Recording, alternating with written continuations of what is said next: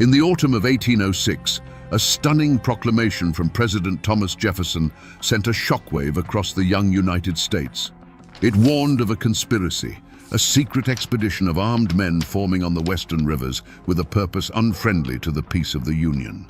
It called for the immediate arrest of the plot's ringleader, a man whose name was known in every household from the drawing rooms of Philadelphia to the log cabins of the frontier, former Vice President Aaron Burr. The news was unthinkable. This was a man who had stood just one heartbeat from the presidency, a hero of the revolution, a founder of the nation. Now he was a fugitive, accused of the ultimate crime, treason. What had happened? What dark ambition could drive a man of such stature to raise a private army in the Appalachian wilderness? Was he a patriot preparing for a secret war against Spain, or a would-be emperor plotting to shatter the fragile American Republic and carve out his own kingdom in the West? Today, we will become detectives of the past, sifting through the forgotten clues of this grand and shadowy plot to finally answer the question, who was the real Aaron Burr? To understand the tragedy that unfolded, you first have to understand the world that was at risk. Not just the lives of a few men, but the very soul of a young nation. In 1805, the United States was less a single unified country and more a fragile alliance between the settled, powerful East and the wild, restless West. The Appalachian Mountains were the great dividing line, and the people who lived in their shadow felt like a nation unto themselves. They were veterans paid in land they had to fight for, Scots-Irish settlers who bowed to no authority but their own, and pioneers who saw the federal government not as a protector, but as a distant collection of politicians who neither understood nor cared about their struggles.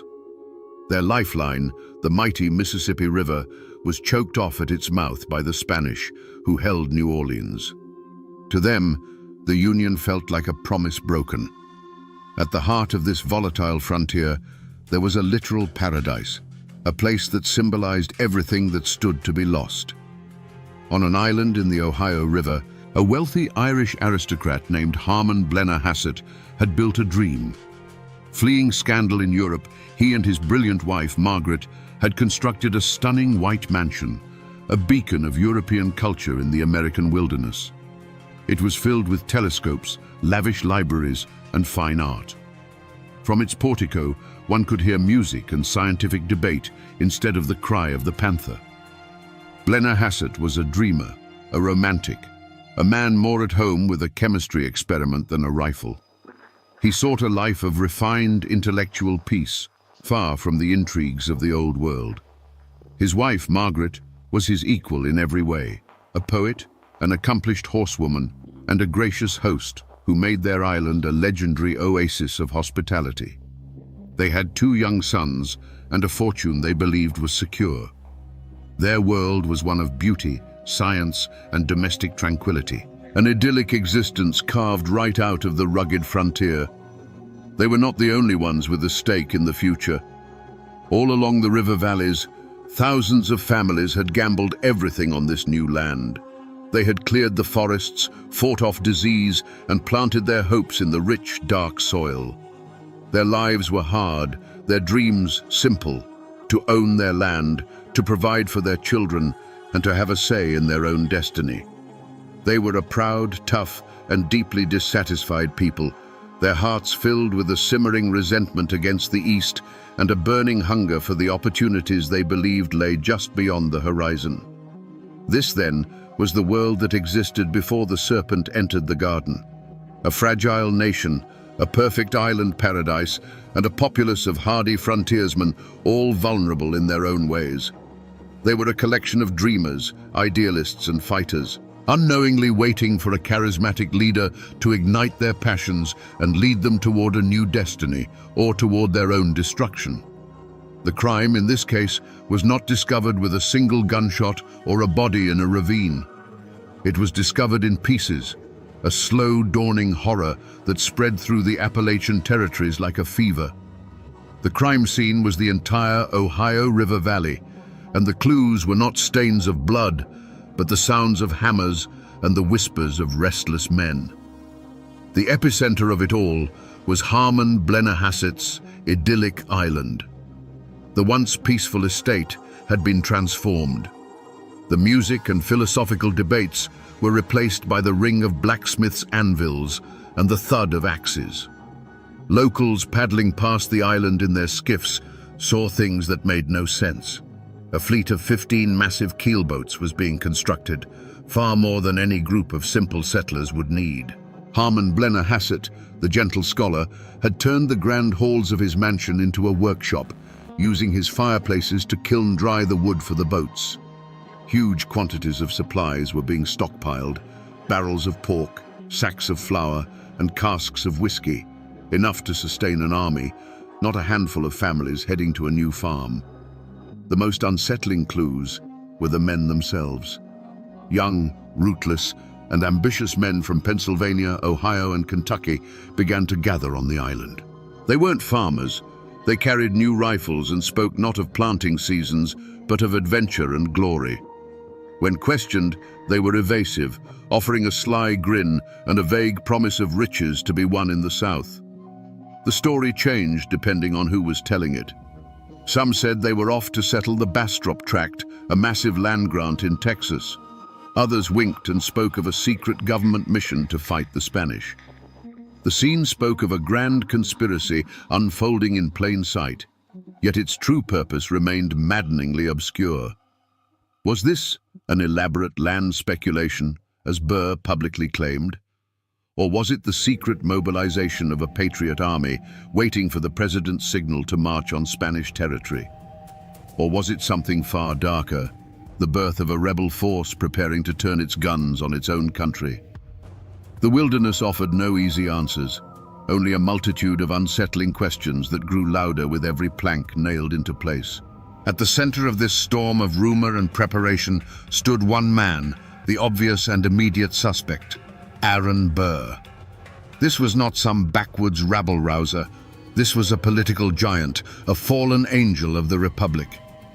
By 1805, Burr was a political ghost, a man whose career had been immolated in the fires of scandal. As vice president, he had been sidelined and distrusted by Thomas Jefferson. Then came the final, fatal blow, his duel with Alexander Hamilton. By killing his great rival, Burr had made himself a pariah in the East, a man reviled in the very halls of power he had once commanded. His motive, whispered from the taverns of Pittsburgh to the halls of Congress, was not simple greed, but something far more potent: a burning desire for revenge. This entire Western enterprise was seen as a grand and audacious act of personal vengeance against the nation and the man who had cast him out. Burr felt betrayed by the American political system, and his ambition was to build a new empire in the West, so powerful and glorious that it would dwarf the United States. He would show Jefferson, he would show all of them, what a mistake they had made. To the people in the East, his actions weren't about settling land. They were about settling a score. The initial evidence was Burr himself, and the godlike manner in which he traveled through the wilderness. He journeyed down the Ohio not in a humble canoe, but on a magnificent 60-foot barge, a floating mansion complete with a dining hall and wine cellar. Imagine the spectacle, this vessel of Eastern luxury gliding past the rough log cabins of the frontier. It was a statement of power and intent, the procession of a king, not the humble transport of a pioneer. Whispers followed him everywhere, born of his almost hypnotic personal charm. Witnesses described a man with piercing dark eyes who could hold a room captive with his words. He didn't just ask for support. He seduced men into his vision.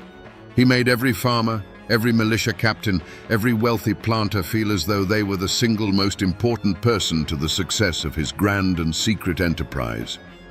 The sheer number of influential men who flocked to his banner was damning evidence in itself. From the moment his grand barge appeared on the river, there was no doubt who the leader was. Every rifle purchased, every boat built, every secret oath sworn in the dead of night pointed directly back to one man, the disgraced Vice President, Aaron Burr. But as grand as Burr's ambition was, He wasn't acting alone. He couldn't be. To seize New Orleans and control the West, he needed more than a few dozen frontiersmen in keelboats.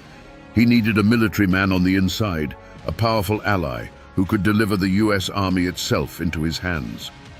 He had such a partner, a man whose position made the entire scheme seem not just possible, but destined for success. General James Wilkinson, the commanding general of the entire United States Army and the governor of the Louisiana Territory. He was Burr's most trusted confidant, his co-conspirator, the sword that would carve out their new empire. And here, my friends, is where the story twists from a simple tale of ambition into a shadowy labyrinth of deceit. For what no one in Burr's inner circle knew, what the frontiersmen flocking to his banner could never have imagined, was that General Wilkinson, the highest-ranking soldier in the United States, was living a lie. For years, he had been a secret agent on the payroll of the Spanish government, known to his handlers only as Agent 13. Wilkinson's loyalty was not to Aaron Burr, nor was it to President Jefferson. His true master was himself, and his motive was a toxic cocktail of greed and a desperate instinct for self-preservation. He was playing the most dangerous game imaginable, promising support to Burr's conspiracy while feeding information to his Spanish masters, all while maintaining his position as America's top general. With this horrifying truth in mind, all of Wilkinson's actions snap into a darker focus. His letters to Burr, filled with encouragement and bold promises of delivering New Orleans, were not the communications of a loyal partner. They were the calculated words of a master manipulator, luring Burr deeper and deeper into the trap. He fanned the flames of Burr's ambition, assuring him that the army was ready, that the Creole population of New Orleans would welcome him as a liberator. Each promise was another thread in the web he was weaving around his supposed friend. His apparent support was pure theater, a performance for an audience of one. Re-examined, every action reeks of a darker truth. Wilkinson was not helping Burr build an empire.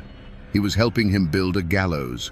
He waited, letting Burr invest his money, his reputation, and the lives of his followers. He let the conspiracy grow just large enough to be a credible threat, all the while holding an axe over its neck, positioning himself to be the hero who would eventually save the very nation he was helping to endanger. The greatest threat to Aaron Burr wasn't the president in Washington, but the trusted brother-in-arms standing right beside him. But the conspiracy wasn't just a drama between American titans. The Appalachian frontier was not some isolated stage. It was the explosive friction point between competing empires, a grand chessboard where the players were not just ambitious individuals, but entire nations. Beyond the personal vendettas and internal betrayals, there was a third looming force at play, the shadowy hand of foreign powers, particularly Great Britain and Spain. They were the external threat, the silent partners whose interests stood to be served by chaos on the American frontier. Their motives were as cold and impersonal as they were powerful. Great Britain, still stinging from its defeat in the Revolution, saw in Burr's plan a golden opportunity to fracture and weaken its upstart rival. A new, independent Western Republic, hostile to the United States and friendly to the Crown, would be a strategic masterstroke. It would halt American expansion and give Britain effective control over the Mississippi River and the heart of the continent. The British minister in Washington, Anthony Merry, listened with great interest to Burr's proposals, seeing a chance to undo the results of the war. Spain, on the other hand, was a crumbling empire motivated by pure fear. They looked at the aggressive, land-hungry American frontiersmen pouring over the Appalachians and saw an existential threat to their most valuable colonial possession, silver-rich Mexico. For the Spanish, Burr's plot was both a terrifying danger and a potential solution. A successful invasion would be a catastrophe, but a civil war that turned Americans against each other could keep them occupied for decades, protecting the Spanish border through mutual destruction. This foreign meddling created a poisonous paranoia that seeped into every settlement along the river. Who could be trusted? Locals spoke of well-dressed strangers with European accents appearing in frontier taverns, men with heavy coin purses and too many questions. Rumors spread that the incredible sums of money funding Burr's expedition were not coming from his own ruined fortune, but from the coffers of a foreign king. This wasn't just a domestic rebellion anymore. It was an international intrigue, and the hardy folk of Appalachia were being courted, manipulated, and used as pawns in a game whose rules they didn't understand, by forces whose ultimate loyalty was to a distant throne.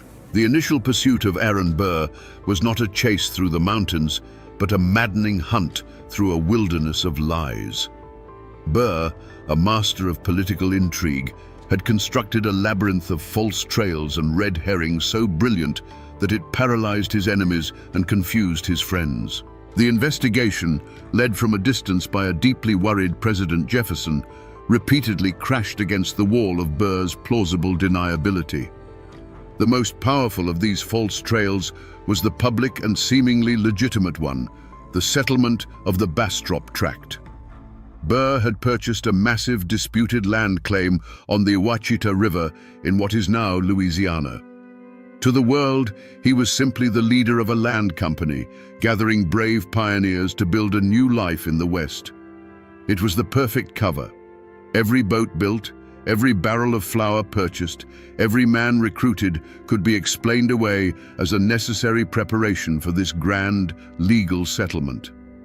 When local officials came snooping, they were shown land deeds and contracts. Burr would greet them with the disarming charm of a respectable businessman, asking, "Gentlemen, is it now a crime in this republic to seek one's fortune?" The lead would go cold. For those who weren't satisfied by the simple story of a land venture, Burr had a more intoxicating bait: the patriot's cloak. He would take a man like Andrew Jackson aside and, in a low, confidential tone, hint that this entire expedition was a secret plan, tacitly approved by the administration in Washington. War with Spain was imminent, he'd suggest, and his force of hardy frontiersmen was meant to be the vanguard of the American army, ready to seize Texas or even Mexico the moment hostilities began. This masterstroke of misdirection turned potential accusers into enthusiastic allies. How could you arrest a man who was carrying out the president's secret orders? Back in Washington, Thomas Jefferson was wrestling with shadows. The reports that reached him were a maddening torrent of contradictions. One letter would paint Burr as a traitorous madman, the next as a misunderstood patriot. The vastness of the Appalachian frontier swallowed the truth. Messengers took weeks to travel, and by the time Jefferson could act on a piece of intelligence, the situation on the ground had already changed. He dispatched agents to the Ohio, but they too became lost in the fog of rumor. The investigation was dying a death of 1,000 dead ends. The posse would gather, ready to act on a damning rumor, only to find Burr had already sailed downriver, leaving behind a camp of men who swore they were just simple farmers. Promising leads evaporated in the Appalachian mist. This growing frustration in Washington and the rising confusion on the frontier was exactly what Burr intended. His campaign of misdirection was his greatest weapon, allowing his conspiracy to grow in plain sight, shielded by a brilliant wilderness of lies. President Jefferson's agents quickly discovered they were not just fighting against Aaron Burr, they were fighting against the entire culture of the Appalachian frontier. When they arrived in the bustling river towns and isolated homesteads to ask questions, they were met with a wall of silence, as thick and impenetrable as the mountain laurel. Doors were politely shut in their faces. Men in taverns would suddenly fall quiet, turning to stare into their mugs of ale. Neighbors who saw everything suddenly saw nothing. Those who heard the feverish preparations heard only the wind in the trees. You see, this was not the silence of simple ignorance. It was a deliberate collective act of defiance born from a deep and abiding distrust of the federal government. To these people, the men from Washington were the outsiders, the tax collectors, the agents of Eastern bankers who held their land titles. Aaron Burr, by contrast, was one of them. He was a war hero, a man of action, an enemy of the very Eastern elite they despised. Asking a Kentucky farmer to betray Aaron Burr to a federal agent was like asking him to side with the fox against his own hounds. It went against the grain of his very soul. This silence was also rooted in a shared dream. Burr wasn't just selling a conspiracy, he was selling hope. His vision of a Western empire, of conquering the riches of Mexico, became their vision. Their sons and brothers were the young men signing up for the expedition. Their crops were feeding the recruits, their whiskey filling the barrels on the boats. The entire region was complicit, bound together by a web of kinship, commerce, and a mutual gamble on a glorious future. To speak against Burr was to speak against their own community, against their own aspirations, and against the prospect of a better life that felt, for the first time, within their grasp. The psychological toll on anyone who considered breaking the code was immense. A man who voiced his doubts about Burr at the local store might find himself ostracized, his credit suddenly no good. A ferryman who reported the movement of armed men might find his boat mysteriously cut adrift in the night. There was no need for overt threats. The fear of retribution was a cold, unspoken understanding. In a land where a man's survival depended on his neighbors, isolation was a death sentence. And so, the people saw nothing, heard nothing, and said nothing, creating a perfect, silent incubator where treason could grow in the open air. For months, the conspiracy had been protected by Burr's masterful deceptions and the frontier's code of silence. But the turning point, the clue that finally broke the case wide open, did not come from a dusty attic or a deathbed confession. It came in a sealed dispatch, carried by military courier across hundreds of miles of wilderness, penned by the hand of the conspiracy's most important architect. The clue was a letter, and the man who wrote it was General James Wilkinson. Stationed in Louisiana, far from the prying eyes of the East, Wilkinson played his double game as long as he could. But by the late autumn of 1806, he realized the plot was faltering. The expected money from Britain hadn't arrived, recruitment was slower than hoped, and President Jefferson was growing more suspicious by the day. Wilkinson saw that the ship was sinking, and he decided his best move was not just to jump, but to set the entire vessel on fire and claim the reward for sounding the alarm. He chose a side, and it was his own. The letter that arrived on President Jefferson's desk was a masterpiece of calculated treachery. To save himself, Wilkinson had to portray Burr as the greatest villain the Republic had ever known, and himself as the loyal soldier who had uncovered the plot. He laid out the conspiracy in the most terrifying terms imaginable.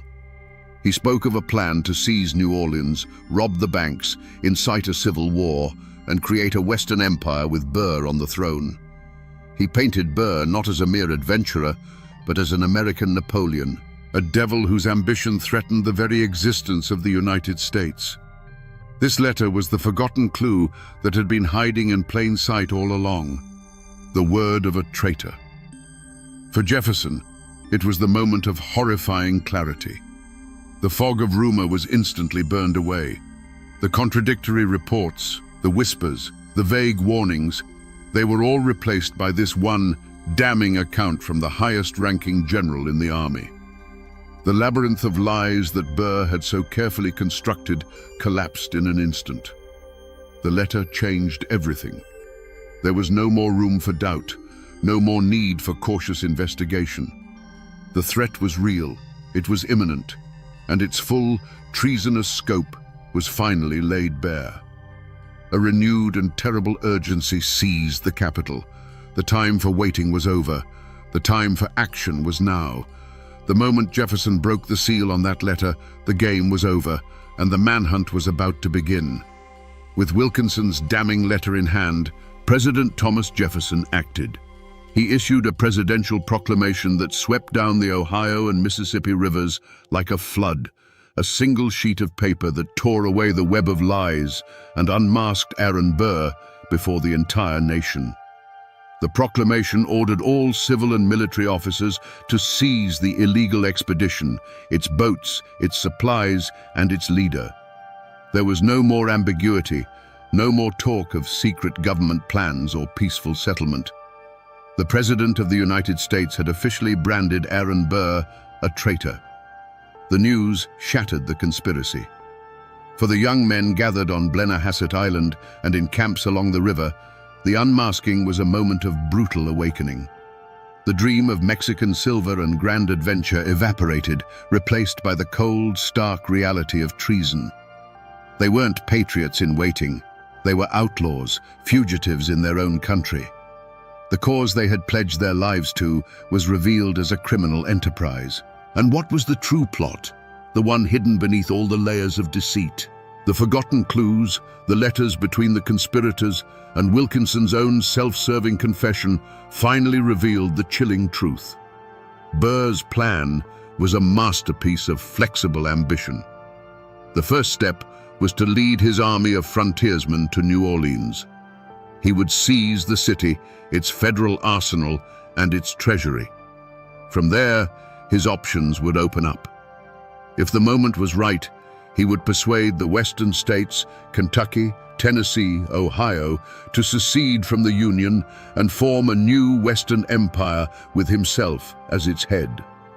If secession proved difficult, he would use the captured funds and weapons to launch his own private invasion of Spanish Mexico, conquering its silver mines and crowning himself Emperor Aaron I. His motive was a volcanic mixture of personal revenge and grandiose destiny. Scorned by the nation he had helped to build, he sought to create a new one in his own image, a vigorous, martial empire free from the constraints of Jeffersonian democracy. He saw himself not as a traitor, but as a new Napoleon, a man of action destined to forge a continent. But as Burr was unmasked as a traitor to his country, a second, more profound unmasking was taking place in the shadows of history. The man who brought him down, General James Wilkinson, was revealed to be a traitor of a different order. He was a man who betrayed everyone.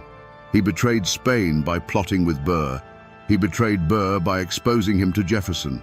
And he betrayed the United States by serving as a paid foreign agent while commanding its armies.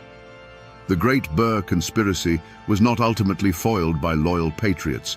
It was cannibalized from within, brought down by the successful treachery of its second-in-command, a man whose only motive was his own survival and profit. This was the final, ugly truth. The plot to create a new empire was destroyed by an even deeper, more personal betrayal. The president's words fell upon the frontier not like rain, but like shards of ice. The proclamation, spreading from rider to rider, shattered the grand conspiracy in 1,000 pieces. On Blennerhassett Island, the heart of the enterprise, the dream died in a single night of chaos. The Virginia militia descended not upon a disciplined military camp, but upon a confused and terrified group of men who now understood they had been betrayed.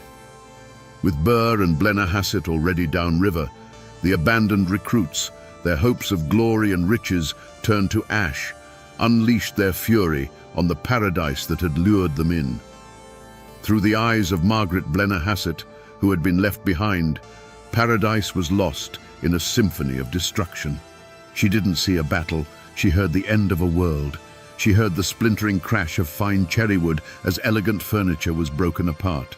The air filled with the sharp, sickening sound of shattering Venetian glass and the reek of whiskey spilled on priceless Persian rugs. She heard the drunken shouts of men she had once fed at her own table, their voices no longer filled with hope, but with a bitter, aimless rage. In the main hall, dark, ragged holes began to appear in the fine linen draperies, the silent witnesses of a dream being shot to pieces. Forced to flee with her children into the freezing December night, her only transport was an open riverboat. As it was pushed out into the icy current, she looked back at her magnificent home, its windows blazing with light, not from a joyous party, but from the fires set within by the rampaging men. The world had turned into a hell of screams, followed by a ringing silence as her home, her dream, and her future were consumed by the darkness. Miles downriver, Aaron Burr himself heard the news of Wilkinson's betrayal and Jefferson's proclamation. The unmasking was absolute. In an instant, his grand design crumbled. The man who dreamed of an emperor's throne was now forced into the disguise of a common boatman, hoping to slip through the net that was closing around him. He became a fugitive, his flight a desperate scramble toward the Spanish territory in Florida. The end came not in a blaze of glory on a battlefield, but in a muddy swamp in the backwoods of what is now Alabama. He was not cornered in a heroic last stand. He was simply recognized by his aristocratic bearing and his fine, elegant boots mired in the filth. The would-be emperor was captured without a single shot being fired. The grand Western army was no more. The boats were impounded, the men scattered to the winds, and the beautiful mansion on the island stood silent and ravaged, a monument to a spectacular failure. The conspiracy was over, ending not with a bang, but with the hollow echo of a dream breaking. Aaron Burr was brought to Richmond, Virginia, to stand trial for treason, and what followed was not merely a legal proceeding, but a political war waged in a courtroom. It was a spectacle that gripped the entire nation. In one corner stood President Thomas Jefferson, consumed with a burning, almost personal need to see his old rival hanged. In the other corner sat the judge, the formidable Chief Justice John Marshall, a man who was not only Jefferson's political enemy, but also his cousin. And at the center of it all was Aaron Burr, who, far from being a broken-down prisoner, acted as his own lead counsel, his brilliant legal mind as sharp and dangerous as ever. The atmosphere in Richmond was electric. The city swelled with crowds, a chaotic mix of statesmen, lawyers, frontiersmen who had come to testify, and curious onlookers eager for a glimpse of the great traitor. The prosecution, backed by the full power of the presidency, presented a mountain of evidence detailing Burr's grand ambitions and military preparations. Jefferson himself from Washington attempted to micromanage the case, convinced that the very survival of the Republic depended on a guilty verdict. But Chief Justice Marshall saw the trial through a different lens. He saw the danger not just from Burr's ambition, but from a president willing to bend the law to destroy a political foe. Marshall stood firm on a strict, narrow definition of treason as laid out in the Constitution itself. He instructed the jury that to be guilty of treason, a person must commit an overt act of war against the United States. Simply plotting to do so, gathering men, or speaking of empire was not enough. The prosecution had to prove that Burr's army had actually levied war, which of course it never had. There had been no battle, no shots fired at American troops. The president's fury was immense, but the Chief Justice would not yield. Trapped by this strict constitutional standard, the prosecution's case collapsed. They could prove intent, they could prove conspiracy, but they could not prove an overt act of war. After all the drama, all the testimony, and all the political maneuvering, the jury returned its verdict. Not guilty. Aaron Burr, the man who dreamed of empire and set the entire West ablaze, walked out of the courtroom a free man. The verdict was a stunning legal victory, but a profound moral failure in the eyes of many. Jefferson was enraged, the public was bewildered, and the frontiersmen who had followed Burr were left ruined and betrayed. While legally innocent of treason, Burr was found guilty in the court of public opinion. He was a free man, but his name was forever destroyed, his honor gone. The verdict, a landmark in American law, remains controversial to this day.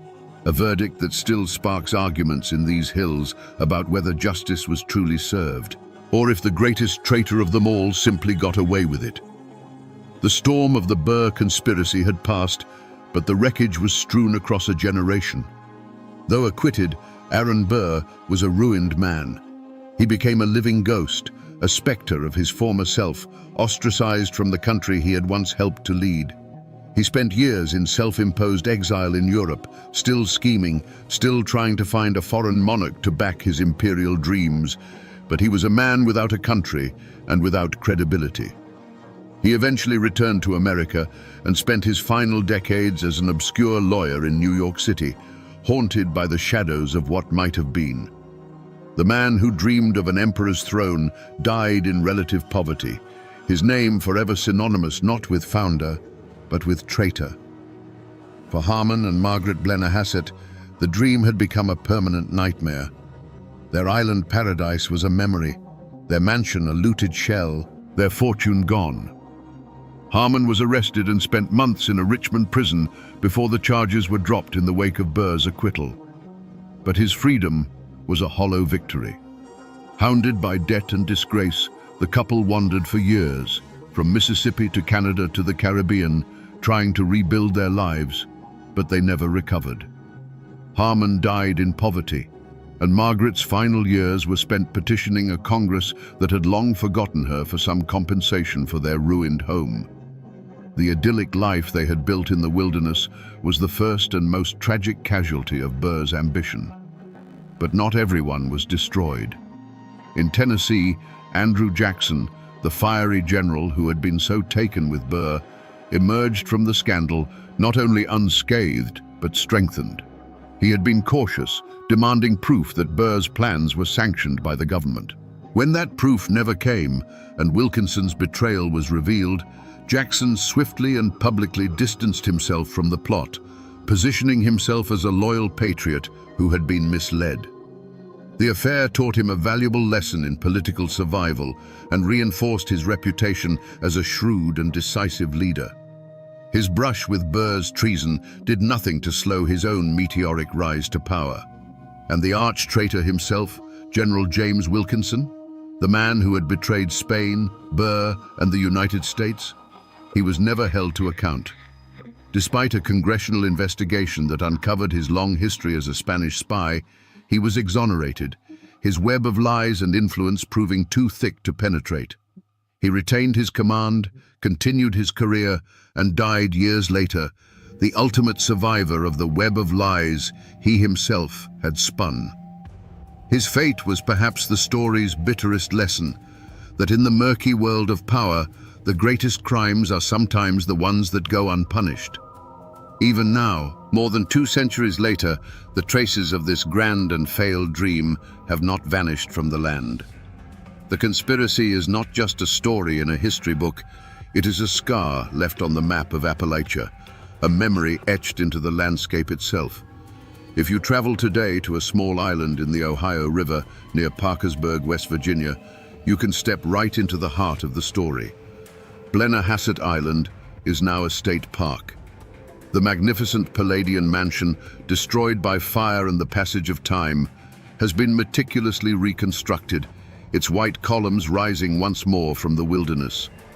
You can walk through its halls and stand on its portico, looking out at the same river that once carried Burr's ambitions, and it is almost impossible not to feel the ghosts of that hopeful, tragic autumn. But the island is not the only place the memory lives on. It lingers in the old stories, in the local folklore of the river valley.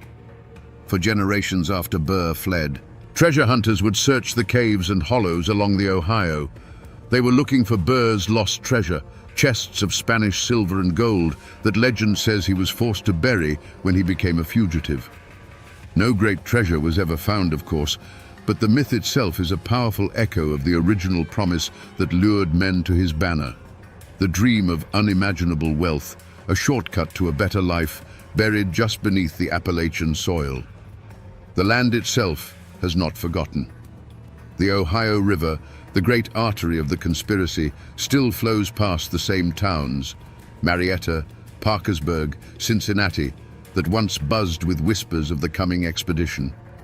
Standing on its banks today, watching the slow-moving barges, it is easy to imagine the sight of Burr's keelboats filled with armed men slipping past in the pre-dawn mist on their way toward a destiny they could not yet see. The river remembers. It was the silent witness to the entire affair, from the first nail hammered into a boat to the final desperate flight of its leader. And so, the story endures, passed down not in textbooks, but in the heart of the region itself. It has become a part of the Appalachian identity, a cautionary tale about a man of great ambition who tried to harness the restless spirit of the frontier for his own glory. The world might forget the details of the Burr conspiracy, but the mountains, the rivers, and the people who live in their shadow hold on to these memories. They remember the charismatic devil who came down the river, the paradise that was lost, and the grand dream of a Western empire that almost tore the nation apart before it was ever truly whole. And so, we come back to the question that started our journey into the shadows of the past. Was Aaron Burr a misunderstood patriot, or was he a would-be emperor? The truth, as is so often the case in these mountains, is far more complicated. Burr was a mirror. To men like Andrew Jackson, he reflected their own patriotic desire to fight the Spanish. To the dreamer Harmon Blennerhassett, he reflected a vision of an enlightened new society. And to the restless young men of the frontier, he reflected their own hunger for glory and wealth. The terrible genius of Aaron Burr was his ability to be all of these things at once, a man whose true plan was so cloaked in ambiguity that it allowed everyone to see in it the fulfillment of their own deepest desires. But this is a story not just of one man's ambition. It is a timeless lesson on the fragility of a nation. The Burr conspiracy laid bare the deep and dangerous cracks in the foundation of the young American Republic. It showed how easily the souls of a proud and forgotten people can be stirred by a charismatic leader who speaks to their grievances. The resentments of the Appalachian settlers were real, their feeling of abandonment was justified, and their discontent created a powder keg that Burr, for a moment, held the match to. This story serves as a stark and chilling warning that a union is not held together by laws and documents alone, but by a shared sense of purpose and trust. When that trust is broken, when a part of the nation feels its voice is not heard, the door is opened for men like Aaron Burr. It is a tale of how personal vendetta can masquerade as political destiny, and how the dream of a more perfect union can so nearly be shattered by the dream of a private empire. And now, my friends, you know the story of the phantom empire that rose and fell on these western waters, or at least as much of it as the river is willing to give up. The streets of Morehead, Kentucky were a slaughterhouse. For 2 terrifying hours, the town echoed with the roar of Winchesters as over 100 armed men laid siege to a hotel. When the gun smoke finally cleared, the most powerful man in the county, Craig Tolliver, lay dead in the dirt, his body riddled with bullets. The newspapers called it the end of a brutal feud. But what if it wasn't a feud at all? What if it was the final bloody battle of a war fought over politics, power, and the very soul of a county? Today, we separate the folklore from the facts and uncover the story of the Rowan County War. Before the gunfire and the blood, Rowan County was a world of 2 halves, held together by a fragile peace. Out in the hollows and on the ridges, life moved to the rhythm of the seasons. Men like Floyd Martin woke with the sun and knew their land not by deeds and property lines, but by the feel of the soil in their hands.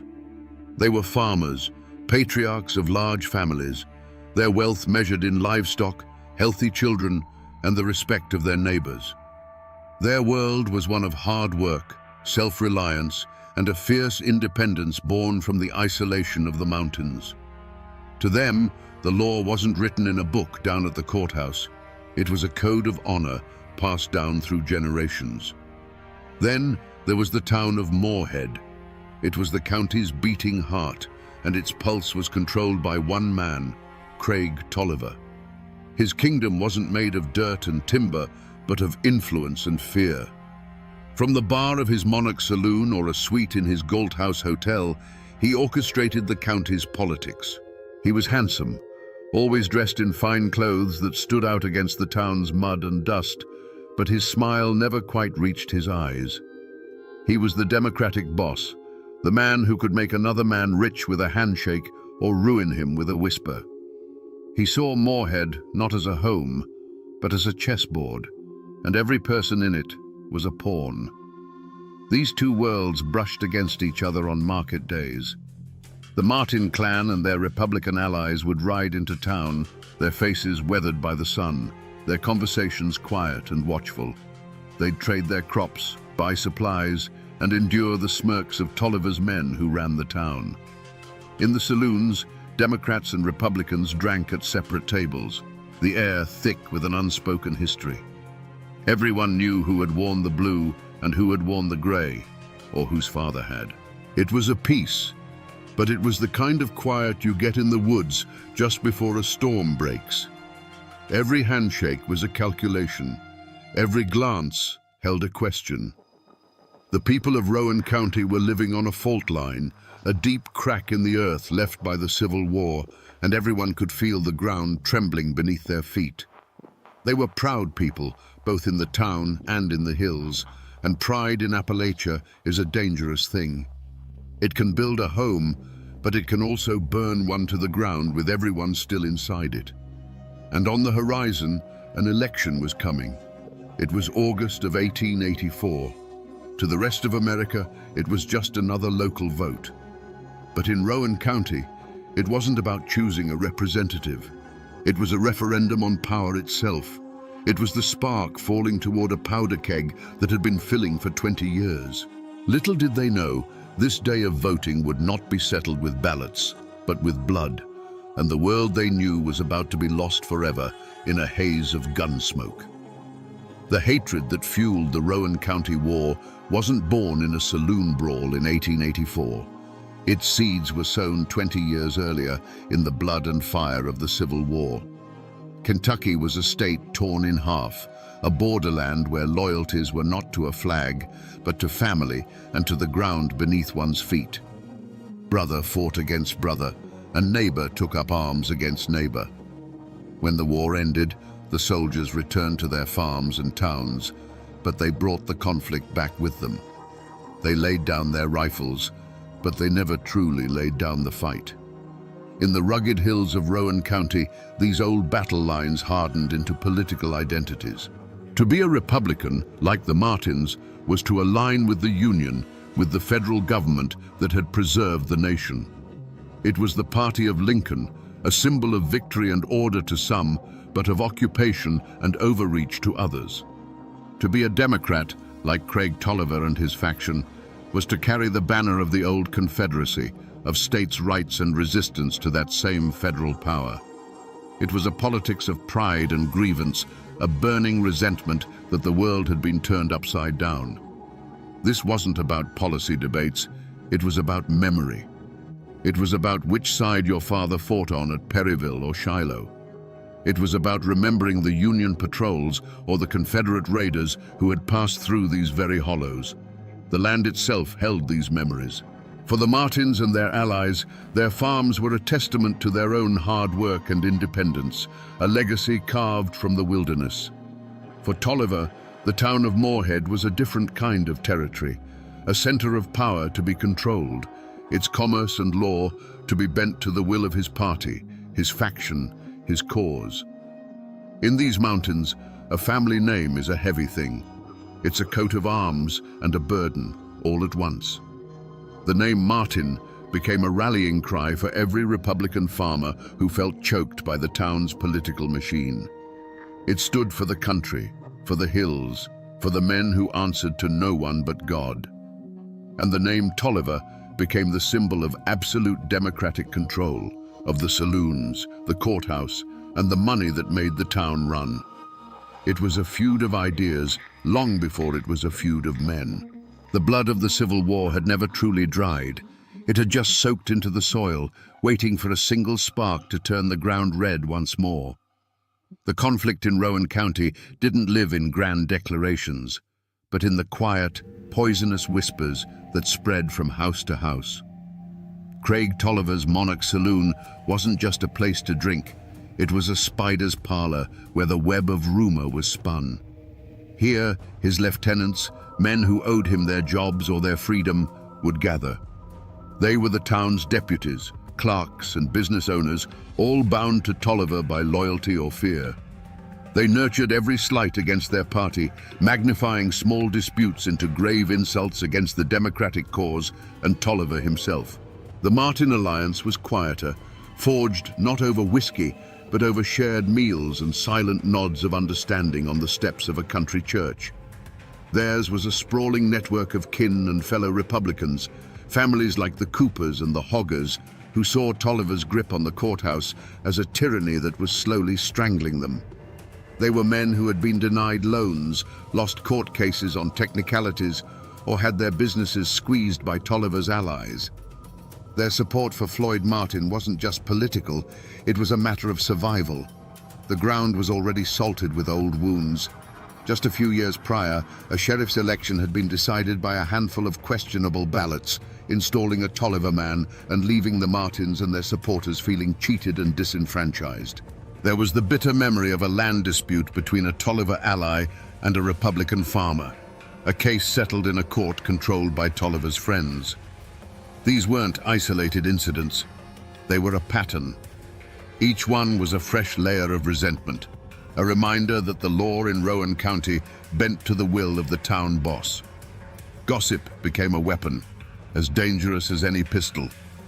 A drunken argument at the general store was retold in the Monarch Saloon as a deliberate Republican provocation. A Martin supporter speaking too loudly about his rights was marked as a troublemaker. The air grew thick with suspicion. Men started carrying guns, not just for hunting, but for a trip into town. Friendships that had crossed party lines began to fray.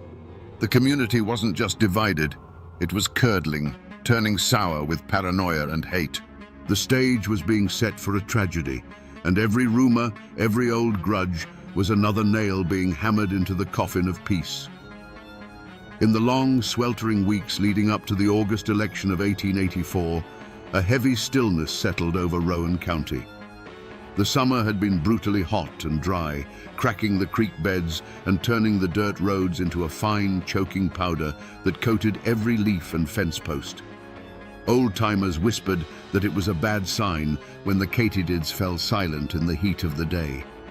It was as if the land itself was holding its breath, waiting for the coming violence. The usual sounds of the mountains, the birds, the rustle of game in the undergrowth seemed to have faded, replaced by an oppressive quiet that felt more menacing than any storm. The true omen, however, wasn't in the sky or the trees. It was in the faces of the men gathering in Moorhead. Election day was approaching, and it felt less like a civic duty and more like a muster for war. The flow of whiskey, always a tool of political persuasion in those days, began to run more freely than usual, loosening tongues and sharpening tempers. Craig Tolliver's men walked the town's boardwalks with a certain swagger, their hands resting near their hips, while the Martin men who rode in from the country were grim-faced and watchful, their eyes scanning every alley and doorway. A deep sense of dread, a cold knot in the gut, became a shared secret among the people of Rowan. Wives watched their husbands clean rifles that hadn't been fired since the last deer season, a silent question hanging in the air between them. Men who had been neighbors their whole lives now passed each other on the road with a curt nod, the old bonds of communities straining under the weight of political hatred. This wasn't just another election, it felt like a final reckoning was at hand. They couldn't have known what was coming, not exactly, but they could feel the pressure building, a charge in the air that promised not rain, but lightning. Election day, August 4th, 1884, dawned hot and suffocating. At a polling place just outside Moorhead, the air was thick with more than just summer humidity. It was charged with whiskey and years of bottled-up hatred. Men from both factions gathered, their political affiliations worn like uniforms. Votes were being bought with liquor, and every conversation was a low growl of intimidation or defiance. This wasn't democracy in action. It was a standoff, a test of nerve where everyone was waiting for the first man to flinch. The spark came in the form of a drunken slur. John Martin, Floyd Martin's own son, got into a heated argument with a fervent Tolliver supporter named Solomon Bradley. The exact words were swallowed by the noise and the heat, but they were likely the same insults that had been traded for years. Taunts about the war, about family, about honor. But this time, fueled by cheap whiskey and the tension of the day, words were not enough. Shouts turned to shoves, and shoves exploded into a vicious, desperate brawl. It was over in a flash of chaotic violence. The crowd surged, men yelled, but no one dared to intervene. In the midst of the scuffle, in the dust and the confusion, Solomon Bradley fell to the ground, mortally wounded. Whether a knife flashed in the sun, or if he was simply beaten to death, the accounts would forever conflict. But the result was brutally clear. Bradley lay dying, and John Martin stood over him, his knuckles raw, the grim reality of his actions beginning to dawn on his face. The cheering and the jeering died instantly, replaced by a stunned, horrified silence. The news ripped through the county faster than a telegram. For the Martin clan, it was a tragedy, but a defensible one. They called it a fair fight, a drunken brawl that went too far, provoked by Tolliver's men and their liquor. John Martin was arrested, and his family prepared for a legal battle. But for Craig Tolliver and his faction, this was no accident. This was a declaration of war. It was the son of their political enemy striking down one of their own on election day. They saw it as a calculated act of aggression, an assassination meant to send a message. The law might have had John Martin in a cell, but the code of the mountains now demanded a different kind of justice. The political quarrel had been baptized in blood. It was no longer about who would control the courthouse, it was about vengeance. The first drop of blood had hit the dry Kentucky dirt, and a war was about to bloom from it. There was no going back now. What followed was not an open war, but a slow, creeping plague of violence that lasted for 3 years. The law of the gun replaced the law of the land, and Rowan County became a place of shadows and fear. Death could come from anywhere, at any time. A man might be plowing his field, the only sound the harness creaking and the birds singing, when the tree line would suddenly erupt with a volley of gunfire. He would simply fall, another life erased without a word. A riderless horse returning to a barn at dusk became a common and dreaded sight, a silent messenger of another ambush. The first major act of retribution was aimed directly at the head of the Martin clan. As Floyd Martin rode along a quiet country road, a section of woods he'd passed 1,000 times before, the trees themselves seemed to explode. A hail of lead tore through the air, and Martin was thrown from his horse. He lay grievously wounded, but by some miracle, he survived. The message, however, had been delivered in smoke and lead. No one was safe, no place was sacred. The war of assassination had begun. This shadow war culminated on a blistering summer morning, June 22nd, 1887. The Martin faction, now an army of over 100 determined men, descended from the hills and laid siege to Moorhead. The morning calm was shattered by a sound like rolling thunder, a sound that sent townspeople scrambling for their lives, diving into cellars or hiding behind anything that could stop a bullet. For hours, the air was filled with a constant, deafening roar as hundreds of rounds were fired. It was a storm of lead. The high-pitched whine of bullets was everywhere. Wooden storefronts splintered, sending shards of timber flying through the air. The windows of the Galt House Hotel, where Craig Tolliver and his men were cornered, shattered one by one. Through the thick haze of gunsmoke, you could see the muzzle flashes from doorways, from rooftops, from behind wagons. The Martin men weren't brawling. They were conducting a methodical extermination, tightening a noose of rifle fire around the heart of Tolliver's power. Then came the final, desperate act. Trapped, his men falling around him, Craig Tolliver made a run for it. He burst from the hotel, a flash of motion against the chaos. It wasn't a single shot that answered him, but a deafening, instantaneous chorus of rifles firing as one. The unstoppable town boss, the man who had ruled Rowan County with an iron fist, simply collapsed in the middle of the street. And in the moment his body hit the dirt, The thunder of the guns stopped. A deafening silence fell over Moorhead, broken only by the ringing in men's ears and the sight of the dead man lying in the dust. The war was over. To understand the 3 years of terror that followed, we must try to look at the world through Craig Tolliver's cold, calculating eyes. In his own mind, he was no villain. He was a king, and Moorhead was his kingdom. The Galthouse Hotel was his castle, the Monarch Saloon his throne room. He believed in order, but it was his order. He provided jobs, settled disputes, and kept the peace, all so long as his authority was never questioned.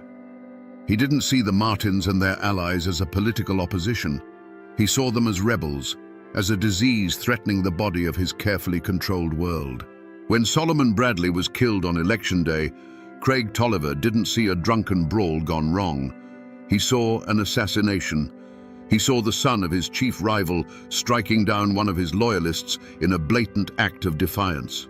To him, this was an insurrection, a declaration of war against his rule. A king cannot allow such a challenge to go unanswered, or the throne itself will crumble. The moment he heard the news, a switch didn't flip from anger to rage. It flipped from political maneuvering to calculated extermination. The Martins had chosen the weapon, and he would simply prove he was a master of it. The decision to ambush Floyd Martin wasn't made in a fit of passion. It was a cold, strategic move, a piece being moved on a chessboard. Tolliver would have seen it as a regrettable but necessary act of statecraft. In his logic, removing the head of the rebellion would cause the movement to collapse. After the ambush failed, he wouldn't have felt frustration or panic, but a grim resolve. It was simply a problem that now required a more thorough solution. For 3 years, as the bodies fell on both sides, it's unlikely Tolliver felt guilt. Each report of another Martin supporter shot from ambush would have been received not with glee, but with a sense of grim satisfaction. It wasn't murder, it was management. It was the slow, methodical process of cutting a cancer out of his county. He was the only man, in his own view, strong enough to do what needed to be done. This is what makes his evil so chilling. It was not the product of madness, but of a terrible, unwavering certainty that he was the hero of his own story. When the final volley of shots faded, a silence fell over Moorhead. It was a silence so deep and heavy, it felt louder than the gunfire that had preceded it. A thick, acrid haze of gun smoke hung in the humid summer air, burning the eyes and throat. For a long moment, nothing moved. The only sign that the world hadn't ended was the sight of Craig Tolliver's lifeless body lying in the dusty street, a final stark punctuation mark at the end of a bloody 3-year sentence. Slowly, cautiously, the town began to emerge from its hiding places. Cellar doors creaked open. Shopkeepers peered out from behind barricaded windows. The faces of the townspeople were pale with shock, their eyes wide as they took in the scene. The main street looked like a battlefield. Bullet holes pocked nearly every building. Windows were shattered, and the ground was littered with spent shell casings. The bodies of Tolliver and his lieutenants lay where they had fallen, silent testament to the terrible finality of the fight. The Martin faction, victorious, did not flee back to their hollows. They were no longer an invading army. They were the new power in Rowan County. They stood in the open, rifles held loosely in their hands, their faces grim and streaked with sweat and gunpowder. They had come to Moorhead to kill a king, and they had succeeded. With Tolliver and his closest men dead, their political machine, built on years of intimidation and control, had vanished in the space of a single morning. The reign was over, but news of a private war travels fast. When word reached the state capital of Frankfurt that a county seat had been seized by an armed force and its leadership exterminated in the streets, the reaction was one of pure shock. This wasn't a feud, this was an insurrection. Governor J. Proctor Knott didn't send a sheriff. He sent the army.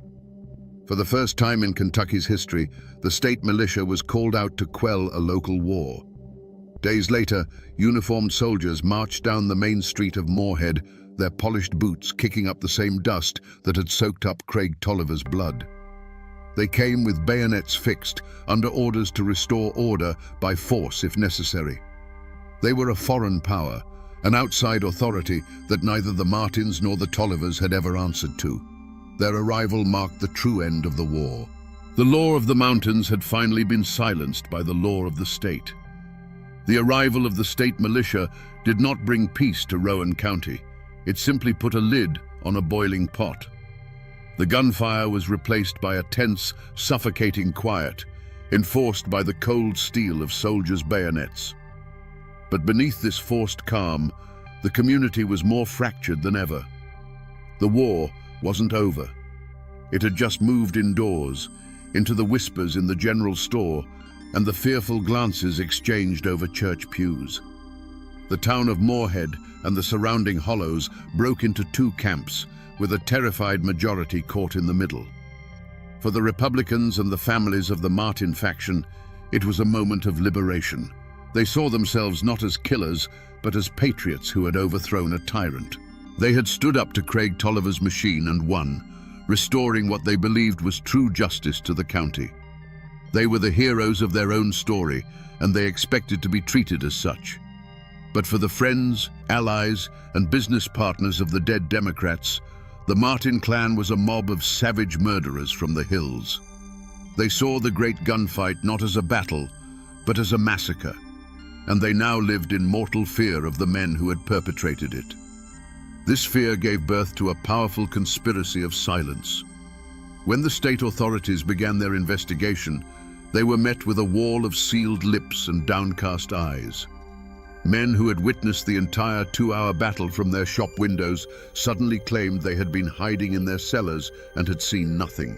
Others, who surely knew the names of every man who marched on the town, would only shrug and say they couldn't recognize anyone through the smoke. To speak the truth was to choose a side, and in the shadow of such violence, choosing a side was a potential death sentence. Fear of Martin retribution was a more immediate threat than a distant state court. Yet, in this atmosphere of terror, small acts of courage and cowardice defined the true character of the people. A former Tolliver deputy who once walked with a confident swagger would now cross the street to avoid meeting the gaze of a Martin man. But a doctor who had been a friend of Tolliver's would still ride out to a Martin farm to tend to a sick child, his oath as a healer overriding the politics of hate. A widow of a slain Tolliver man might find a sack of flour left on her porch in the dead of night, a silent offering from a neighbor who dared not show support in the daylight. The war had moved from the streets into the hearts of the people, and every small decision, who to trade with, who to talk to, who to help, became a declaration of allegiance in a conflict that was far from over. The hunt for the killers of Craig Tolliver was not a chase with hounds and rifles through the dark hollows. The killers weren't hiding. They were walking the streets of Moorhead in broad daylight, confident and victorious. The hunt that followed was a different kind of pursuit altogether, a methodical and dangerous game of wits waged by outsiders in a land that guarded its secrets jealously. The posse was not made of vengeful neighbors, but of state prosecutors and detectives from Frankfurt, city men who wore stiff collars and carried law books instead of Winchesters. Their prey was an entire faction, over 100 men bound by blood, politics, and the shared secret of the final gunfight. The mountains that had once hidden Tolliver's ambushes now served a new purpose. They hid the truth. The state's men rode from one isolated farm to the next, asking questions that were met with blank stares, convenient memory loss, and a steadfast, unnerving silence. The people of the hills, loyal to the Martins or simply terrified of them, created a fortress of ignorance. The investigators found themselves lost not in the woods, but in a fog of fear and clan loyalty. But the state had a power that Tolliver never did: the full weight of the law and the endless patience of bureaucracy. Slowly, painstakingly, they pieced together a list of names. Whispers were gathered, deals were offered, and cracks began to appear in the wall of silence. Finally, The state felt it had enough. Indictments were issued for the leaders of the Martin faction, charging them with murder and insurrection. The question that hung over the entire county was, would they come peacefully? Or would the state's lawmen have to fight a second war to bring them in? The moment of capture was not a bloody firefight, but a scene of quiet, surreal drama. Faced with warrants from the state, the very authority they claimed to respect, the Martin leaders made a calculated choice. One by one, they came down from their hill farms, met the lawmen, and surrendered their rifles. There was no resistance, no desperate last stand. They walked into custody with their heads held high, not as cornered fugitives, but as men who believed utterly in their own righteousness. They were confident that any jury of their peers would see them not as criminals, but as liberators who had done the county a necessary, if brutal, service. Their war was not over. It was simply moving from the battlefield to the courtroom. The courthouse in Moorhead was not a hall of justice, it was a fortress. State militia, with bayonets fixed, stood guard at every entrance and lined the courtroom walls. The room was packed to suffocation, split down the middle as if by an invisible wall. On one side sat the grim-faced farmers and families of the Martin faction, their expressions hard and unyielding. On the other, the remaining allies of Craig Tolliver, their faces a mixture of grief, fear, and a desperate hope for vengeance. Every person in that room understood this was not just a trial. It was the final battle of the Rowan County War, fought not with rifles, but with words and law books. The prosecution, sent from the state capital, laid out a clear and brutal case. This was murder, plain and simple. A conspiracy of over 100 men who had taken the law into their own hands, sieged a town, and executed their political rivals in the street. They painted the Martin faction as a lawless mob, a threat to the very fabric of civilized society. But the defense lawyers, shrewd men who understood the ways of the mountains, told a different story. They portrayed Craig Tolliver as a ruthless tyrant who ruled Rowan County through fear and corruption. The Martin men, they argued, were not murderers. They were patriots, Minutemen, who had risen up to liberate their community from a despot when the law itself had failed them. The trial became a spectacle of fear. One by one, witnesses were called to the stand. Men who had seen the whole bloody affair unfold would stare at the floor, their hands trembling, and mumble that they couldn't be sure of any faces they saw that day. The smoke, they'd say, was too thick. The chaos was too great. And you can imagine, my friends, the pressure in that room. You can imagine the silent, heavy gazes from the Martin supporters, a non-verbal promise of a long memory. The conspiracy of silence that had protected the killers in the hills now followed them right into the courthouse. Throughout the proceedings, the accused leaders of the Martin clan sat in their chairs with a quiet, unshakable dignity. There was no remorse in their eyes, no plea for mercy. They listened to the testimony with the stoicism of men who had made their peace with their actions long ago. They had done what they believed was necessary, and they put their faith not in clever lawyers, but in a jury of their peers, men who knew the land, who understood the grievances, and who had lived under the shadow of Craig Tolliver's rule. Finally, the day of the verdict arrived. The jury, 12 men from Rowan County, filed back into the silent, tense courtroom. They avoided the eyes of everyone, their faces pale and unreadable. The foreman stood, a single piece of paper trembling in his hand. He cleared his throat and spoke the words that would echo through those mountains for 100 years.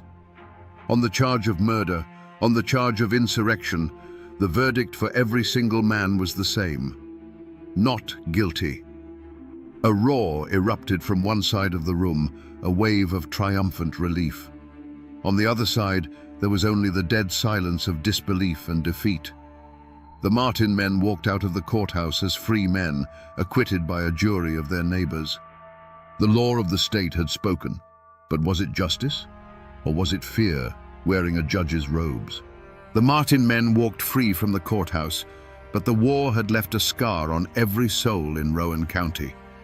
For the allies of Craig Tolliver, The verdict was not just an acquittal, it was an eviction notice. Their leader was dead, their power was shattered, and the men who had killed him now held all the cards. There was no future for them in a county run by their mortal enemies. A quiet, grim exodus began. One by one, they sold their businesses and their land for whatever they could get, packed their families into wagons, and disappeared from the county, seeking a life in a place where their name was not a mark of defeat. For the victorious Martin faction, life after the verdict was not a simple return to peace. They had won the war, and in the following years they took control of the courthouse and the sheriff's office, just as they had set out to do. But their victory was a heavy crown. They were no longer simple farmers. They were the men who had laid siege to a town and killed its leader. They were respected by their allies, but forever watched with fear by others.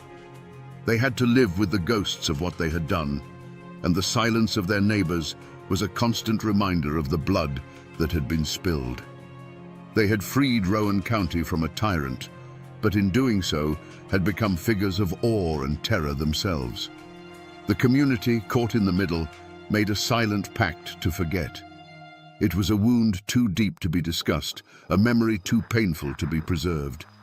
The bullet holes in the storefronts were patched with new wood.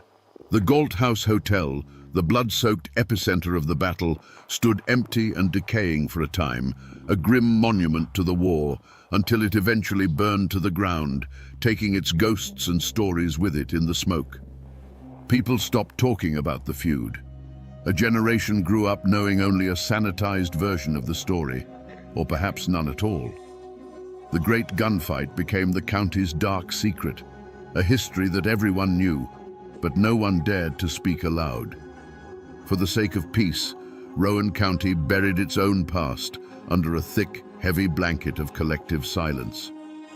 If you walk the streets of Moorhead, Kentucky today, you won't see the scars of a battlefield. You'll see the campus of a bustling university. You'll see traffic and commerce, a modern town moving at a modern pace. The old wooden storefronts are gone, replaced by brick and pavement. The thunder of the 1887 gunfight has been replaced by the everyday sounds of life. It would be easy to think that the Rowan County War was just a tall tale, a ghost story whispered by old men. But if you look in the local phone book, you will still find the names Martin and Tolliver. The descendants of the men who fought and died in that war still live on the same land, still walk the same streets. The blood has thinned, the old hatreds have cooled into a shared, complicated history. They are no longer armies, just families. A Martin and a Tolliver might work together. Their children might sit next to each other in school, most of them knowing little of the war their great-grandfathers waged for the soul of this very ground. The physical landmarks of the war are nearly all gone. The Galt House Hotel is a ghost, its location now just a spot on a modern street. But if you know where to look, you can find the final chapter. In the Old Town Cemetery, you can find the grave of Craig Tolliver. There is no grand monument to mark the resting place of the man who was once the untouchable king of Rowan County.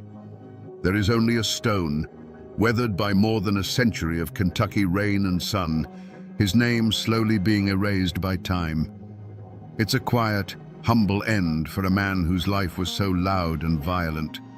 People have tried to forget. For generations they buried the story, hoping silence would heal the wounds.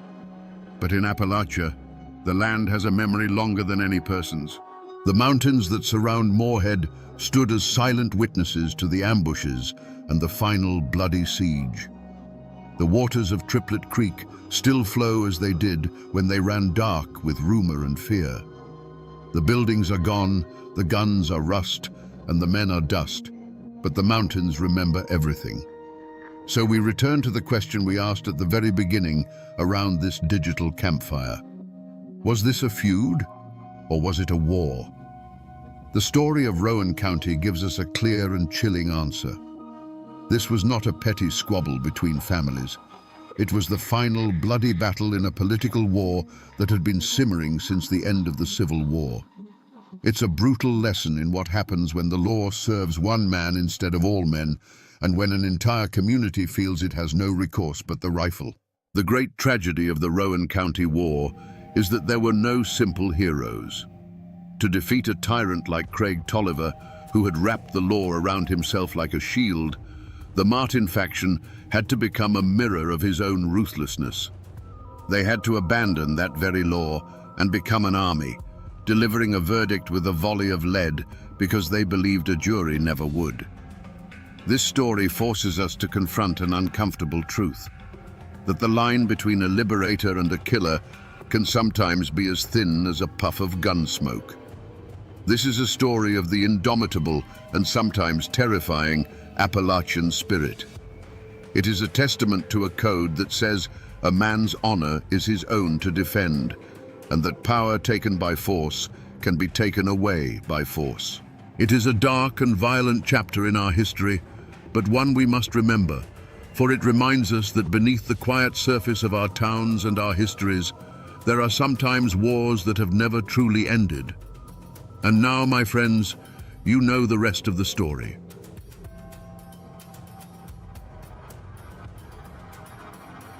The judge pronounced the sentence, 1 year in the county jail. A dead silence fell over the packed Virginia courthouse.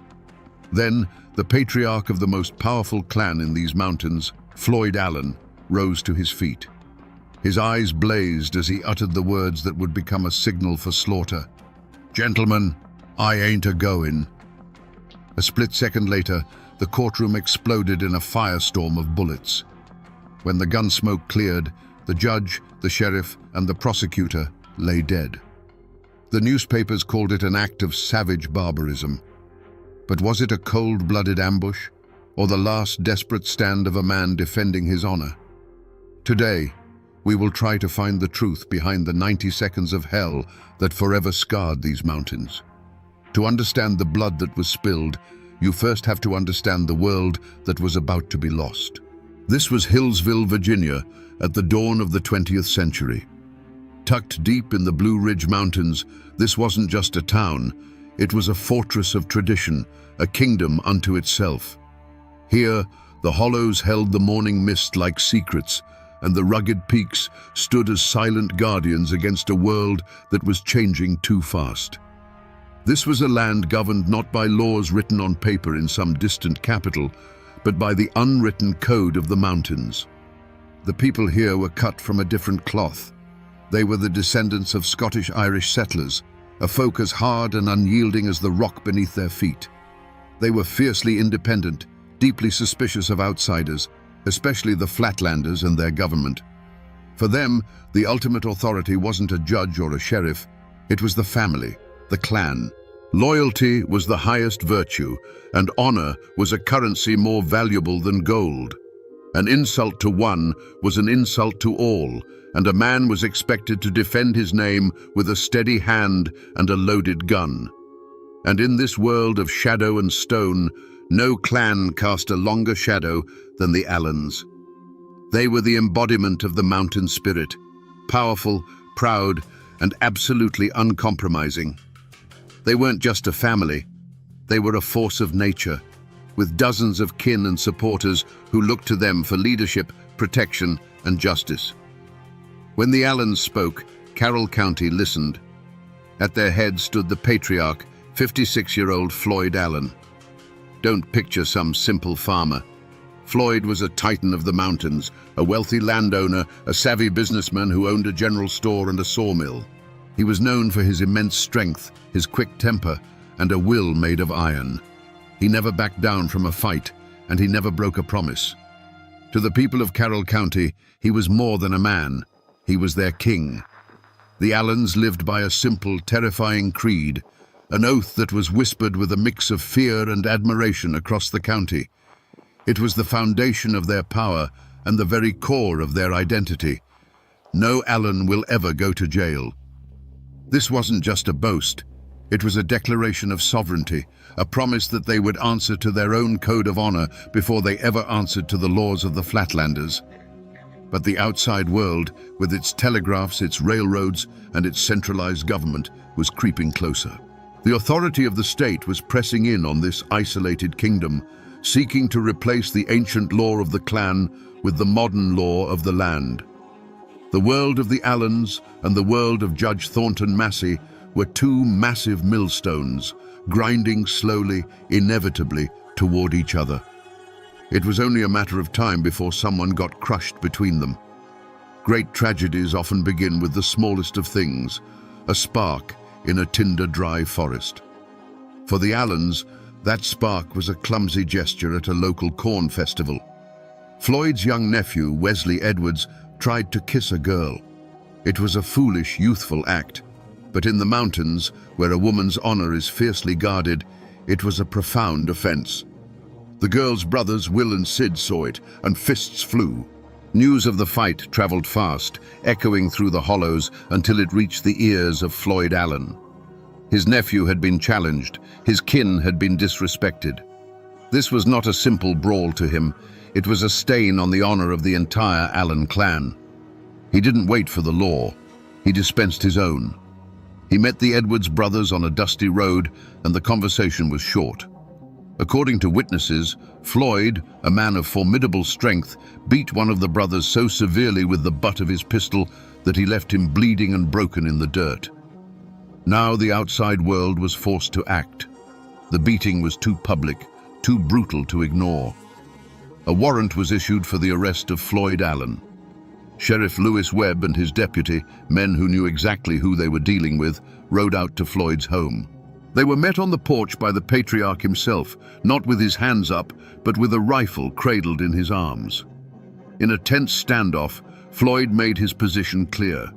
He had been insulted, he said, and he would not be dragged from his home like a common criminal.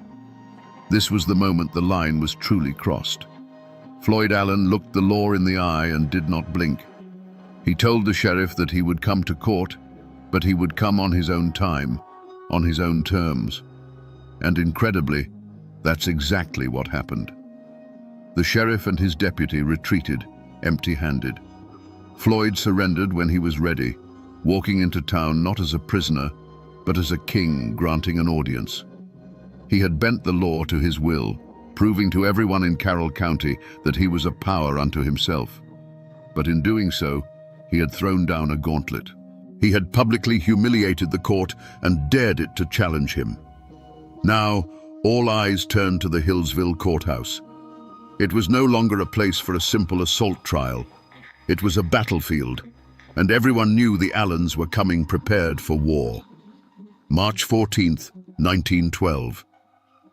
The Hillsville courthouse was not a hall of justice. It was a powder keg, and Judge Thornton Massey had just lit the fuse. As the sentence, 1 year in jail, hung in the electrified air, Floyd Allen rose. He looked not at the judge nor the jury, but at the entire system that dared to put a chain on him. "Gentlemen," he said, his voice low and steady, "I ain't a-goin'." He turned to leave, a king dismissing his court. Sheriff Webb lunged forward to grab his arm, a single fatal motion that broke the spell. In that instant, a single sharp crack of a revolver split the silence. To this day, no one knows for sure who fired it. Was it Floyd?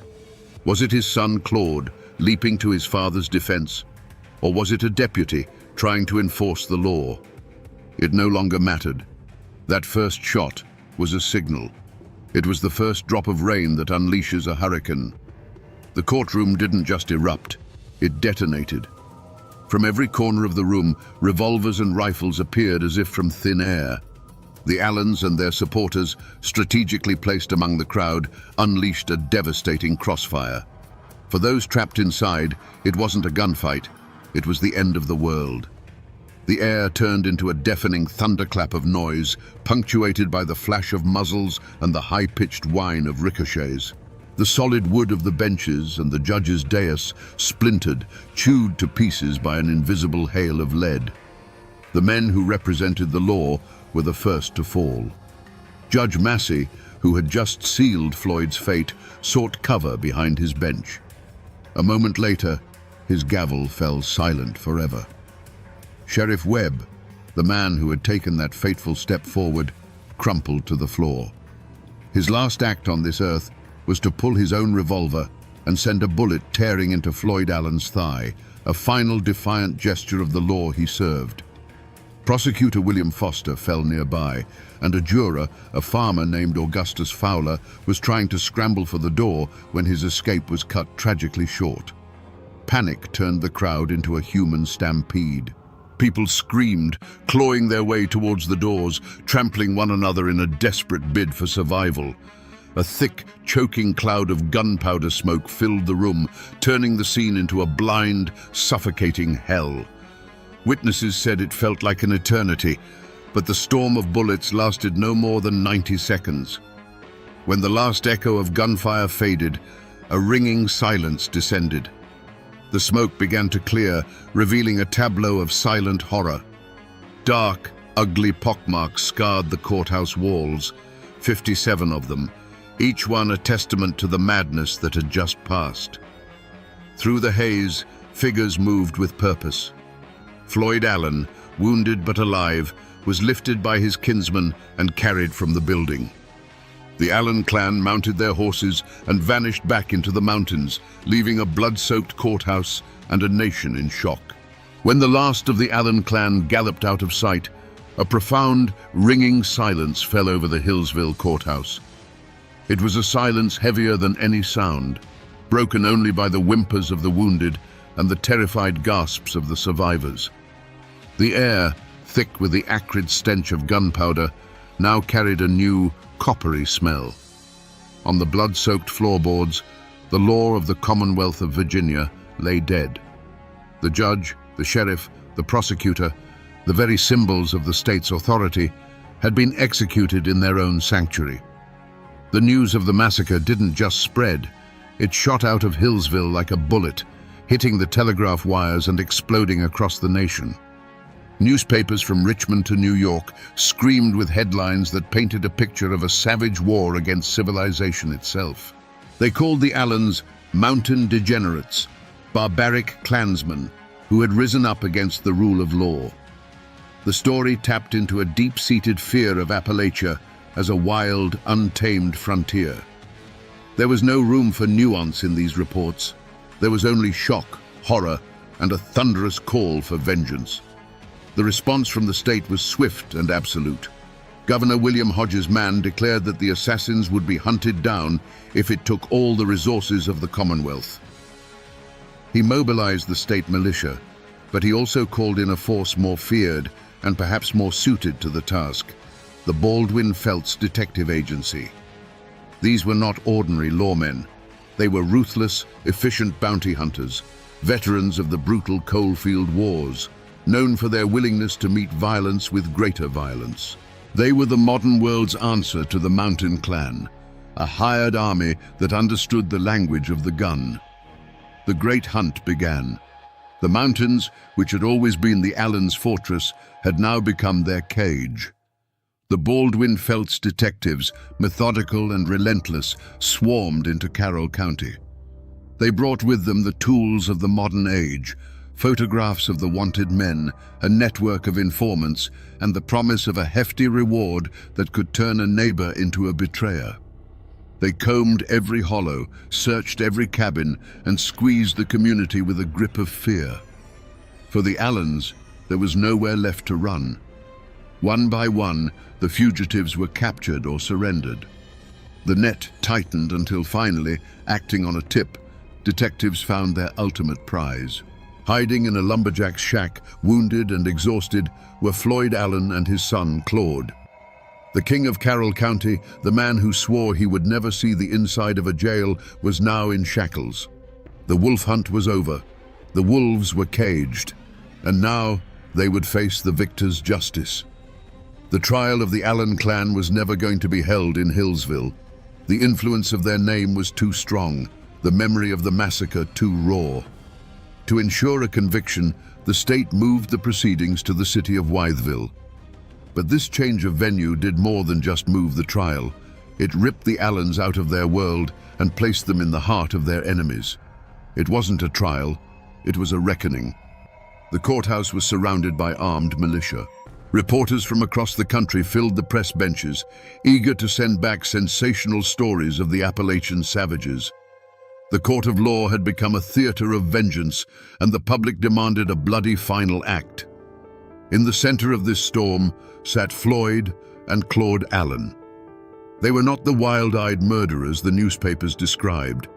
Witnesses from the trial remembered them as composed, stoic, and utterly unbowed. They sat like fallen kings, their faces carved from mountain stone, showing no fear and no remorse. They listened to the testimony against them with a quiet dignity that was, in its own way, a final act of defiance. They had lived by the code of the mountains, and they would not grovel before the code of the flatlanders, even with their lives hanging in the balance. The prosecution painted a picture of a cold, calculated conspiracy, an ambush designed to assassinate the law itself. Their lawyers argued that it was a spontaneous eruption of violence, a tragic misunderstanding that spiraled out of control. But in a courtroom filled with rage and grief against the testimony of dozens of terrified survivors, their words were meaningless. The verdict was a foregone conclusion before the first witness was even called. The jury, drawn from a world that neither knew nor understood the Allens' way of life, deliberated for only a short time. The verdict came back. Guilty. Guilty of murder in the first degree. The judge, his voice heavy with the weight of the state's authority, sentenced Floyd Allen and his son Claude to die. Not by the gun, the weapon of their world, but by the electric chair. A cold, scientific answer to the hot-blooded code of the mountains.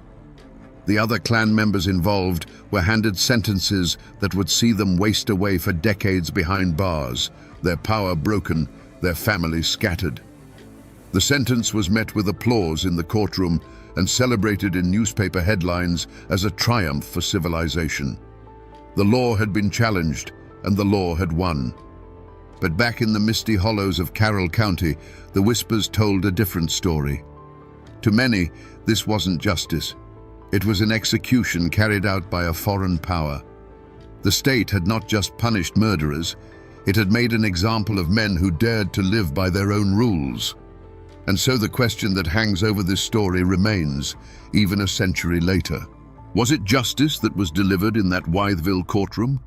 Or was it simply the final brutal act of a war between two worlds, where the victor got to write the law and call it by whatever name they chose? The years have passed, and the gun smoke over Hillsville has long since cleared, but the echo of those shots has never truly faded. On March 28, 1913, Floyd Allen walked to the electric chair. As they strapped him in, he looked at the witnesses and spoke his own epitaph, words as hard and unyielding as the man himself. "Gentlemen, I'm dying like a man. I'll get there before you do." Minutes later, his son Claude sat in the same chair, meeting his end with the same mountain stoicism. The state had its final victory. But the Allen story didn't end there. Floyd's brother, Sidner, became a legend of survival. Riddled with 11 bullets during the shootout, he not only lived, but escaped, hiding in the mountains for months. When he was finally caught, he was sentenced to 35 years in prison, but he outlasted the outrage. He was eventually pardoned, a man who stared death in the face and walked away. The other clan members served their long sentences, returning to a world that had moved on, forever branded by those 90 seconds of violence. If you go to Hillsville today, you won't see the original courthouse. It was torn down decades ago, but for years its replacement stood on the same ground, and the old-timers would tell you that the spirit of that day lingered. They said that for a long time you could still trace the bullet holes in the old building's walls, silent mouths speaking of the chaos. The graves of Floyd and Claude Allen can still be found in a family cemetery. Their stones a quiet, somber testament to the clan's vow. They are not just graves, they are a landmark, a place where the past feels close enough to touch. The rest of the world has largely forgotten the Carroll County Courthouse massacre. It's become a dusty footnote in the history books. But here, in these mountains, it is not forgotten. It has seeped into the soil and become folklore. The story is told not as history, but as a cautionary tale about pride, honor, and the terrible price of defiance. The Allen name still echoes through these hollows, a name that for some means murder and mayhem, but for others, still whispers of a fallen king who dared to stand against the world and kept his promise that he would never, ever go to jail. The mountains remember. So we come back to the question that hung in the gunsmoke of that Virginia courthouse. Were the Allens cold-blooded killers who planned a massacre from the start? Or were they defenders of an ancient code, pushed to a final desperate act? The truth, like most things in these mountains, is not so simple. They came to that courthouse armed because in their world, power was respected only when it was backed by the threat of force. They didn't see themselves as criminals defying the law. They saw themselves as sovereigns of their own kingdom, defending its honor against a foreign invasion. The Hillsville Massacre was more than just a crime. It was the bloody, violent end of an era. It was the moment the modern world, with its courts and its electric chairs, finally broke the back of the old world, with its clans and its code of blood honor. The state sent a message that day, written in the language the Allens understood best. Its power was now absolute, its reach inescapable. The Allen clan wasn't just fighting a one-year jail sentence, they were fighting the 20th century, and the 20th century won. This is a story of brutality, yes, but it is also a story of the indomitable Appalachian spirit, a spirit so fiercely independent that it can lead to both greatness and ruin. Floyd Allen was a king who refused to watch his kingdom crumble. He and his family were not heroes, but their tragic, violent story has become a dark legend, a warning of what happens when pride and honor demand a price that can only be paid in blood. And while the law won the war that day, the story of the clan who swore they would never go to prison and kept that oath at the cost of everything still haunts these hills.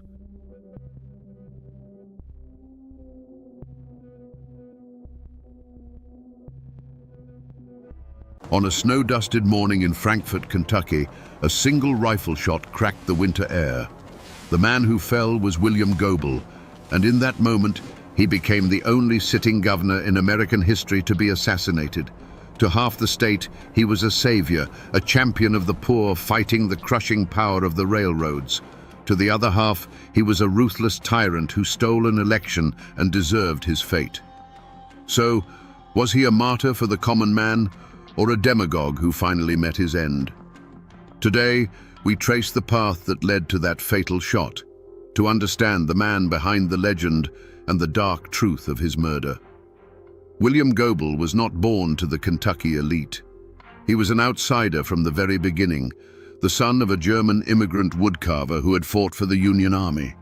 Growing up in Pennsylvania and later Covington, Kentucky, a bustling city across the river from Cincinnati, Goebel knew nothing of the bluegrass aristocracy or the ancient codes of the Appalachian hills.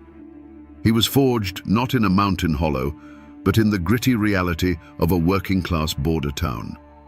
His inheritance wasn't land or a family name. It was a towering intellect, a bottomless ambition, and a permanent chip on his shoulder. From a young age, it was clear his mind was his greatest weapon. While other boys played, Goebel devoured books.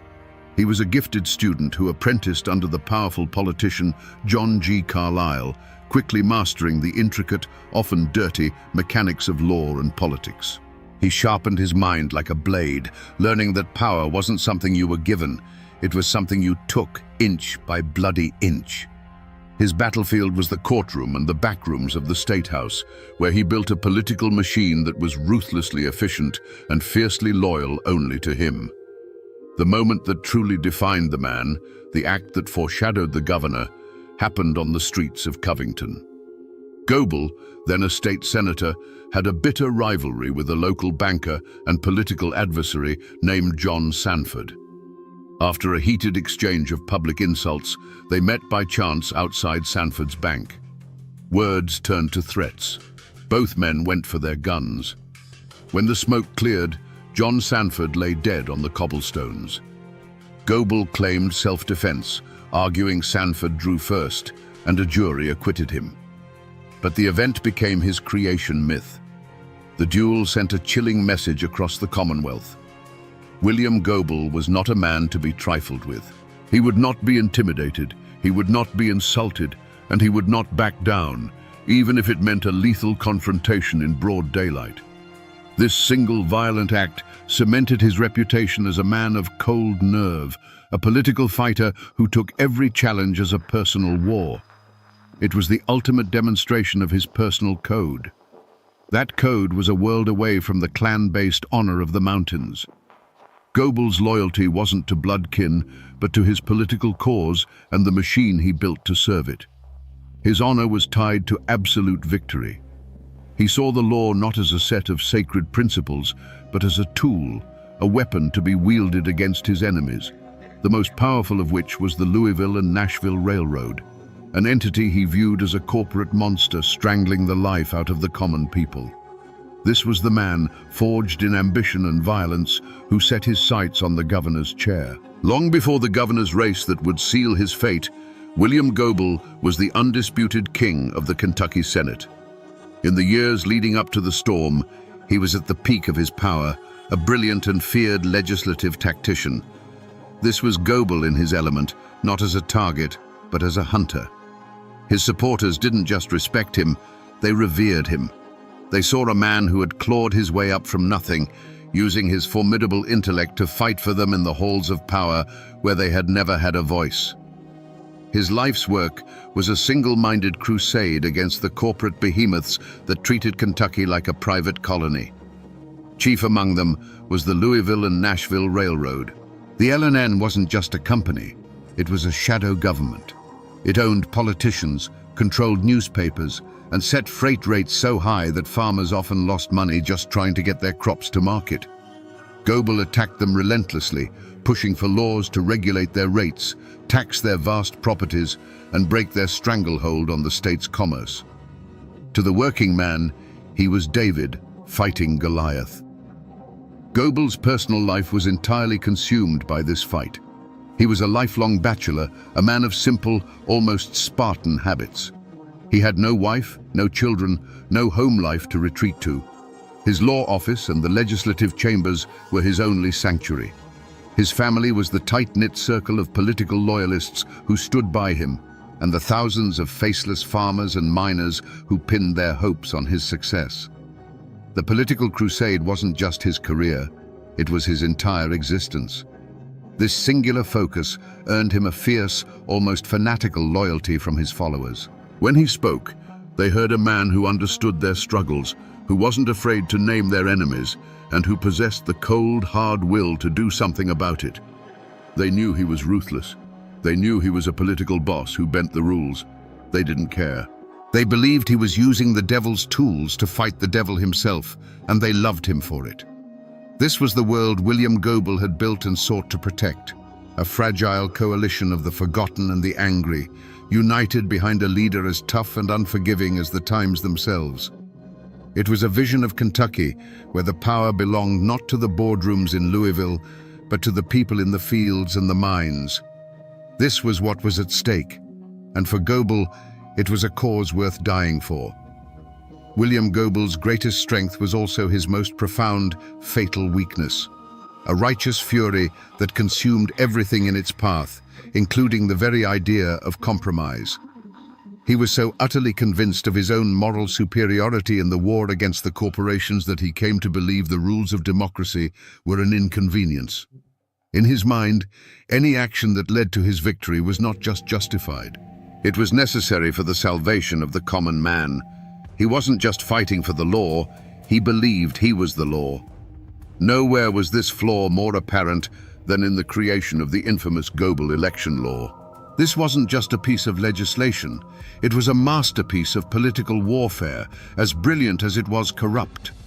Pushed through the legislature by the sheer force of his will, the law created a state election commission, a three-man board controlled entirely by his own party, with the absolute power to review county returns, throw out votes, and certify the final winner. It was a legal mechanism for stealing an election, plain and simple. Republicans and even some of his fellow Democrats were aghast. They called it a license to steal, a force bill, an act of tyranny that destroyed the sanctity of the ballot box. But Goebel was deaf to their outrage. In his unbending self-righteousness, he saw their protests not as a legitimate defense of democracy, but as the desperate squeals of the corrupt establishment he was determined to crush. He couldn't see that in his quest to slay a monster, he was becoming one himself. This arrogance made him incredibly vulnerable. He saw his enemies as politicians and lawyers who could be beaten in a courtroom or outmaneuvered in the legislature.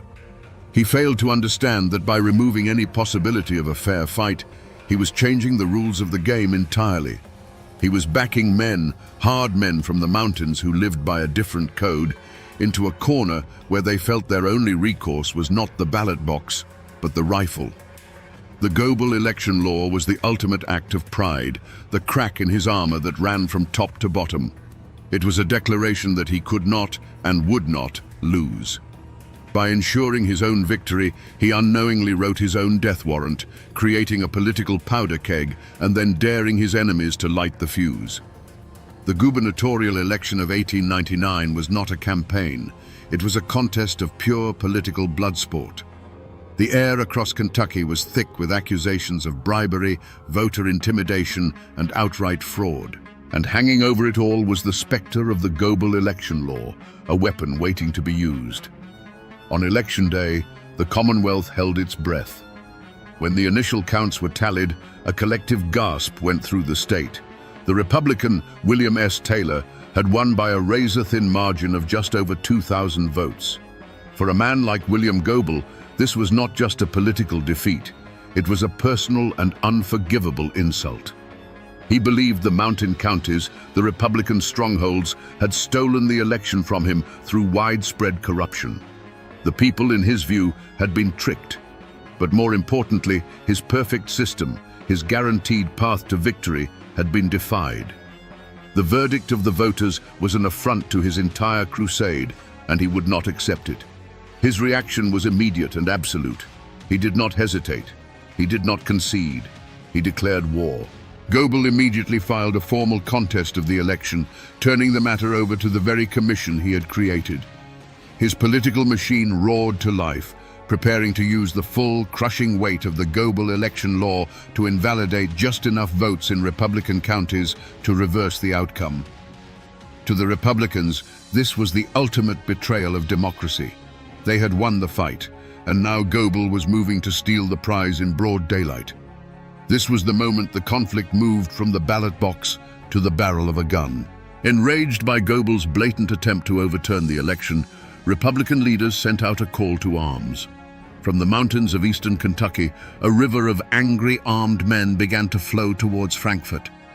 These were not politicians. They were coal miners, farmers, and feudists, men with rifles on their shoulders and generations of distrust for the bluegrass Democrats in their hearts. They came by the trainload, over 1,000 strong, to make sure their governor, William Taylor, was inaugurated and that Goebel's commission did not dare to steal their victory. Frankfort was no longer a capital, it was a tinderbox. The State House grounds became an armed camp. The local militia was called in, but their loyalties were divided. Republican mountain men, bristling with Winchesters, faced off against Goebel's Democratic enforcers. The air crackled with tension. Goebel's refusal to accept defeat, driven by his unshakable self-righteousness, was the spark. The arrival of the mountain men was the powder. All that was needed now was for someone to strike the match. The city of Frankfort was no longer governing. It was holding its breath. The sight of armed mountain men on every corner was a warning more potent than any telegram. It was a physical manifestation of the state's rage, a clear signal that the political dispute was about to be settled by older, more brutal methods. The air itself was a warning, thick with the scent of coal smoke, cheap whiskey, and the metallic odor of impending violence. Any prudent man would have seen this and searched for an escape route. But William Goebel was not a prudent man. Even within his own party, whispers of caution turned into pleas. The old guard of the Democratic Party, men who had managed Kentucky politics for decades through careful compromise and backroom deals, were terrified. They saw Goebel's hardline stance not as strength, but as a form of madness that was about to tear the Commonwealth apart. They urged him to find a political solution, to let the courts decide, to offer some concession that would allow the armed men to go home. Goebel viewed their advice with contempt. He saw them as weak, as part of the very establishment that had allowed the railroads to grow so powerful in the first place. His own bodyguards, former lawmen chosen for their nerve and loyalty, begged him to take precautions. They saw the cold, hard looks in the eyes of the mountain men. They knew a dozen good places for an ambush between Goebel's hotel and the state capitol. They pleaded with him to vary his routine, to take a carriage, to stay indoors until the legislature had officially declared him governor. Goebel refused. To show fear in his mind was to show weakness. He would walk the same path to the Capitol every day in open defiance. It was a daily act of political theater, a silent declaration that he was not afraid of these railroad thugs. You have to understand, Goebel was so completely consumed by his crusade that he was blind to the nature of the threat. He saw the armed men not as a legitimate popular uprising, but as a rented army, paid for by the L&N Railroad. He believed they were bluffing, a show of force meant to intimidate him. He could not comprehend that for these men, this was not about money. It was about honor. They believed their votes had been stolen, their will had been spat upon, and they were prepared to kill and die to defend it. Every action he took pushed the situation closer to the brink. He pressed forward with the election contest, showing no signs of slowing down. He made public statements that were defiant and inflammatory, pouring fuel on an already raging fire. Each day that he walked, chin held high, past the glowering crowds of his armed enemies, he was rejecting another chance for peace. He was making his choice over and over again. With every warning ignored and every offer of caution rebuffed, the path narrowed. He had slammed and bolted every exit. The political machinery for overturning the election ground forward, and in response, the informal machinery of mountain justice began to grind as well. A violent outcome was no longer a possibility. It was an appointment William Goebel was striding with grim determination to keep. On the night of January 29, 1900, Frankfort was a city holding its breath in the dark. The state teetered on the precipice of civil war. It was on this night, in the tense quiet of his room at the Capitol Hotel, that William Goebel was presented with one last, clear chance to walk away from the abyss. The offer came not from his enemies, but from his oldest friends, the seasoned Democratic leaders who now saw the abyss yawning before them. They came to him not as politicians, but as men pleading for the life of a friend and the soul of their state. They laid out a compromise, a final, desperate off-ramp. They would broker a deal with the Republican leadership. Both Goebel and Taylor would stand down, and a new, fair election would be held under the supervision of a neutral committee. It was a path back from the brink, a way to let the armed men go home and settle the matter with ballots, not bullets. It would cost Goebel the governor's chair for now, but it would save his life. For a long moment, the fate of Kentucky hung in the air of that smoke-filled room. You can just imagine the scene, the earnest, fearful faces of his allies, the muffled sounds of the armed camp outside, and William Goebel, silent, listening. This was his final crossroads. He could accept the compromise, live to fight another day, and pull his state back from the edge of chaos. He could choose life, or he could choose his crusade. But to William Goebel, compromise was just a prettier word for surrender.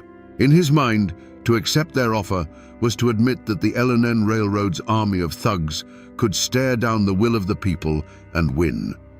It was a betrayal of every farmer, every miner, every forgotten man who had placed his faith in him. A cold fire burned in his eyes. He cut his friends off with a sharp wave of his hand and gave them his answer. He would not back down. The election contest would proceed. He would be governor. And in that moment, in that quiet hotel room, the decision was made. He consciously and deliberately rejected the final offer of peace. His friends left his room that night with the heavy hearts of men who had just left awake. William Goebel stood alone, looking out his window toward the darkened dome of the old state capitol. He had an appointment to keep with destiny, and William Goebel was not a man to be late. The morning of January 30th was bitter cold. A thin blanket of snow covered Frankfurt, muffling the sounds of the city and painting the world in shades of grey and white. William Goebel buttoned his overcoat and stepped out into the frigid air. As always, 2 bodyguards fell into step beside him. It was a short walk from his hotel to the old state capitol, a walk he had made countless times, a walk that had become a daily act of defiance against the armed men who watched him from every corner. He was not thinking about rifles. He was thinking about victory. The legislature was set to meet that day, and he knew he had the votes. The long, brutal fight was almost over. The world around him seemed to fade into a blur of grim-faced men in wool coats and slouch hats. Their glares were meaningless. He was a creature of the law, of legislative maneuvering, of the backroom deal. The raw, physical threat of these mountain men felt primitive, almost irrelevant, to the game he was about to win. As he approached the Capitol grounds, the familiar crunch of his boots on the snow-covered path was the only sound in his world. He walked past the iron fountain, its water frozen into a silent sculpture. The grey limestone facade of the Capitol building loomed before him, the symbol of the prize he had fought for his entire life. The world narrowed to that single point, that doorway through which he would walk in a matter of hours as the rightful governor of Kentucky. Then a sound, sharp and violent, split the winter air. It wasn't the sound of an argument or a carriage backfiring. It was a single, dry crack, like a massive tree branch snapping in the frozen woods. It was a sound of finality. For an instant, William Goebel felt nothing. Then a giant, invisible hand seemed to slam into his chest, stealing his breath and knocking him from his feet. The world pitched sideways, the grey sky and the stone capitol swapping places. He was on the ground, the impossible cold of the snow soaking through his coat, a white-hot fire spreading through his body. He looked up, his mind struggling to understand what had just happened. Confusion gave way to a strange, chilling clarity. He saw the panicked faces of his bodyguards leaning over him. He could hear shouting now, a chaos of running feet and horrified screams erupting around him. He knew, in that moment, that the game was over. The rules had been changed. As his friends knelt by his side, he is said to have summoned his last reserve of strength, forcing out the words that would become his own epitaph. "Tell my friends to be brave and fearless and loyal to the common people." The echo of the rifle shot faded, leaving behind it a new and terrible silence. The political argument that had torn Kentucky apart for months was suddenly, permanently over. A single, unseen finger had pulled a trigger, and in the space of a heartbeat had plunged a commonwealth into darkness. Panic seized the capital. The single shot had shattered the fragile truce, and in its place was pure chaos. Goebel's allies, their faces masks of fury and disbelief, swarmed around their fallen leader. They lifted his bleeding body from the frozen ground and carried him, not to a hospital, but back to the Capitol Hotel. The hotel, which had been his political headquarters, was about to become his death chamber, his hospital, and, for a few fleeting days, the governor's mansion. Inside, as doctors worked frantically to save him, Goebel drifted in and out of consciousness. The bullet had torn through his lung, and every breath was an agony. But in the moments of lucidity, his state of mind was not one of regret or fear. It was one of cold, unyielding resolve. His body was a ruin, but his mind was still a fortress. He was told the legislature was in an uproar, that his enemies were in disarray. He knew, even as his life was draining away, that this was his moment. The assassin's bullet had not ended his fight. It had given him the final weapon he needed to win it. While Goebel lay dying, his political machine, the most formidable in Kentucky, executed its final, brilliant, and ruthless maneuver. With the capital in an uproar and the Republicans reeling from the accusation of murder, the Democratic-controlled legislature moved with breathtaking speed. They met in a chaotic session, officially invalidated the election results from the mountain counties, and declared William Goebel the rightful governor of the Commonwealth of Kentucky.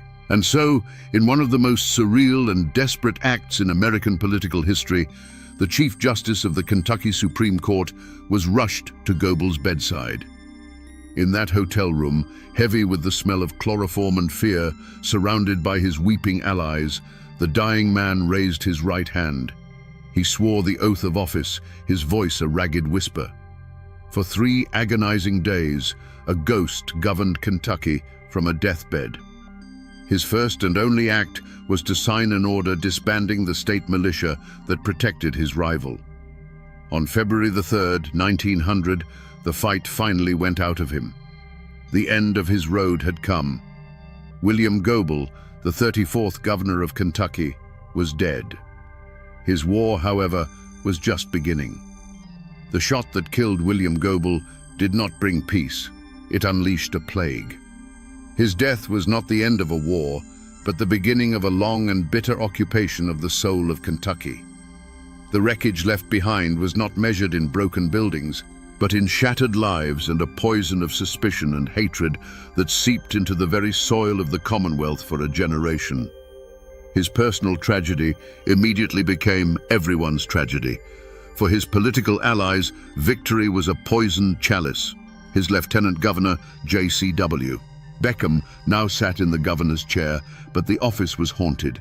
They had won power, but it was power consecrated in blood, and now they were bound by a sacred duty to avenge their fallen leader.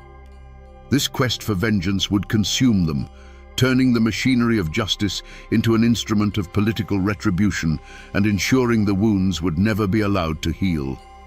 The most immediate wreckage was visited upon the men from the mountains. Overnight, Republicans became assassins in the public eye. Men like Caleb Powers, the Secretary of State, and Jim Howard, the Clay County feudist, were hunted down. Their names were transformed from political players into murderers. The lives of their families were destroyed. They faced years of imprisonment, sensational trials, and the crushing weight of being blamed for a crime that had pushed their state to the brink of anarchy. They were the first, but not the last, to be consumed by the fire Goebel's death had started. Across Kentucky, the assassination carved a line of blood between neighbors. The old political divide between the Republican mountains and the Democratic bluegrass was no longer a matter of opinion. It was a feud. Friendships ended, business partnerships dissolved, and families were torn apart by allegiance. The name Goebel became either a martyr's cry or a villain's curse, and there was no ground in between. The trust in government, in the law, in the very idea that a dispute could be settled peacefully, was utterly shattered. William Goebel, the lifelong bachelor, had no children to mourn him, but in a way he left behind thousands of orphans, the common people he championed. Their great hero was gone, and in his place was a legacy of division and a cycle of vengeance that did nothing to ease their poverty or break the power of the railroads. The bullet that struck him down had ricocheted through the entire state, and its final victims were the very people he had sworn to protect. The law that came for the accused killers of William Goebel was not a blindfolded goddess holding a set of scales. It was a vengeful spirit, cloaked in the robes of the state and armed with a prosecutor's fury. The series of trials that followed were not a search for truth. They were the final battle of the Goebel War, fought in a courtroom instead of on the street. The main targets were dragged from the mountains and into a world they did not understand. Caleb Powers, the Republican Secretary of State, branded the mastermind, and James Howard, the feudist from Clay County, accused of being the man who pulled the trigger. This was the heart of the conflict, a clash of two irreconcilable worlds. You have to picture it.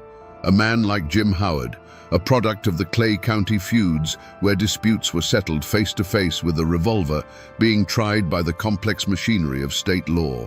The prosecution painted him as a cold-blooded assassin, a hired gun. But to men who lived by the mountain code, assassination was a coward's work. The code demanded you look your enemy in the eye. The idea of shooting a man in the back from a hidden window was not just a crime, it was a profound dishonor, a stain on a man's name worse than death itself.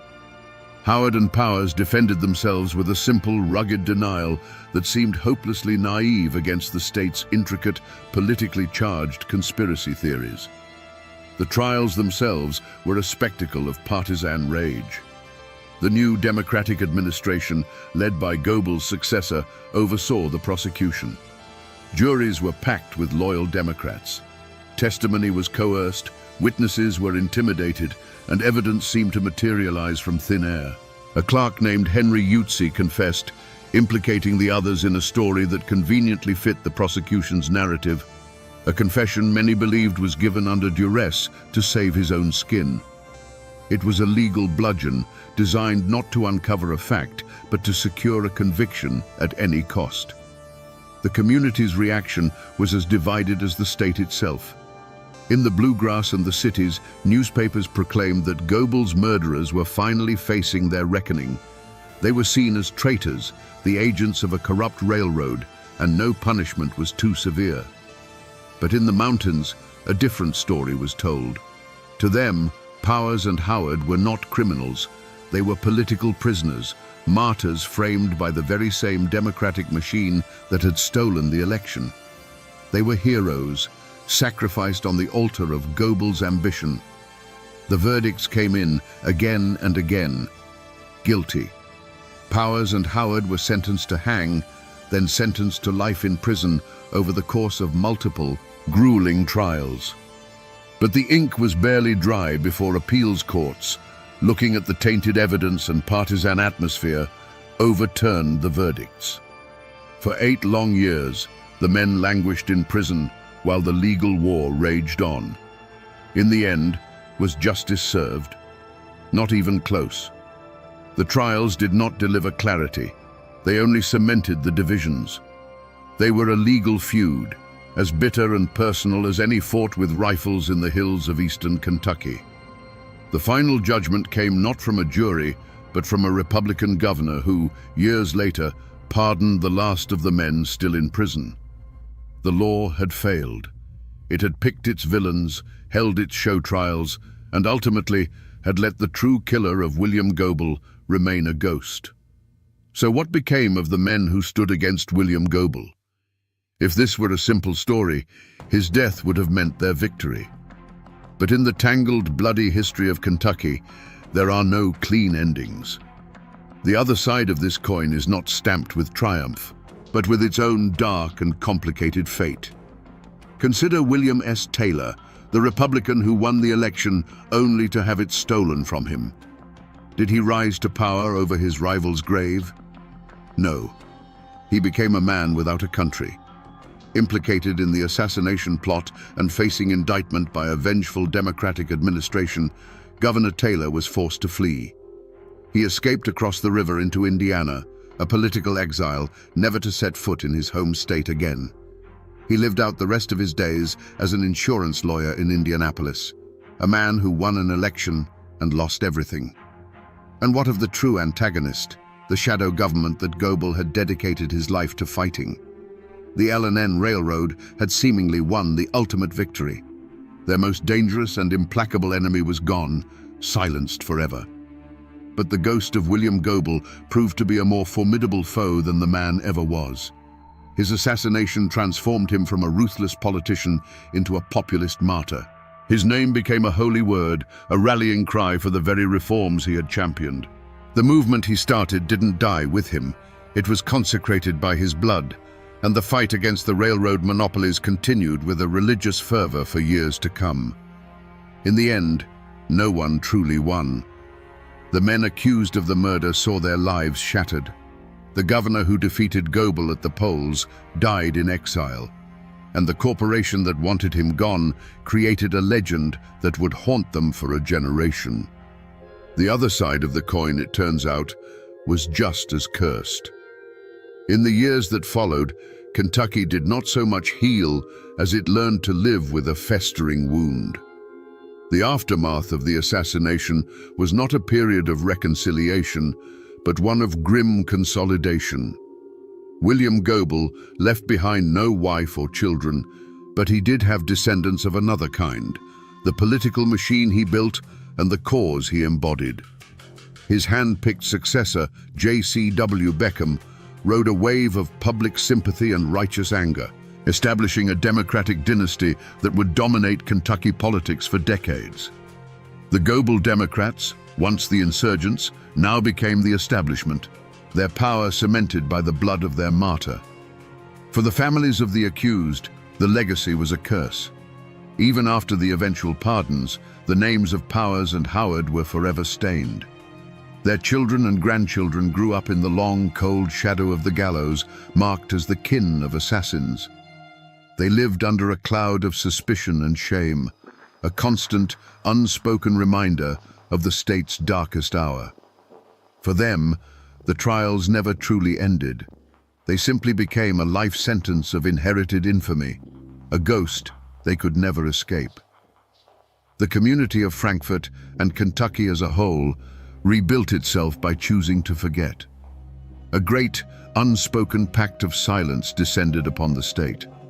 The assassination was too traumatic, the divisions too deep, the truth too murky. To speak of it was to risk reopening the wound, to reignite the hatreds that had almost plunged the Commonwealth into civil war. So they buried it. The story became a dark whisper, a piece of forbidden history passed down in hushed tones, a communal trauma hidden beneath a blanket of polite, desperate silence. But beneath that silence, the power dynamics of the state had been fundamentally and irrevocably altered. The Republican Party in Kentucky was crippled, branded as the party of murderers, a stigma that would take them more than a generation to overcome. And ironically, the L&N Railroad, the great corporate beast Goebel had fought, found itself facing a far more hostile world. Goebel the man could be beaten, but Goebel the martyr was invincible. His death had galvanized the public against corporate overreach in a way his political maneuvering never could. The fall of the man had ensured the rise of his cause. If you walk the grounds of the old state capitol in Frankfort today, you can still feel the chill of that January morning. A bronze plaque marks the very spot where William Goebel fell, a silent testament to the moment Kentucky's history was violently broken. You can look across the lawn to the old state annex building, to the third-floor window from which the fatal shot was fired, and feel a shiver crawl down your spine. The buildings are now museums, but on that patch of ground, the past is not past. It is a cold spot that never thaws.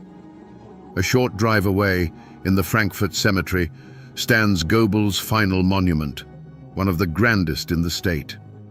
A towering obelisk pierces the sky, with a bronze statue of the man, defiant even in death, standing guard.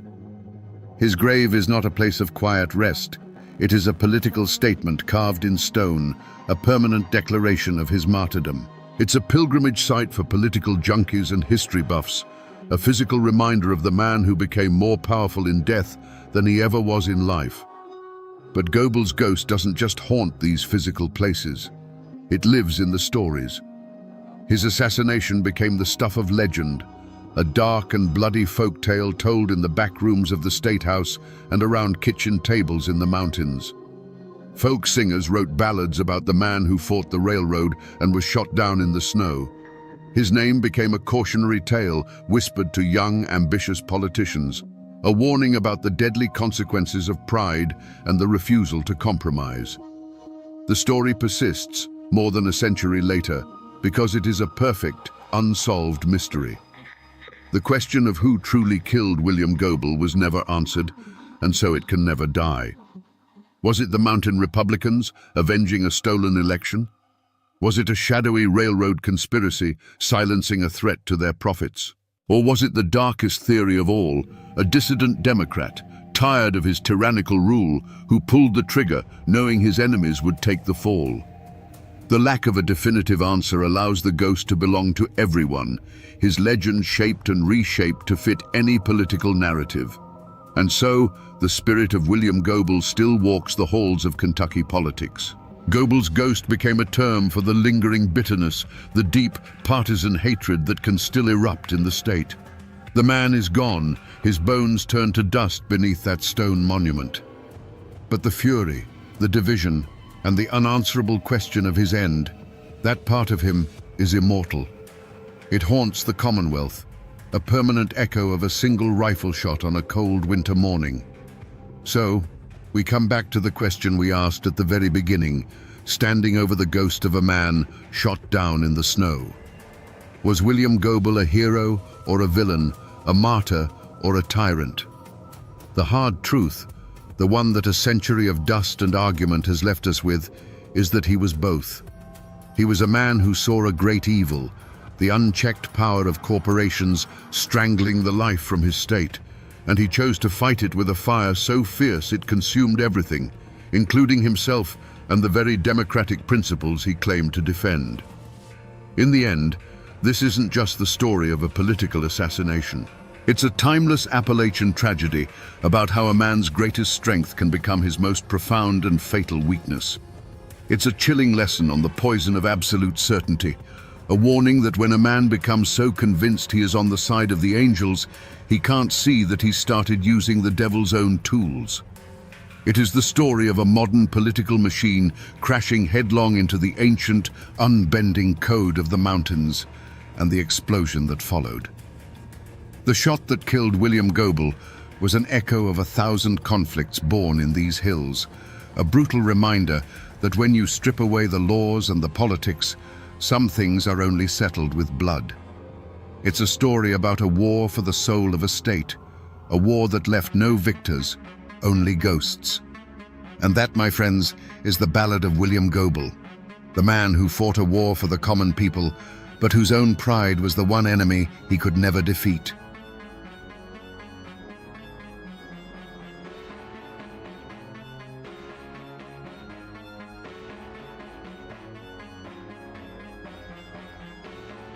For 3 days, the law in Blackwater County was gone. A posse of the county's toughest men stood helpless at the mouth of the Black Hole, a jagged moor in the mountainside that seemed to breathe a cold older than memory. They were waiting for one man, Sheriff Banquo Fletcher, who had walked into that absolute darkness 3 days prior, hunting a killer the rest of them were too terrified to pursue. Now, silence was their only answer. Did the legendary lawman finally meet his match? Not in a man, but in the earth itself. Today, we go back to that moment of terrifying uncertainty to uncover the truth of the man who walked into a legend and came back forever changed. The 2 men who died weren't just company guards, they were Blackwater County men. The first was Thomas Miller, a man whose face was a roadmap of his 50 years in the mines. His hands were thick with calluses, but they were gentle with his grandchildren. He'd taken the guard job to get out of the deep shafts, hoping for a few quiet years before he retired. The second was David Eames, barely 20 years old, with a quick smile and eyes full of plans to marry his sweetheart and buy a small plot of land downriver. They weren't heroes or gunslingers. They were just ordinary men, trying to earn a living in a world that offered few easy paths. Their world was one of stark contrasts. The green, ancient mountains held communities bound by blood and tradition, where folks lived by the seasons and the grace of God. But cutting through this old world were the black veins of the new one, the coal mines. Company towns sprung up overnight, filled with the soot of the tipple and the clang of steel on rock. Life was hard, pay was low, and the company store kept everyone in a state of perpetual debt. This friction between the old ways and the new money created a constant, simmering tension. The payroll wagon was a symbol of it all, a tempting prize moving through a land of desperate men. Standing watch over this fragile peace was Sheriff Banquo Fletcher. Before he became a legend, he was simply the law. He was a constant, predictable presence, as much a part of the landscape as the hawk circling the ridge. You'd see him at the general store, not saying much, but listening to everything. He knew whose cow had gone missing, whose son was running with the wrong crowd, and which feuds were simmering just below the surface. He was the community's anchor, a man who believed in a simple, unshakable truth. There was right and there was wrong, and it was his job to stand on that line. But Fletcher was more than just a badge. He was born of these hills, and he understood their silent language. He felt the weight of every family's troubles, every whispered fear. This connection to his people was his strength, but it was also a heavy burden. He saw the desperation the coal companies bred, and he knew it would eventually boil over into violence. He was one man holding back a flood, and he knew it. His quiet, solitary life was a reflection of the immense responsibility he carried on his shoulders alone. The world that was, before Silas Kane pulled the trigger, was one of fragile order. It was a community holding its breath, praying that the simmering tensions wouldn't erupt into open flame. Thomas Miller and David Eames were part of that order, men doing their duty. Sheriff Fletcher was its ultimate guardian, but their peaceful world had a shadow, a dark place where the law didn't reach and fear held sway. The murder of those two guards wasn't just a crime, it was a challenge. It was Silas Kane declaring that the old rules were dead and that even the mountains couldn't protect you anymore. The scene of the attack was on a lonely stretch of road winding through a deep cut in the mountain, a place where the sun struggled to reach the forest floor even at midday. The payroll wagon sat askew, one wheel splintered in a ditch. The two horses stood unnaturally still in their harnesses, their heads bowed, their coats trembling despite the cool air. A profound and terrible silence had fallen over the hollow, broken only by the drip of water from moss-covered rocks. The payroll box was gone, its hasp broken and discarded in the mud. The bodies of Miller and Eames lay where they fell, covered by canvas blankets that couldn't hide the dark stains seeping into the earth. When Sheriff Fletcher arrived, he didn't join the quiet, grim-faced huddle of men who had discovered the wagon. He moved away from them, his grey eyes scanning not the wagon, but the woods surrounding it. He walked the perimeter of the clearing in a slow, deliberate circle, his gaze fixed on the ground. He was reading the forest floor like a page in a book, taking in every bent twig, every disturbed patch of last year's leaves. He was a man searching for a story, and he knew these woods would tell him the truth if he just knew how to listen. The clues he found were chilling, not for what they revealed, but for what they didn't. There were no signs of a struggle, no frantic footprints of men running for their lives.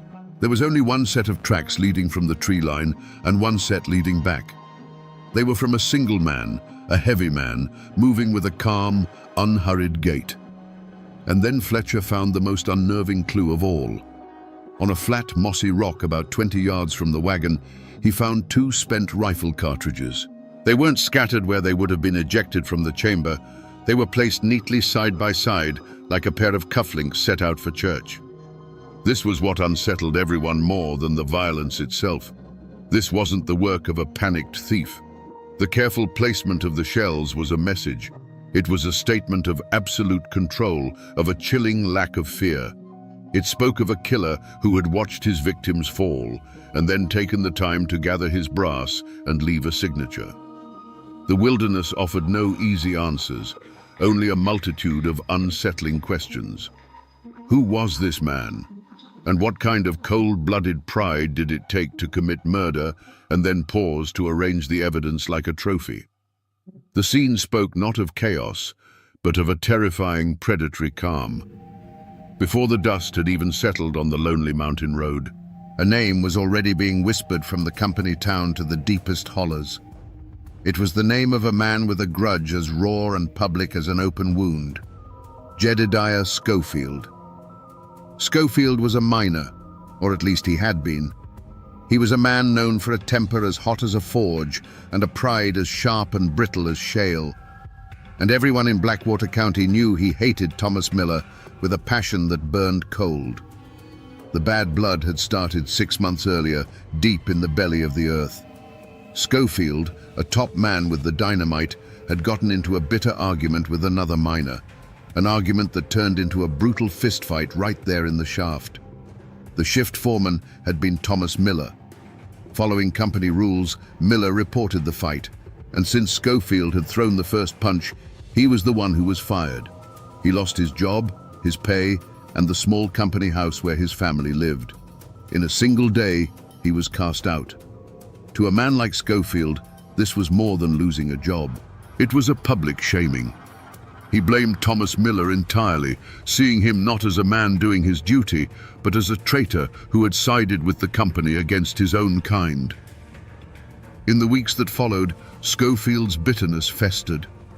He was seen in the local saloons, his voice thick with moonshine and rage, vowing revenge. More than one person heard him swear that he would see Miller in his grave before he and his family starved. The whispers quickly turned into a roar of accusation. Jedediah Schofield owned a deer rifle, the same caliber as the shells Fletcher had found. He was a crack shot, known for his skill in the woods. Most damning of all, when the deputy went to the rundown shack Schofield's family had moved into, he was gone. His wife, her face pale with fear, claimed he'd gone hunting a few days back and hadn't returned, but the community saw it differently. To them, it was an open and shut case. A man with a clear motive, the right skills, and who had conveniently vanished at the exact time of the crime. Schofield had run, and in the mountains, only a guilty man runs. While the whole county had its eyes fixed on Jedediah Schofield, Sheriff Fletcher's gaze, grey and steady as a river stone, settled on someone else entirely. It was a person so close to the tragedy that no one thought to look at him. Caleb Thorne, the best friend of the young guard, David Eames. Caleb and David had been inseparable since they were boys, their bond forged in the creeks and woods of Blackwater County. They were two sides of the same coin, sharing every secret and every dream of a life beyond the coal dust. No one seemed more devastated by David's death than Caleb. No one, that is, except Sheriff Fletcher. He had seen grief in all its forms, and Caleb's felt wrong. It was too loud, too theatrical. At the funeral, Caleb wept with a noise that drowned out the quiet sorrow of the boy's own mother. But Fletcher, standing at the back of the cemetery, noted that for all the performance, the man's eyes were sharp and restless. He wasn't looking at the grave, he was watching the crowd. Fletcher knew that true grief turns a man inward, but Caleb Thorne was looking outward, like a man checking to see if his story was being believed. Beneath that mask of sorrow was a secret that was rotting Caleb from the inside out. He wasn't just a simple mine worker, he was a gambler who had fallen in deep with a dangerous crowd from the railroad camps. He owed a debt so large it was a death sentence, and the men he owed were not known for their patience. The company payroll wasn't just a target of opportunity for him, it was his only way out. His best friend, David Eames, hadn't just been a friend. He was Caleb's unwitting key to the prize, a source of information about the wagon's route and its schedule. The whispers started when Caleb was seen just days after the funeral, paying off a chunk of his debt at a saloon with crisp bills. When questioned, he claimed he'd won a lucky hand at cards. But the story felt thin, and his behavior, when re-examined, painted a darker picture. People now remembered Caleb asking David pointed questions about the guard rotation, questions that seemed innocent at the time, but now felt sinister. The idea was almost too ugly to consider, that the attack wasn't a random ambush, but a meticulously planned execution, and that David Eames might have been betrayed by the one person on earth he trusted completely. But there was a third shadow in these hills, one cast not by a single man, but by the towering black tipple of the mine itself. The Black Mountain Coal Company was more than an employer. It was a hungry, faceless power from the north, and its interests rarely aligned with the well-being of the men it paid in scrip. In the months leading up to the robbery, a new kind of man had been seen in the county. Men in dark suits and city hats, with faces as hard and emotionless as the company ledger books. They weren't miners or managers. They were troubleshooters, company enforcers, and their presence felt like the stillness before a storm. Their motive was impersonal, but immense. Whispers of unionizing had been snaking through the mine shafts, talk of better pay and safer conditions. To the company, the union wasn't a negotiation. It was a disease to be eradicated. A violent, unsolved payroll robbery was the perfect pretext. It would justify flooding the county with their own heavily armed guards, men who answered not to the law, but to the company. They could lock down the towns, root out the organizers, and break the spirit of the rebellion under the guise of protecting the people from a phantom killer. Miller and Eames, in this cold calculation, were simply the cost of doing business. The arrival of these city men had draped a blanket of unease over the community. They didn't speak to locals, they observed, their eyes taking measure of everything. They were seen mapping the roads, timing the payroll wagon's route, and holding quiet, tense meetings behind the locked door of the company office. Their presence was a silent, constant threat. It was a clear message from the powers up north that they were watching, and that they would not tolerate dissent. The mountain folk, who had dealt with their own problems for generations, now felt the chilling gaze of an outside world that saw their home as nothing more than a resource to be exploited and controlled. The crime itself bore the hallmarks of this cold, corporate ruthlessness. The clean, efficient nature of the ambush, the lack of any wasted motion, and especially the chilling signature of the carefully placed shell casings. It all felt less like the hot-blooded revenge of a fired miner and more like the work of a professional. It was a calculated act of terror designed to create chaos. Perhaps the stolen money was never the point. Perhaps the real prize was fear itself, a tool the company could wield to crush the growing defiance of the men who worked and died in its mines.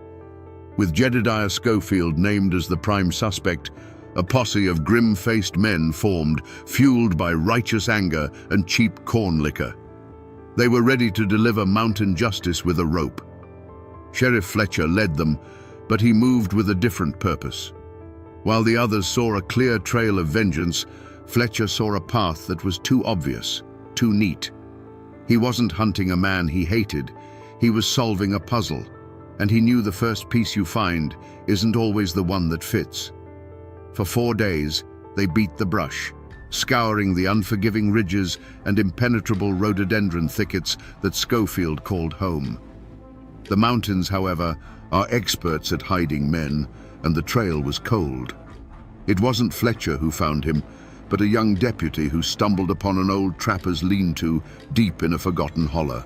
Inside, they found Jedediah Schofield, not defiant, but gaunt and shivering, his rifle unused beside him. He hadn't been running from the law, he had been hiding from it. He knew he was the first man they'd blame, and his terror was so genuine it was almost palpable. His alibi, when it came, was as solid and immovable as the mountain itself.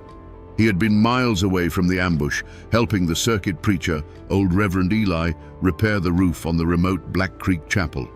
He'd been there for a solid week, sleeping in the church and sharing the preacher's meager meals. The Reverend, a man whose word was considered scripture in those parts, confirmed it without a moment's hesitation. Jedediah Schofield was a man full of rage and bitterness, but he was no killer. The most promising lead had evaporated into thin mountain air. Attention then shifted to Caleb Thorne, but that trail was made of smoke and mirrors. There was no physical evidence, only the foul taste of suspicion. He had an answer for everything. The money? A lucky night playing cards with strangers at a railroad camp, men who were long gone. His odd questions to David.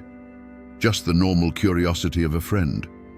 The community, unwilling to stomach the thought of such a venomous betrayal, chose to believe him. To accuse him without proof was to call one of their own a monster, a truth too ugly to face.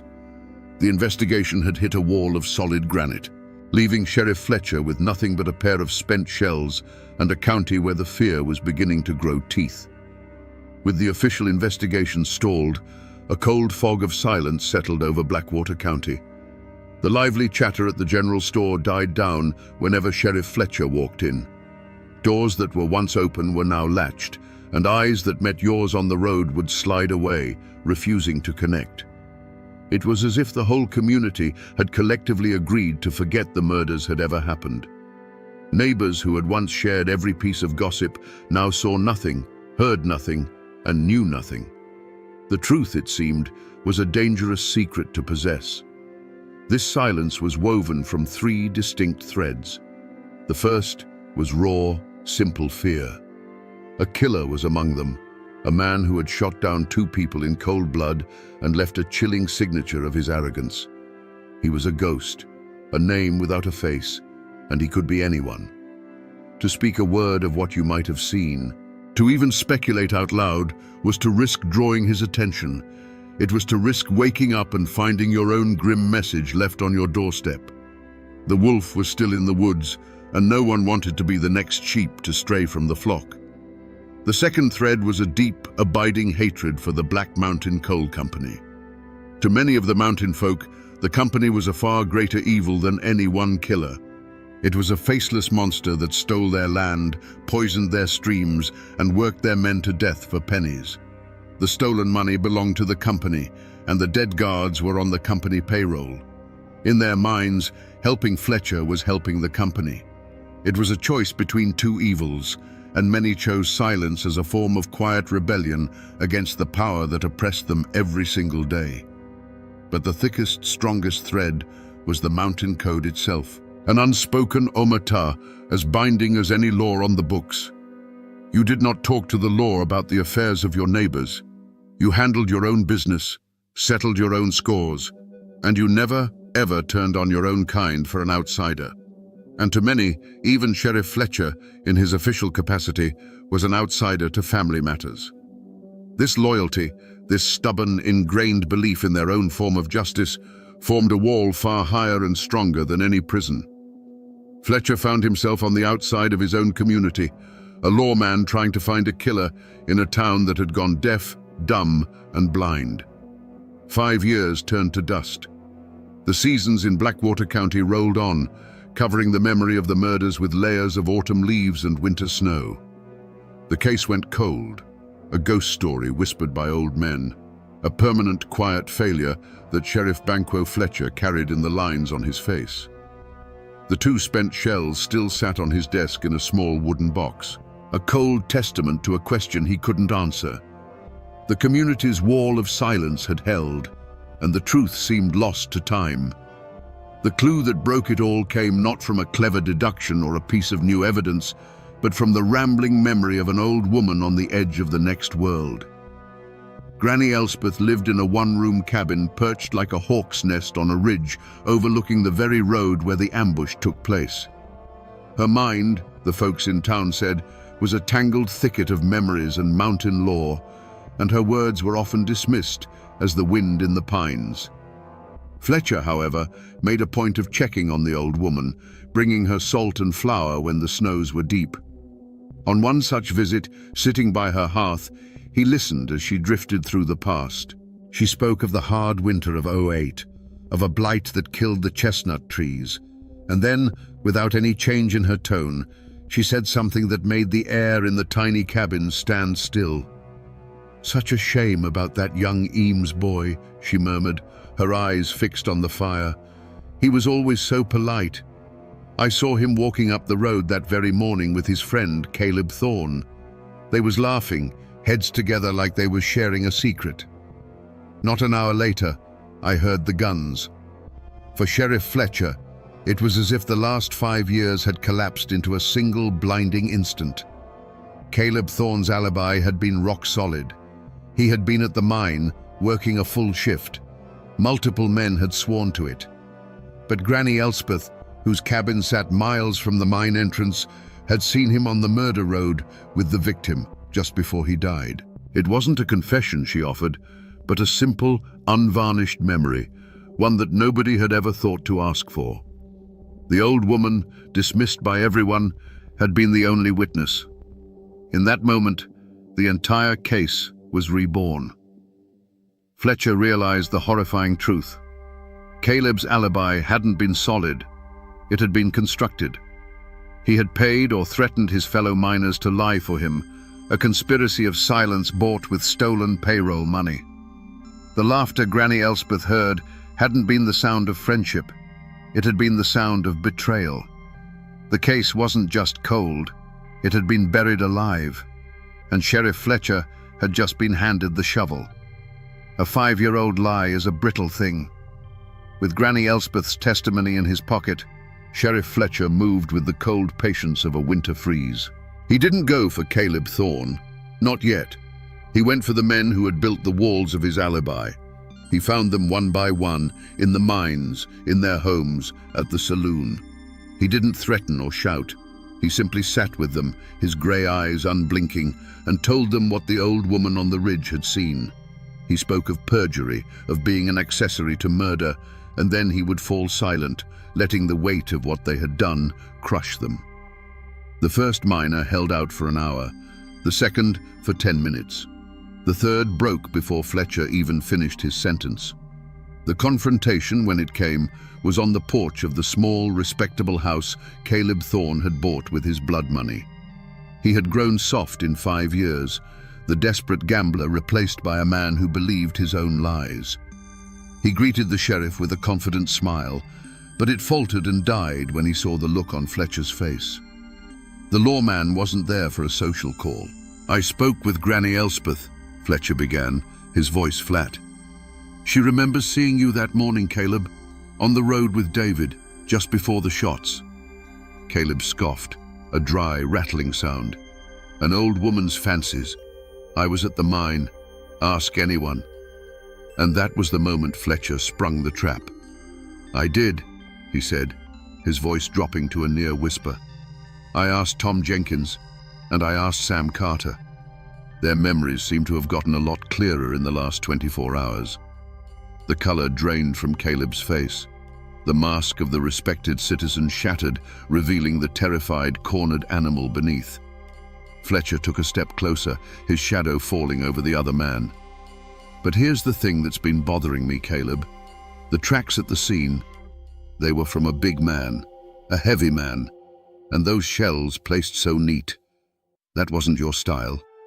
You're a coward. You always were. You didn't have the nerve to pull the trigger." He let the words hang in the air, heavy and cold. "You just led your best friend into the woods to be slaughtered like a hog. You gave the route, the time, everything. And you did it for a man in a city suit, a company man, the one who came down to break the union talk, a big man named Corbin." Fletcher's voice was relentless, each word a hammer blow breaking down the last of Caleb's defenses. "He pulled the trigger, and you collected your 30 pieces of silver. It was all there, the whole sickening truth. It wasn't a crime of passion or a simple robbery born of desperation. It was a cold-blooded business deal. The Black Mountain Coal Company needed an excuse to crush its workers, and Caleb Thorne, drowning in debt, was their willing instrument. He sold out his friend, his community, and his own soul. Caleb didn't confess with words. He simply collapsed, folding in on himself on the porch steps, a hollowed-out man whose guilt was now as plain to see as the mountains against the sky. The ghost finally had a face, and it was the face of a friend. Let us now step back into the shadows of that terrible morning. This is not a story from a court record, but a reconstruction pieced together from a confession, a dying woman's memory, and the cold logic of the crime scene itself. This is how it must have been. The morning air was cool and heavy, with the damp smell of moss and wet earth. David Eames walked up the road with a lightness in his step, laughing at a joke told by the man he trusted most in the world, Caleb Thorne. He was young, and his mind was on his future, not on the deep shadows pooling between the ancient trees. From those shadows, a shape detached itself. A big man in a city coat, his face impassive. This was Corbin, the company enforcer. There was no warning, no shouted demand. David likely didn't even have time to register the man as a threat before the hollow was shattered by a single flat crack that was not thunder. It was a sound that slapped the air and sent the birds scattering from the trees in a frantic, silent explosion. It was not a fight. It was an execution. For David, there would have been a moment of searing confusion, a feeling of the world tilting on its axis, and perhaps, in his last second of sight, he would have seen his best friend's face contorted, not with surprise, but with a terrible, knowing guilt. Thomas Miller, a man who had survived 30 years of rockfalls and dynamite blasts, was a professional. His hand would have instinctively dropped to the pistol on his hip. But he was not a gunfighter, and he was facing a different kind of danger than the mountain had ever offered. A second crack echoed the first, a brutal full stop to the sentence that had just begun. The reins slipped from his calloused hands, and his 50 years of hard-earned life spilled out onto the dirt road he had traveled 1,000 times. The aftermath was a scene of chilling, methodical precision. The big man, Corbin, moved with an unhurried grace. He walked to the mossy rock and deliberately placed the two spent shells side by side, a gesture of pure, contemptuous power. It was his signature on a piece of human wreckage. The sharp tang of gunpowder hung in the air, a profane incense in the cathedral of the woods. Then, from deep in the rhododendron, came a different sound, a wretched, heaving gasp. It was the sound of Caleb Thorne, the Judas, being sick in the bushes, his body finally rebelling against the monstrous thing his greed had unleashed. When they were done, the payroll box was opened, and the money exchanged hands. One man walked away with a clean kill and a broken union. The other stumbled away with a lifetime of guilt and blood on his hands that no amount of money could ever wash clean. After the sound of their departure faded, the woods fell silent again. But it was a new kind of silence. It was heavier, broken, and for a long, long time, the birds did not return to their song. The Blackwater County Courthouse had never seen a trial like it. The wooden benches groaned under the weight of the entire community, a sea of grim, weathered faces. It was a pressure cooker of old grief and new anger. At the defendant's table sat two men who were worlds apart. Caleb Thorne was a ghost, a hollowed-out man who stared at the floorboards as if they held the secrets to his damnation. Beside him, cool and impassive, sat Corbin, the company man. Flanked by lawyers from the city with slicked-back hair and alligator-skin briefcases, he looked not like a man on trial for his life, but like a landowner inspecting a property he was about to foreclose on. The trial became a battle not over facts, but over which world held more truth. The county prosecutor presented a simple, brutal story of betrayal, backed by the tearful, coerced confessions of the miners who had lied for Caleb. He put Granny Elspeth on the stand, her voice frail, but her memory clear as a mountain spring. But Corbin's lawyers were masterful. They painted a picture of a backwards, ignorant community engaged in a conspiracy against the company that fed them. They portrayed Granny Elspeth as a senile old woman, the miners as liars trying to save their own skins, and Caleb Thorne as a desperate man who would say anything to lessen his own sentence. For Caleb Thorne, the verdict was a foregone conclusion. His confession and the testimony of the men he'd paid off sealed his fate. The jury, made up of men he had known his whole life, looked at him not with hatred, but with a profound and weary contempt. They found him guilty of being an accessory to murder in less than an hour. The judge, his voice like cracking stone, sentenced him to life at hard labor in the state penitentiary. Caleb didn't even flinch. He was led away in chains, a man who had already started serving his sentence 5 years earlier in a prison of his own making. But for Corbin, the wheels of justice turned differently. They were greased with company money. His lawyers produced train tickets, hotel registries, and sworn affidavits from businessmen in Knoxville, all placing him 100 miles away on the day of the murders. It was a perfect, ironclad alibi, constructed with the same cold precision as the crime itself. Faced with the contradictory testimony of mountain folk on one side and documented, official-looking proof on the other, the jury was paralyzed by doubt. The word of a dozen miners could not outweigh a single stamped piece of paper from the city. After 2 days of deliberation, they delivered their verdict. For the murder of Thomas Miller and David Eames, the jury found the defendant, Mr. Corbin, not guilty. A wave of stunned silence washed over the courtroom, followed by a low, collective growl of disbelief. Corbin showed no emotion. He simply adjusted his tie, shook his lawyer's hands, and walked out of the courthouse a free man, leaving the people of Blackwater County choking on a brand of justice that felt more like poison. The law had punished the traitor, but the man who pulled the trigger had vanished back into the world of money and power from which he came, as untouchable as a shadow. For the families of Thomas Miller and David Eames, the verdicts brought no peace, only a quiet, permanent ache. The community wrapped its arms around them, but their losses carved out a silence that could never be filled.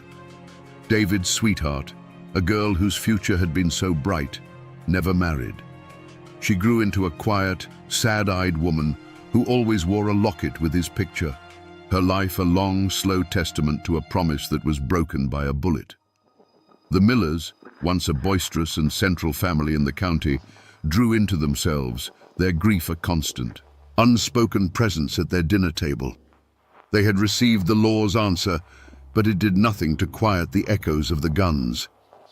Jedediah Schofield, the man who had been tried and convicted in the court of public opinion, was legally a free man, but his reputation never fully recovered. In the Hollers, where memories are long and suspicion is a survival instinct, the stain of the accusation lingered. He was no longer the hot-tempered miner. He was the man they almost hung for the payroll. The whispers followed him, poisoning his relationships and curdling his already bitter spirit. He became a solitary man, his anger at the world turning inward, leaving him isolated by a crime he did not commit. He was a second kind of victim, his life forever altered by the lie that had almost cost him everything. Caleb Thorne's fate was a slow erasure. He was sent to the state prison, a brutal place of rock quarries and sun-baked fields from which few men returned whole. His name in Blackwater County became a curse, a cautionary tale told to children about the evils of greed and betrayal. His family, unable to bear the shame, sold their small plot of land and moved away in the dead of night, their name vanishing from the county records as if they had never existed. Caleb Thorne simply ceased to be a person, becoming a number in a ledger, a ghost haunting the prison walls until he was forgotten by all but one man. And Corbin? He vanished like a wisp of smoke. The Black Mountain Coal Company, its union problem now brutally solved, transferred him out of the state. He left no records, no forwarding address, no trace. He was a phantom, an instrument of corporate will who had done his job and been recalled. For the people of Blackwater County, his acquittal was a bitter lesson in the nature of power. It proved what they had always suspected, that there were two kinds of law in the world. There was their law, the law of the mountains, and there was the company's law, the law of money, which could make a murderer disappear in broad daylight. This case changed Banquo Fletcher. The sight of Corbin walking free carved something deep into his soul. It taught him that the courthouse could deliver a verdict, but not always justice. He grew quieter, more solitary, his methods more relentless. He had seen the law fail, and in that failure he seemed to find a harder resolve. He would deliver his man to the courthouse if he could, but he would deliver justice no matter what. The memory of Corbin's smug, emotionless face would fuel his hunt for every outlaw that followed, a cold fire that would one day lead him to the mouth of the black hole in pursuit of a different killer and a different, darker kind of judgment. If you travel the back roads of Blackwater County today, you can still find the scars left by this story. The old company road is paved now, but the deep cut where the ambush happened remains, a place where the shadows lie a little thicker and the air feels a little colder. In the town square, the old courthouse still stands, its brick facade a silent witness to the flawed justice it once dispensed. But the most tangible remnants lie in the church graveyard, on a hill overlooking the valley. There you will find two simple, weathered stones side by side. One for Thomas Miller, a husband and father. The other for David Eames, a son and brother. Their names, carved in stone, are a permanent record of a debt that was never fully paid. Down by the river, the Black Mountain Coal Company tipple is a skeleton of rust and rot, slowly being devoured by kudzu and time.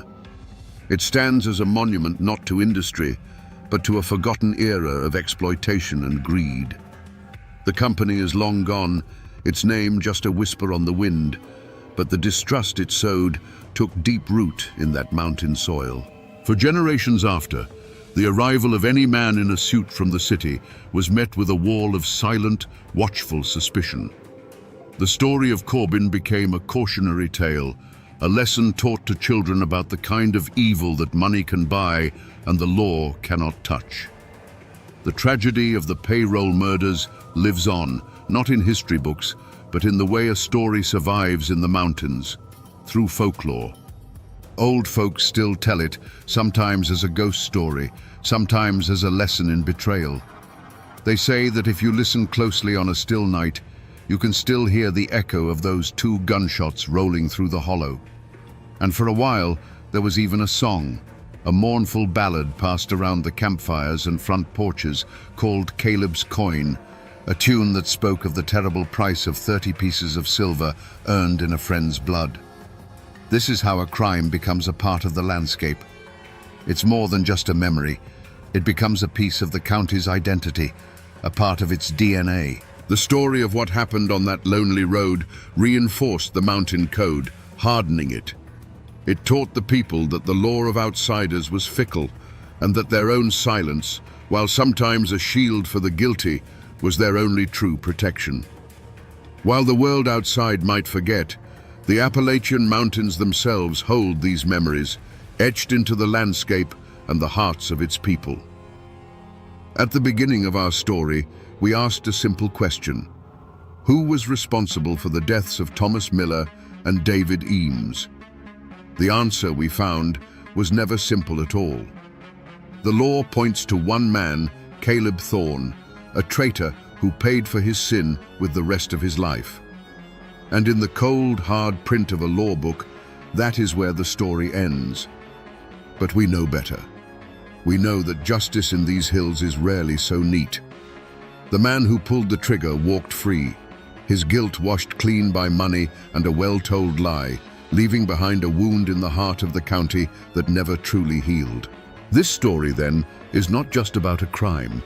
It is about the brutal collision of two worlds, the old world of mountain honor and the new world of corporate greed that saw men not as souls, but as numbers on a ledger. It's a lesson in how a community's silence can hide a monster, but also how the quietest voice, that of a forgotten old woman, can be the one that finally speaks the truth. For Sheriff Banquo Fletcher, it was a crucible. It burned away any naive faith he had in a system and forged in him an unshakable belief in a higher, harder law, the mountain's law, where a man's guilt is not decided by a jury, but by the weight of his own sins. The court records in the state capital will tell you that this case is closed. But here, in the deep hollows where the truth still whispers on the wind, the story is very much alive. It serves as a stark reminder that while the law may have its verdict, the mountains have their memory. And that memory is long and it is unforgiving. And now, my friends, you know the rest of the story, or at least as much of it as the mountains are willing to give up. They say that for 5 days in the late summer of 1921, the hills of West Virginia went to war with themselves. The hollows of Blair Mountain echoed with the thunder of 1,000,000 rounds fired as the largest armed uprising in American history since the Civil War reached its bloody climax. And standing against the tide of 10,000 Union miners was one man, a county sheriff named Don Chaffin. He met them not with a posse, but with a private army, machine gun nests, and even airplanes dropping homemade bombs from the sky. How does a man born and raised in these same mountains come to wage war against his own people? Was he a villain, a corrupt tyrant in the pocket of the coal barons, crushing the common man under his boot? Or was he, in his own mind, the last line of defense for law and order, a king protecting his county from an invading mob? The truth, as it always does in Appalachia, lies buried deep in the shadows between fact and legend. Today, we dig for it. We trace the path that turned a small-town lawman into the absolute ruler of Logan County. Don Chafin was no outsider. He was born in 1887, a son of Logan County, with roots that ran as deep in that rocky soil as any oak tree. The Chaffins were one of the founding families, their name carrying weight long before the first coal tipples scarred the landscape. He grew up breathing mountain air, learning the unwritten laws of the hollows, that loyalty to kin was absolute, that an insult to your name had to be answered, and that the only justice you could truly count on was the one you made for yourself. He was one of them, fluent in the language of both the front porch and the family feud. But the world Chaffin was born into was dying. The old Appalachia of scattered homesteads and fierce independence was being swallowed whole by an industrial giant. King Coal was the new god, and the coal companies were its high priests. They brought jobs, yes, but they also brought a new kind of servitude. They owned the houses the miners lived in, the stores where they bought their food, and the politicians who wrote the laws. Young Don Chaffin saw this firsthand. He saw proud men who once answered to no one, transformed into something less, their lives dictated by the shrill blast of a mine whistle. He began his career as a school teacher, a respected position in any mountain community. For a time, he stood before the children of Logan County, trying to impart lessons from a book. But he quickly learned a more potent lesson himself.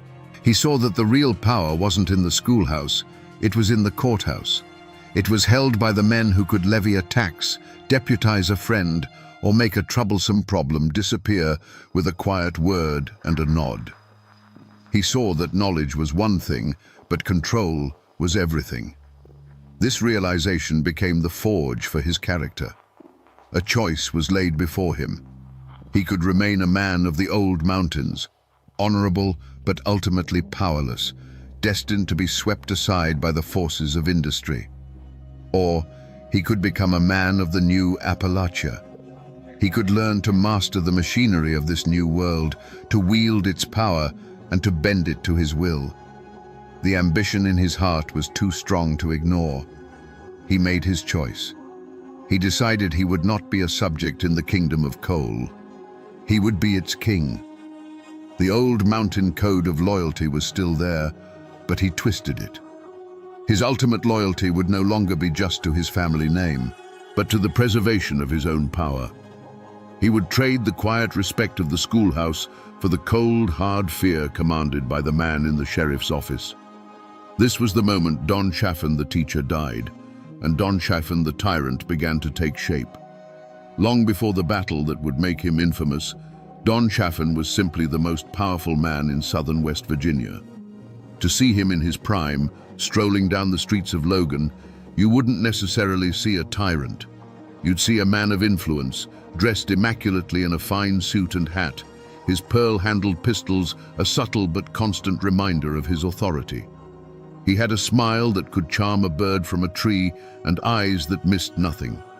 He was the sun around which Logan County orbited, and he held his position not just through force, but through a deep, personal understanding of its people. For those who stayed on his right side, Sheriff Chafin could be a powerful ally. He was the man you went to when you had a problem the law books couldn't solve. A dispute over a property line, a son who'd gotten into a bit of trouble, a family facing hard times, Chaffin could fix it with a word. He cultivated a network of loyalty, a system of patronage where he was the benevolent patriarch, dispensing favors and expecting absolute allegiance in return. In a place where official government was often distant and ineffective, Don Chaffin was the man who got things done. At home, he was a husband and a father. He built a life of comfort and privilege for his family, a world away from the grit and danger of the coal mines that funded it. This, perhaps, was the world he was truly protecting. Not just the abstract profits of the coal operators, but the safety and prosperity of his own kin.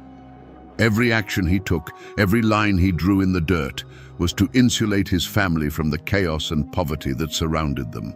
He was building a dynasty on a foundation of coal, and he would let no one threaten it. This was the kingdom Don Chaffan built, a county sealed off from the outside world, running on his rules. It was a place of brutal, enforced order. The coal trains ran on time, the company payrolls were met, and the union agitators were kept on the other side of the county line. To the coal barons in their distant city offices, it was a perfect model of efficiency. To the miners who kept their heads down and did their work, it was a life, a hard life, but a predictable one. Don Chaffan ensured that predictability, and in the turbulent world of the coal fields, that was a powerful commodity. But every king has a weakness, and Don Chaffan's was a profound and blinding one. He could not tolerate a single challenge to his authority. It wasn't just pride, and it was more than mere stubbornness. It was a fundamental belief that Logan County was a direct extension of his own will. In his mind, he had built an orderly kingdom from the chaos of the mountains, and any voice of dissent was not just a disagreement, it was an act of treason. He saw the world in absolutes.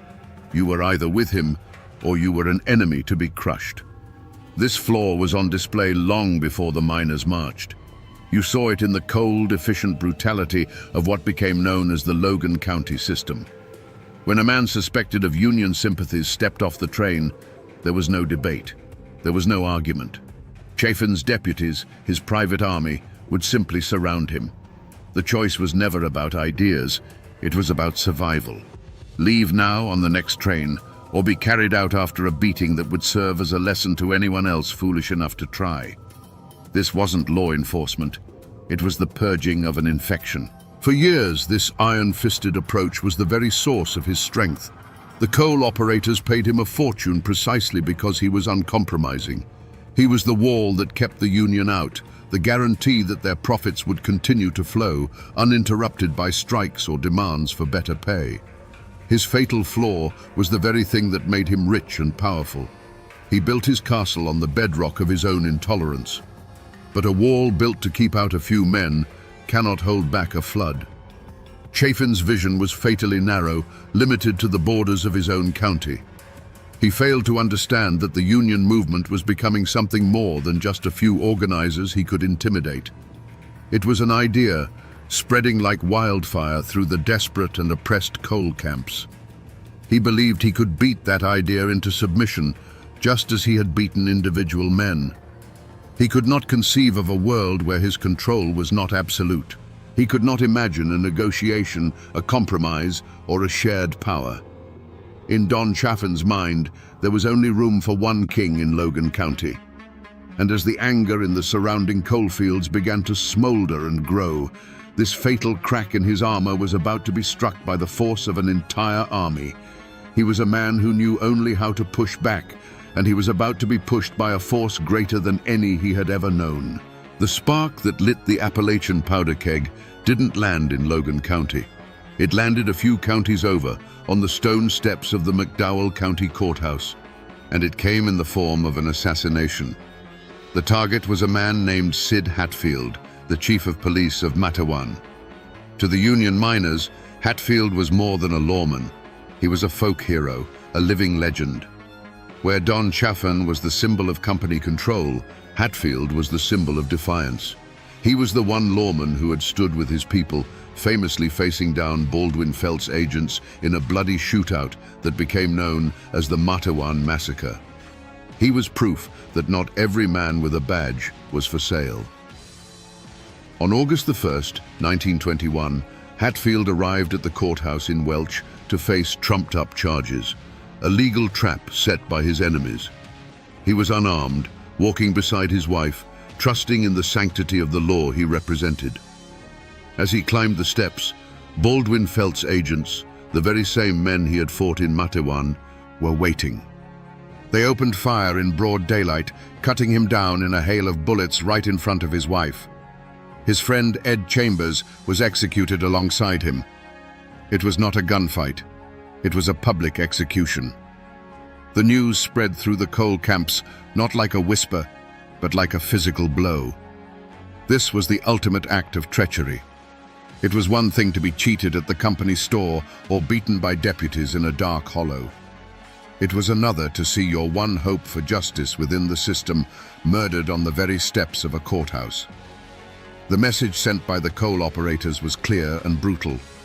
There is no law for you here. There is no protection. We can kill your heroes in the open, and nothing will be done. For Don Chaffin, this act was happening in another county, perpetrated by men not directly on his payroll. But in the hearts and minds of the miners, it was all part of the same corrupt, violent machine of which he was the master architect. Their rage, their grief, and their years of simmering desperation finally crystallized into a single, unifying purpose. The system had declared war on them, so they would declare war on the system. And the symbol of that system, its beating heart and its iron fist, was Sheriff Don Chaffin. This was the unforgivable affront. The miners began to gather, not for a strike, but for a crusade. They tied red bandanas around their necks, a symbol of their solidarity that would give them the name Rednecks. They cleaned their rifles, gathered their ammunition, and began to march south. Their goal was no longer just to unionize a county. It was to avenge a martyr, to tear down a kingdom, and to bring their own form of justice to the man who represented everything they hated. The fuse was lit, and it was burning straight for Logan County. As the news of the marching army reached Logan, the state capital of Charleston descended into a panic. Governor Ephraim Morgan, a man caught between the immense power of the coal industry and the terrifying prospect of a civil war, pleaded for calm. He sent telegrams, issued proclamations, and dispatched the state police, but it was like trying to stop a flood with a handful of sand. He knew that the only two men who could truly stop this were the leaders of the Miners' March and the sheriff of Logan County. Federal mediators were sent, including the decorated General Billy Mitchell. They met with the miners' leaders who, for all their rage, laid out their terms. They wanted the violence to end. They wanted the right to join a union without being beaten or killed. They wanted the Logan County system dismantled. They were willing to talk, but they would not turn back until their basic rights as American citizens were guaranteed. The government, it seemed, was trying to find a way out, a path that didn't lead over the top of Blair Mountain. But for Don Chaffin, there was nothing to discuss. From his command post in Logan, he watched the situation not as a political crisis, but as a military operation. To him, the 10,000 approaching men were not desperate workers seeking justice. They were an invading army, a horde of Bolsheviks and insurrectionists bent on destroying his county. The governor's pleas for negotiation were, in his eyes, signs of weakness. You don't negotiate with a mob, you break it. While others talked of peace, Chaffin prepared for war. The coal operators opened their coffers, and Chaffin spent the money with deadly efficiency. He put out the call, and his army of deputies swelled from hundreds to nearly 3,000. Gun thugs, mercenaries, and strikebreakers poured into Logan, men who were paid to shoot, not to talk. Rifles and machine guns, purchased by the ton, were trucked in and distributed. The phone lines between Logan and the coal company offices hummed with logistics, not diplomacy. He rejected every attempt at de-escalation. When state officials suggested he allow a small, peaceful delegation of miners to enter Logan to present their grievances, he refused. When federal mediators proposed a ceasefire and a cooling-off period, he ignored them. His response was to send his men into the hills. He directed them to dig trenches, set up machine gun nests, and turn the 10-mile ridge of Blair Mountain into a fortress. Every shovel of dirt thrown, every strand of barbed wire unspooled was Don Chaffin's answer to the calls for peace. He was making his stand, not just for the coal companies, but for his own absolute, unquestioned rule. He had locked and bolted every door that led to compromise, leaving only one path open, the path of violence. The wires between Logan County and Washington, D.C. were humming. President Warren G. Harding, seeing a domestic war about to explode, made one last desperate attempt to pull the combatants back from the brink. He sent a direct message, a final ultimatum, not just to the marching miners, but to Don Chafin himself. The offer was clear. The miners had agreed to halt their advance if, and only if, Chafin's private army was disarmed and disbanded. Federal troops would be sent in, not to fight the miners, but to act as a neutral peacekeeping force. It was a clear off-ramp, a path away from the abyss, laid at his feet by the President of the United States. Imagine Don Chafin in his office, the telegram in his hand. The air is thick with the smell of gun oil and nervous sweat. Outside, the town of Logan is an armed camp, his men preparing for the fight of their lives. For a moment, he must have weighed his options. On one side was the full might of the federal government, a power that could crush him without a second thought. Accepting the deal would mean survival. He would lose his private army, yes, and his absolute power would be broken, but he would live. He would see his family again. The war would be over before a shot was fired. But then he would have considered the other side of the coin. To stand down now would be to surrender. It would mean that the threats and the rage of the Union men had succeeded. It would be a public admission that his authority, the very foundation of his identity, had limits. The image of federal troops policing his county while the men who had marched to hang him were allowed to walk free must have been a vision of pure humiliation. It was a direct challenge to his fatal flaw, his belief in his own absolute control. He stood at the final crossroads. One path led to a diminished future, the other led over Blair Mountain. He looked at the telegram, the last chance for peace, a direct order from his president. Then he looked at the map on his wall, at the red pins marking his machine gun emplacements along the ridge. He made his choice. He set the telegram aside. He picked up his telephone and gave an order not to stand down, but to double the patrols at the key mountain passes. He told his commanders that the line had been drawn and that any man wearing a red bandana who tried to cross it was to be met with overwhelming force. The last bridge to peace was burned. In that moment, Don Chafin ceased to be a sheriff defending his county. He became a king choosing war over the surrender of his crown. The first report came over a crackling field telephone line, a scout's frantic voice confirming the miners' advance on the Crooked Creek Pass. Don Chafin took the call, his face betraying no emotion. He put the receiver down, walked to the porch of his command post, and looked towards the green, silent ridge. He gave a single nod to his waiting runner. That nod traveled down the line, from man to man, until it reached the machine gun nest, hidden in a stand of timber. A moment later, the mountain spoke for the first time. It was a sound like a giant tearing a sheet of iron in half, a sound that rolled down the hollows and announced that all negotiations were finished. From his vantage point, the battle was not a scene of chaos, but a grim and terrible piece of machinery that he had designed. He spent his days with maps and binoculars, a general directing his forces. He didn't see individual men fighting for their lives. He saw patterns, movements, and objectives. Through his field glasses, he would watch a line of men attempt to advance through a thicket of trees on a distant slope. He would pick up his telephone, speak a few calm words directing fire to that coordinate, and moments later, the advance would simply cease. The patterns would break, dissolve back into the forest, and the hillside would grow still again. The steady, mechanical rhythm of his machine gun nests became the heartbeat of the battle. It was a cold, efficient, and impersonal sound. Each burst was an argument being made, a final answer to the miners' demands. For 5 days, that sound was relentless. The world shrank to the borders of Blair Mountain. The sun rose and set on the constant thunder of gunfire. Chafin barely slept, fueled by coffee and the cold adrenaline of a man watching his life's work hang in the balance. On the third day, he unleashed his most terrifying weapon. An unfamiliar sound began to drift over the mountains, the low drone of an airplane engine. From the miners' perspective, it was a horror they could have never imagined. Chaffin's private air force, a pair of rickety biplanes, began making passes over their lines. The explosions in the trees below were often small, the homemade bombs crude and inaccurate, but their purpose was more psychological than physical.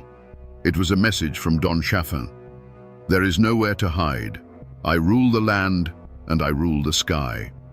He authorized the use of everything at his disposal.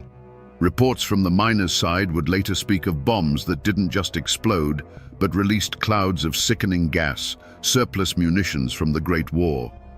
Chaffin had brought the industrial slaughter of the European trenches to the hills of Appalachia. He was not just defending his county, he was attempting to annihilate the will of his enemy. The battle raged on, a brutal war of attrition. An estimated 1 million rounds were fired. The mountain itself seemed to groan under the assault, its trees shredded, its soil soaked in the conflict. Chaffin's fortress held. His lines did not break.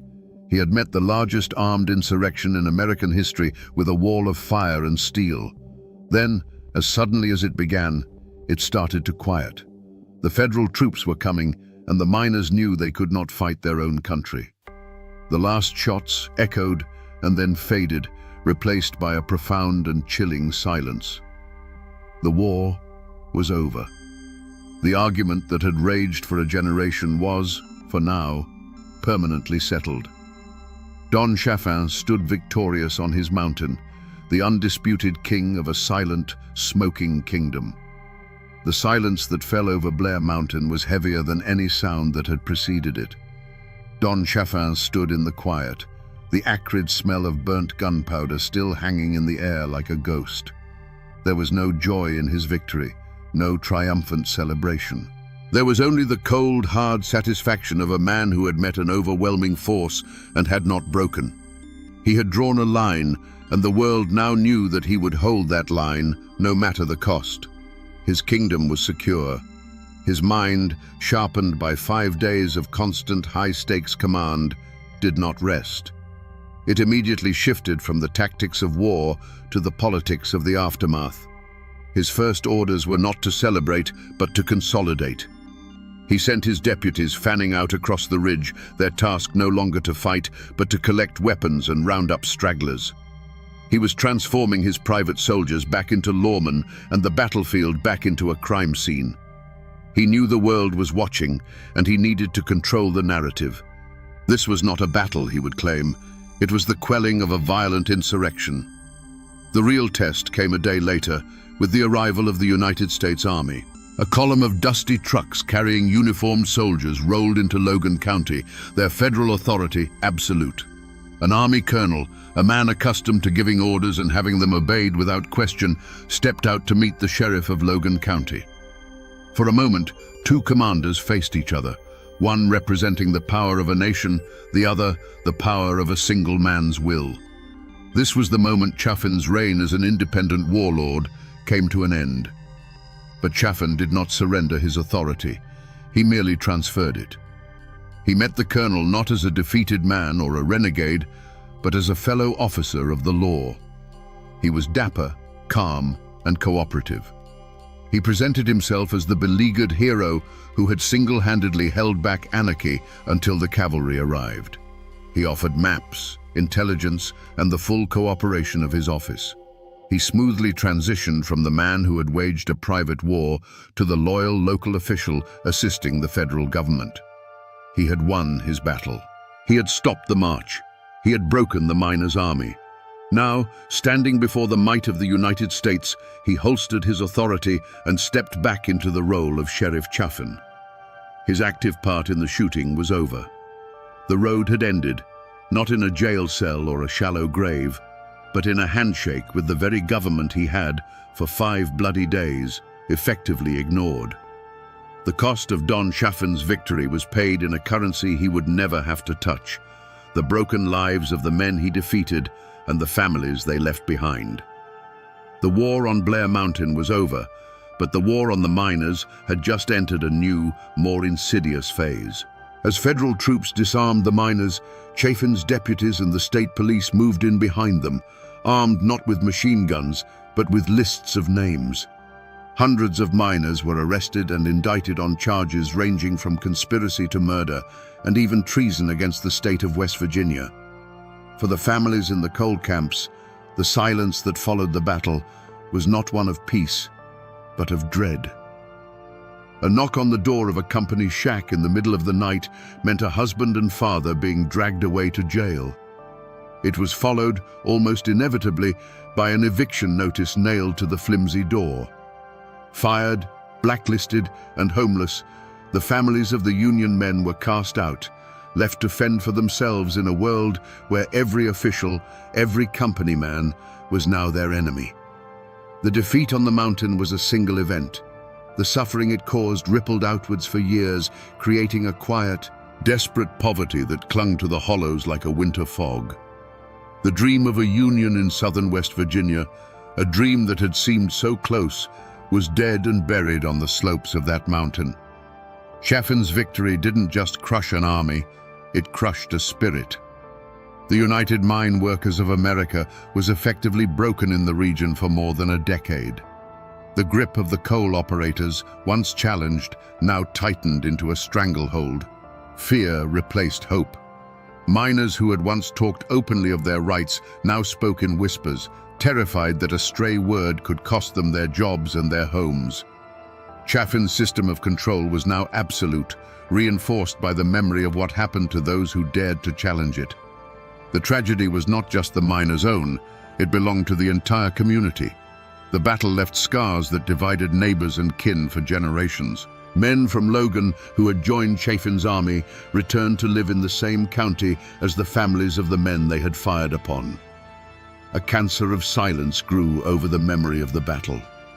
It was too painful, too divisive to talk about. Don Chaffin had not just defended Logan County, he had plunged it and the surrounding region into a long, dark winter of fear and submission, leaving behind a wreckage of lives that would take a generation to clear. With the shooting over, the war moved from the mountainside to the courtroom.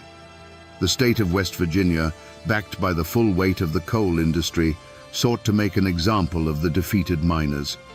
Hundreds were charged, but for the leaders, the state chose a charge so severe it was almost medieval: treason.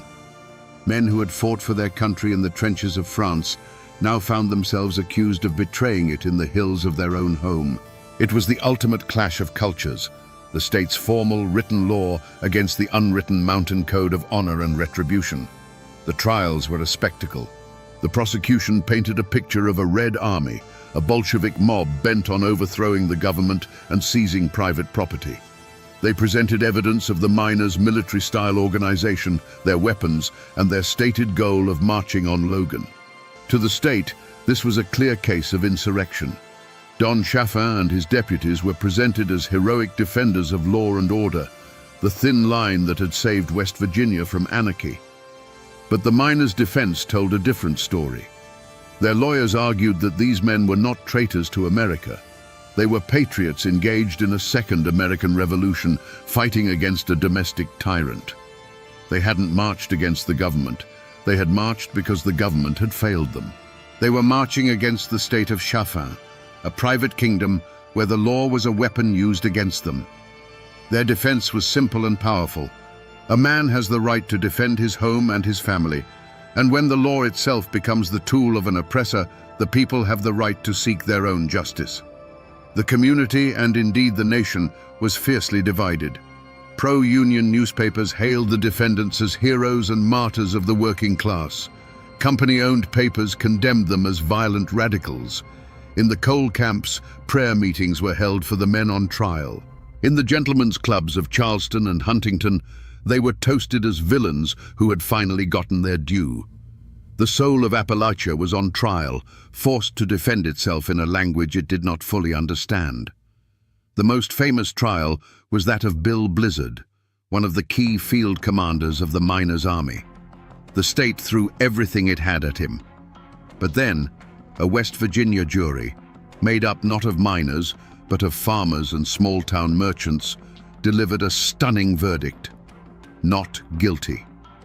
They had listened to the stories of the company guards, the low pay, the beatings, and the assassination of Sid Hatfield, and they could not bring themselves to call this man a traitor. While many other miners would be convicted on lesser charges, the treason trials collapsed. Was justice served? In a narrow legal sense, a jury had acknowledged the miners' grievances. But in the wider world, nothing had changed. The Logan County system remained intact. The Union was shattered. Don Chaffin was still sheriff. The law had rendered a verdict on the battle, but it had remained silent on the long, brutal war that had caused it. True justice, it seemed, was still a luxury the miners of West Virginia could not afford. The army that marched on Logan County did not simply go home. Its leaders were tied up in court for years. Its members were scattered, blacklisted, and broken. The United Mine Workers of America, the great boogeyman that Don Chaffin had waged a war against, was effectively banished from the southern coalfields. In the immediate aftermath, it seemed Chaffin's victory was absolute. The entity that had provoked him into his dramatic stand was, for all intents and purposes, dead. The Union was a ghost, its name only spoken in hushed and fearful whispers in the dark corners of the coal camps. But you can defeat an army of men. It's much harder to kill an idea. The Battle of Blair Mountain, for all the miners' losses, had been a national spectacle. Newspapers across the country had told the story of the private army, the machine gun nests, and the airplanes bombing American citizens on their own soil. The brutal reality of the West Virginia coalfields was laid bare for all to see. Chaffin had won the fight, but in doing so, he had exposed the sickness of the system he was defending. The miners had lost the battle, but they had won the argument in the court of public opinion. The seeds planted on Blair Mountain took a decade to grow, but they grew in the dark. The Great Depression and the election of Franklin D. Roosevelt changed everything. With the passage of the National Industrial Recovery Act and later the Wagner Act, the federal government did what 10,000 rifles could not. It guaranteed the right of every American worker to organize and bargain collectively. The very thing the miners had fought and died for was now the law of the land. In the mid-1930s, the UMWA organizers returned to southern West Virginia. This time, they came not as an invading army, but with the full backing of federal law. They walked into Logan County, the heart of Don Chaffin's old kingdom, and signed up thousands of miners without a single shot being fired. The Logan County system was finally broken, not by force of arms, but by a simple change in the law. The miners' cause, the great antagonist that had risen against Chaffin, had ultimately triumphed. He had won the battle, but history was already siding with the men he had beaten. Don Chaffin had won his war, but he couldn't outrun the changing world. You see, for all his power in West Virginia, he was still just a county sheriff in the eyes of the federal government. His downfall came not from a bullet from a miner's rifle, but from a federal indictment. In 1924, he was convicted of violating prohibition laws, a charge almost laughable in its simplicity compared to the private war he had waged. The man who had commanded an army was brought low by the business of moonshine. He served nearly 2 years in a federal penitentiary. When he returned to Logan, the world he had ruled was gone. His aura of invincibility, once as solid as the mountains themselves, had been shattered. He was no longer the untouchable king. He was a convicted felon, a man who had been humbled by an outside power. He found that the fear he had once commanded had been replaced by something quieter, and the loyalties he had built were shifting sands. He quietly moved his family to Huntington, trading his role as a county warlord for the quiet life of a hotel manager. The king had been dethroned, not by a rival, but by the slow, grinding gears of time and federal law. For his family, the name Chaffin would forever be a complicated inheritance, It was a name of power and prominence, a name that opened doors in southern West Virginia. But it was also a name stained with blood and controversy, a name that was whispered with a mixture of fear and resentment. His descendants would not escape the shadow of Blair Mountain. It became a part of their identity, a legacy they had to navigate, a story they had to either defend or distance themselves from. The name was both a pillar and a tombstone. In the hollows and coal camps of Logan County, the healing was a slow and silent process. The community did not rebuild by confronting the past. It rebuilt by burying it. For decades, the Battle of Blair Mountain was not spoken of. It was a wound too deep, too personal to touch. Fathers who had fought on opposite sides of the ridge raised their children in the same towns, a fragile peace maintained by a collective, unspoken agreement to forget. A blanket of silence fell over the memory of the war, and under that blanket, the resentment and trauma festered. The power dynamic in the mountains had been permanently altered. The era when a single sheriff, funded by private industry, could raise an army and operate as an absolute monarch was over. Chaffin's fall created a vacuum that was filled not by another strongman, but by the slow, creeping influence of the state and federal government.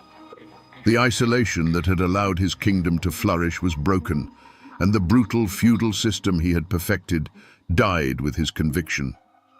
If you go to Blair Mountain today, you won't find any grand monuments. For the better part of a century, the mountain kept its secrets. The trenches filled with leaves, the shell casings were swallowed by the earth, and the story was buried under a deliberate silence. Then, in the 21st century, a new war for Blair Mountain began. Not with rifles, but with lawsuits and bulldozers, as coal companies sought to strip mine the historic battlefield, to literally erase the history from the landscape. Preservationists and descendants of the miners fought back, a struggle that continues to this day. The ghosts of 1921 are still fighting for their ground. And what of the name Don Chaffin? In Logan County, it is still spoken with a complicated mix of awe and revulsion. To some, he remains the strong man who brought order, the only one tough enough to tame a lawless land.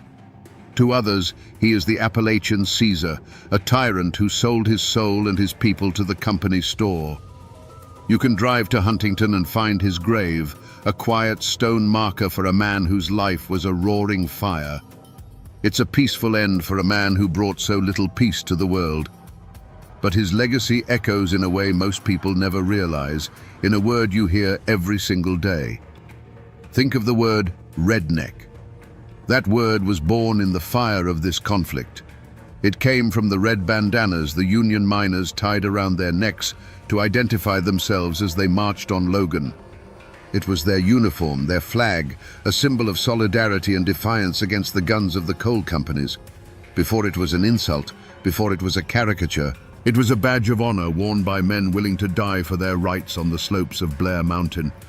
So the ghost of Don Chaffin still walks these hills, but it's not a man in a fine suit with pearl-handled pistols. It's a question. It's the question of how much power is too much, of where the line is between lawman and king, between order and tyranny. His name is a reminder, etched into the very soul of these mountains, that while men die and battles end, the struggle for justice is never truly over. So we come back to the question we asked at the very beginning. Was Don Chaffin a hero or a villain? The easy answer is to call him a monster, a corrupt tyrant paid to crush the common man. And he was certainly that. But the more unsettling truth is that he was the perfect, brutal instrument of his time and place. He was a product of a lawless system that demanded a strong man, and he played the part better than anyone. He was a king who ruled a county as his personal property, and like any king, he saw a rebellion not as a plea for justice, but as an act of war against his very person. In the end, this is a story about how a man's greatest strength can become the engine of his own tragedy. Chaffin's unbending will, the very quality that made him the undisputed master of Logan County, was the same quality that made compromise impossible and bloodshed inevitable. He was a man who could command an army, but could not comprehend a changing world. He won his battle on Blair Mountain so completely that he ultimately lost the war against history itself, a feudal lord swallowed by the tide of the 20th century. The law eventually caught up to him, but his true judgment was delivered by time. He died a relic, a dethroned king living out his days while the Union flag flew freely over the very mines he had once sworn to protect with blood and fire. His story serves as a dark and powerful lesson from the heart of these mountains, that a man who seeks absolute control will one day be confronted by an absolute truth, that no kingdom and no king lasts forever. And that, my friends, is the ballad of Don Chaffin, a man who believed in the law so long as he was the one writing it. Imagine this. An old woman sits on her porch in the misty mountains, her voice thin but clear. The tune she sings is simple, almost a lullaby. But the words tell of a jealous lover, a flash of steel, and a shallow grave by the river. This isn't just a song, it's a coroner's report. It's a witness statement from a ghost. Now imagine realizing that the hills around you are filled with these musical affidavits, detailing every kind of human tragedy imaginable. What if the darkest secrets of a region weren't written in dusty court records, but were hidden in plain sight, carried on a mournful melody? And who was the strange, suit-wearing lawyer who dared to venture into those isolated hollows to collect them? Today, we follow the man who became a detective of the past, using a banjo instead of a magnifying glass to uncover the bloody sagas the mountains tried to forget. Before we follow the man in the suit, we must first understand the world he was trying to save. In the early 1900s, the Appalachian Mountains were a nation unto themselves, a place where time flowed like creek water, slowly and in its own channel. The true victims of this story weren't just the people in the ballads, it was the memory of them, a living history held together by the frailest of threads, the human voice. This was a world built on self-reliance, where your closest neighbor might be a 2-hour walk over a ridge, and the law was often a distant, abstract idea. The keepers of these stories were not scholars or poets. They were farmers whose hands were stained with the same soil that would one day cover them. They were mothers who sang murder ballads to their children like lullabies, not to frighten them, but to teach them about the very real dangers of the world. Their lives were a cycle of hardship and small joys, marked by the seasons, the birth of a child, or the death of a neighbor. Their dreams were not of fame or fortune, but of a good harvest, healthy livestock, and a winter with enough firewood to keep the cold at bay. The mountains themselves were a living character in every story. They were a fortress that protected this unique culture, but also a prison that bred isolation and suspicion. A foggy hollow could hide a moonshine still, a family feud, or a fresh grave with equal ease. The deep woods and winding trails that were a source of life and sustenance could also swallow a person whole, leaving behind nothing but a whispered story. Justice here was often personal, and consequences were swift and final. These ballads, then, were more than just entertainment for long winter nights. They were the community's collective memory, its legal code, and its moral compass. A song about a betrayed lover was a stark warning. A ballad recounting a feud served as a map of bad blood, reminding each new generation who their friends were and who they could never trust. To lose these songs would be like a town losing its courthouse records, its newspaper archives, and its gravestones all at once. But even in this isolated world, shadows were beginning to gather. The first crackle of the radio was starting to echo through the hollows, bringing with it new songs from faraway cities. Young folks were hearing tales of a different life, a world of electricity and automobiles, and some were beginning to see the old ways as a burden. An entire library of ghosts, a complete history of human passion, violence, and sorrow, was at risk of fading into an unspoken silence, and only a very few seemed to notice. When Bascom Lamar Lunsford arrived in a remote hollow, he was stepping into a unique kind of crime scene, one where the evidence was not bloodstains or broken furniture, but fading memories and fractured melodies. The first sign that something was wrong was often the silence. He would visit a family known for its music, only to find the younger generation knew the latest radio hit, but not the half-forgotten ballad their own grandfather used to sing about a local tragedy. The air was thick with an unnatural quiet, the sound of a culture slowly losing its voice. The clues he found were scattered and cryptic. In one cabin, he might collect a single haunting verse of the Omi Wise saga, a piece of the story preserved like a shard of bone. Miles away, over another ridge, he might hear the same melody, but attached to a different set of words, the names changed to protect a long-dead ancestor. He would find specific, tangible details embedded in the lyrics, the mention of the Yadkin River, or a landmark like Adams Falls, clues that felt as real and specific as a footprint left at the scene of a crime. These weren't just random stories, they were anchored to the very soil beneath his feet. Yet this evidence only deepened the mystery. The scene spoke of chaos and the ravages of time. For every fact a song seemed to preserve, it offered 10 contradictions. Was Tom Dula a heartless killer, or a handsome fool manipulated by a jealous woman? The ballads Lunsford collected painted him as both, sometimes in the very same version. The trail of truth was overgrown with decades of gossip, family pride, and the simple, inevitable erosion of memory. The mountains held the secrets, but they offered no easy answers. Lunsford quickly realized his task was far more complex than simple recording. He was an archaeologist of sorrow, trying to reconstruct a complete skeleton from a handful of scattered, mismatched bones. Every person he spoke to was a witness, but their testimony was shaped by who told them the story and why. The wilderness he was navigating wasn't just the dense laurel thickets and steep ravines of the Blue Ridge, but the tangled, treacherous landscape of human memory itself, and it was filled with a multitude of unsettling questions. The first and most powerful suspect in the slow murder of these mountain sagas was the community itself. Lunsford quickly discovered that the greatest threat to a story was often the pain it carried. These weren't tales of distant kings and queens, they were raw, open wounds in the local memory. To sing about a young woman drowned in a river was to remember the real girl whose family still lived just down the creek. The songs were a constant reminder of a neighbor's betrayal, an ancestor's shame, or a violence that had torn families apart. Forgetting was not an accident. It was a choice, a form of self-preservation. The motive was a deep and understandable desire to bury the past.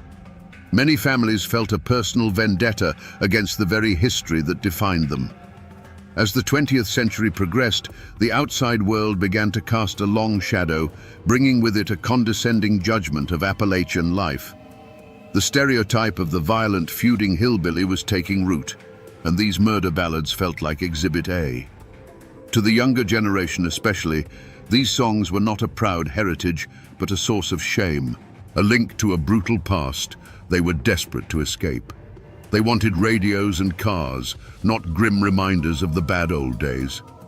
The evidence of this quiet conspiracy was everywhere Lunsford looked. He'd approach an old man known to be a master fiddler and ask about a specific feud ballad, only to be met with a stony silence and the curt reply, "We don't trouble with that one no more." Parents actively stopped teaching the darkest songs to their children, preferring to pass on church hymns or the cheerful, impersonal tunes coming over the airwaves. This wasn't just forgetfulness, it was a deliberate act of cultural pruning, cutting away the painful branches of their own family trees. The community was turning on its own memories, hoping that silence would finally bring peace to the ghosts that haunted their hollows. If shame was driving the old songs into the shadows, a more seductive threat was beginning to change them in the open. The second suspect was someone no one wanted to point a finger at, the most gifted and ambitious musicians themselves. These were the keepers of the flame, the high priests of the tradition, the very people Lunsford sought out as his most valuable sources. Their betrayal wasn't one of malice, but of temptation, a quiet corruption that came from within the circle of trust. The secret motive was the dazzling promise of the modern world, delivered on a spinning shellac disc. In the 1920s, talent scouts from record labels like Victor and OK began venturing into the mountains. They weren't looking for historical documents. They were hunting for hits. They offered cash money, a life-changing sum for a family living on the edge of poverty, for a 3-minute recording. Suddenly, a song wasn't just a piece of heritage.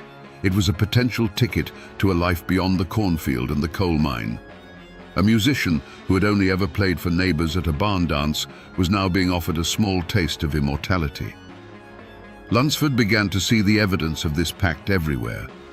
A long, grim ballad he had collected in its pure form from an elderly woman would reappear on a commercial record, but it would be different. The 15-verse saga of a bloody feud, with all its specific names and local details, was trimmed to a tidy 3 minutes. The killer's chilling, remorseless confession was replaced with a more palatable, moralizing chorus. The very soul of the story, its raw, uncomfortable truth, was being sanitized for sale.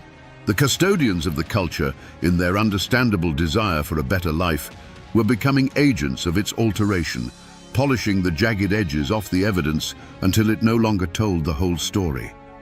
But the most dangerous intruder didn't carry a gun or a land deed. It arrived in a polished wooden box and spoke with 1,000 voices from a world away. The third suspect was a vast, impersonal, and relentless force, the rise of national mass media spearheaded by the radio. This was an entity with no face and no name, an invisible invader that could slip through the cracks of the tightest-knit community and whisper its promises directly into the heart of the home. Its motive was not malicious. It was something far more powerful: commerce. The radio wasn't interested in preserving the grim history of a specific mountain county. Its purpose was to create a single, unified American culture, one that bought the same soap, drove the same cars, and listened to the same songs. The old ballads, with their dark themes, rough edges, and hyper-local references, were an obstacle to this new, streamlined world. They were static in the signal of progress, a relic that didn't fit into a tidy, half-hour sponsored program. The presence of this threat created a quiet, creeping sense of cultural anxiety. The ancient art of storytelling, of passing a song from one generation to the next on a cold winter's night, was suddenly in competition with professional comedians and crooners from Nashville and New York. The local fiddler, a hero in his community for decades, now sounded amateurish compared to the polished bands broadcasting from the Grand Ole Opry. This external force didn't need to threaten or intimidate. Its very existence was a judgment. It carried an air of quiet menace, not with violence, but with the subtle, corrosive suggestion that the old ways were no longer good enough. In the beginning, Bascom Lamar Lunsford approached his collection like the lawyer he was, with a methodical belief that for every crime there was a single, definitive truth. He ventured into the mountains not just as a collector, but as an investigator, certain that he could track down the one pure version of each ballad, the original testimony that had been passed down unaltered through the generations. He believed that somewhere, in the most remote cabin, held in the memory of the oldest living soul, was the definitive, uncorrupted story of what truly happened to Laura Foster. He pursued this phantom through the rugged wilderness of human memory. He would meticulously record what he believed was the final word on the Tom Dula saga from a farmer in Wilkes County, only to travel 20 miles over the next ridge and hear a contradictory version from the man's own cousin. One song painted Tom as a romantic fool, another as a heartless killer. Ann Melton was a jealous accomplice in one holler and an innocent victim of rumor in the next. Every promising lead, every witness who claimed to have the real story from their great-grandmother, only led to another dead end, another fork in the trail. The single solid truth he sought was a red herring. He also assumed that the most celebrated local musicians, the prize-winning fiddlers and banjo pickers, would be the most reliable keepers of the ancient songs. He followed the sound of their music to barn dances and town squares, hoping to find the mother lode. But this trail, too, quickly went cold. He discovered that these were often the very people who had already been compromised. They were the first to be tempted by the record companies, the quickest to alter a 15-verse ballad into a catchy 3-minute tune. Their brilliant playing was often a cover for a story that had been stripped of its soul. The frustration for Lunsford must have been immense. The logical, orderly processes that worked in a courtroom were useless here. The evidence was alive, constantly changing with every telling. His investigation was yielding not clarity, but a growing, maddening fog. In the communities, his relentless probing questions began to stir a quiet unease.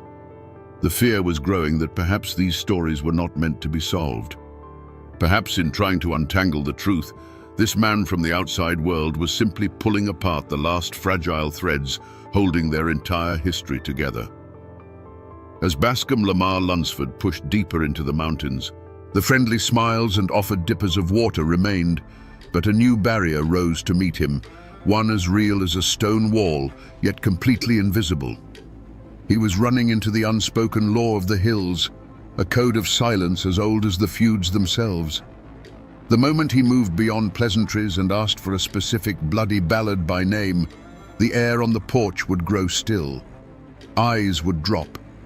The answer was almost always the same. A slow shake of the head and a quiet mumble of, "Don't rightly recall that one," or the even more final, "We let that story die with the old folks." The reasons for this omerta were buried deep in the soil of the community. These songs were not abstract folklore, they were active social documents. To sing the ballad of the Allen Griffin feud in front of an Allen was more than rude. It was a hostile act, a dredging up of bad blood that generations had worked to bury. The names in the verses were not characters in a fable, they were the names on the weathered tombstones in the churchyard just up the hill. Lunsford quickly learned he wasn't just asking for a song, he was asking a man to testify against his neighbor's great-grandfather, and that was a line no one was willing to cross for a stranger. There was also a deep and abiding suspicion of any outsider asking too many questions. Who was this man in a starched collar, writing down their tragedies in his little notebook?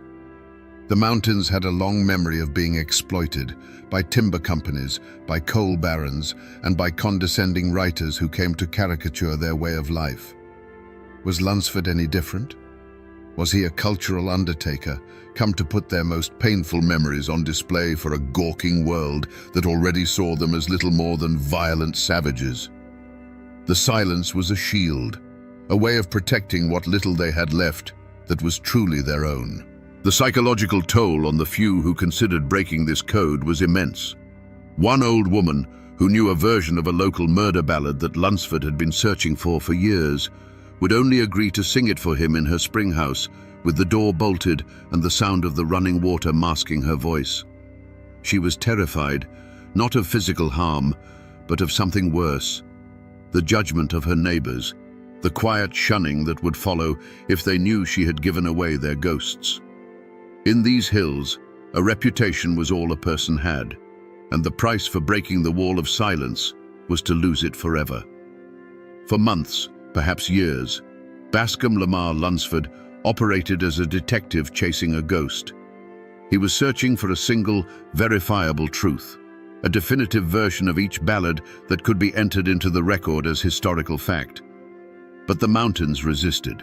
The contradictions piled up, the silence grew deeper, and the logical mind of the lawyer was nearing a point of despair. He had a collection of beautiful broken fragments, but the complete, unassailable story he sought remained as elusive as smoke. The trail, it seemed, had finally gone cold. The turning point came not with a dramatic deathbed confession, but in a moment of quiet frustration.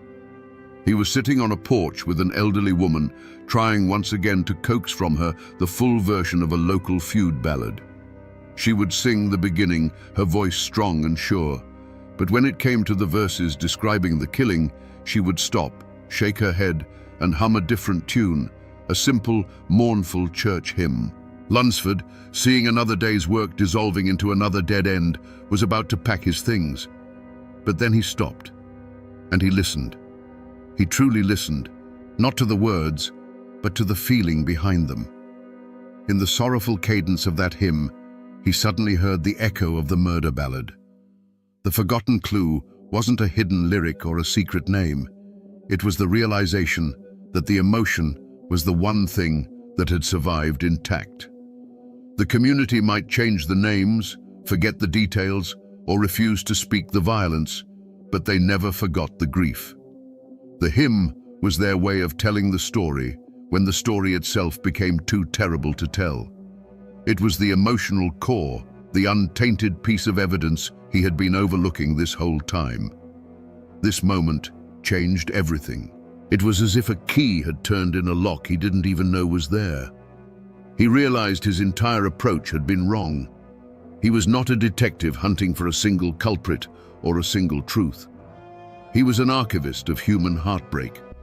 The contradictions and variations weren't flaws in the evidence. They were the evidence. They showed how a community grappled with, processed, and tried to heal from a trauma over generations. A renewed urgency surged through him. He had to collect it all, every fractured verse, every sanitized radio version, every mournful hymn that carried the ghost of the original tragedy. The real story wasn't in any single song. It was in the sum of all of them. With this new understanding, Bascom Lamar Lunsford stood like a prosecutor ready to deliver his closing argument. But in the spectral courtroom of his mind, the witness stand was empty, and the jury box was filled with ghosts. He had spent years searching for a single villain responsible for the slow death of the mountain sagas. He had cross-examined shame, ambition, and the relentless march of progress.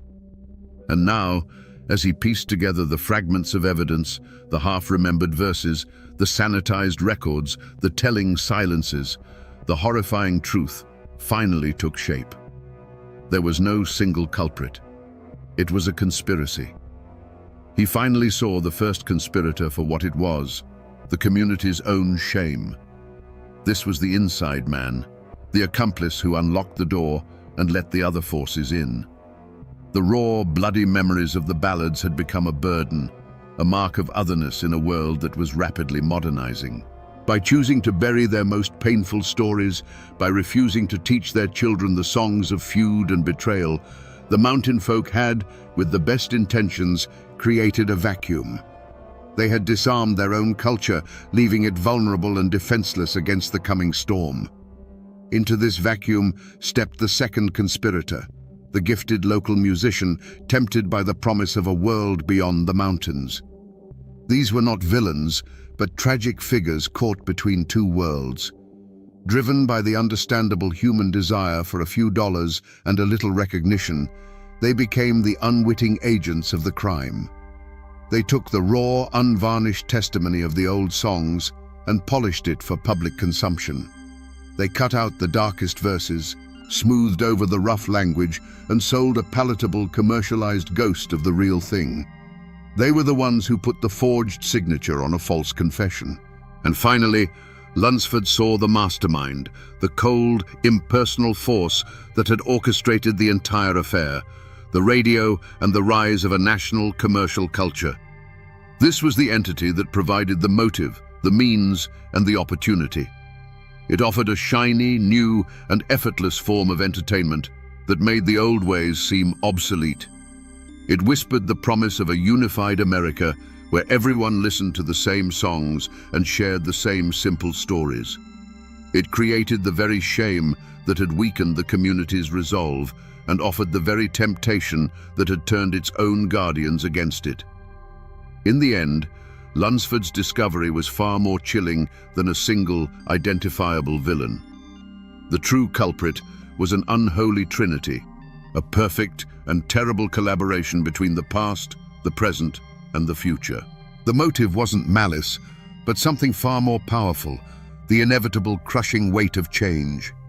The ancient, isolated world of the mountains, with its dark memories and bloody sagas, had been put on trial by the 20th century. And in this trial, there could only be one verdict. The old world was found guilty of being old, and the sentence was death by forgetting. Now that we have identified the culprits, we can finally reconstruct the crime. This was not a murder committed in a dark alley with a single sudden blow. It was a slow poisoning, carried out in the warm, fire-lit cabins of the mountains themselves, with the victims' own families as unknowing accomplices. The truth, my friends, is that the ballads were not killed. They were allowed to die. Imagine an old man, a patriarch, sitting on his porch with his grandson as the evening shadows stretch across the hollow. He clears his throat to sing the old ballad, the one about the land dispute that cost his own great-uncle his life. He begins the first verse, his voice a familiar, comforting rasp. But then he looks at the boy, who is wearing a store-bought shirt and whose mind is full of things like automobiles and the world beyond the ridge. And the old man's voice falters. The next words, the ones about the gunshot and the bitter feud, freeze in his throat.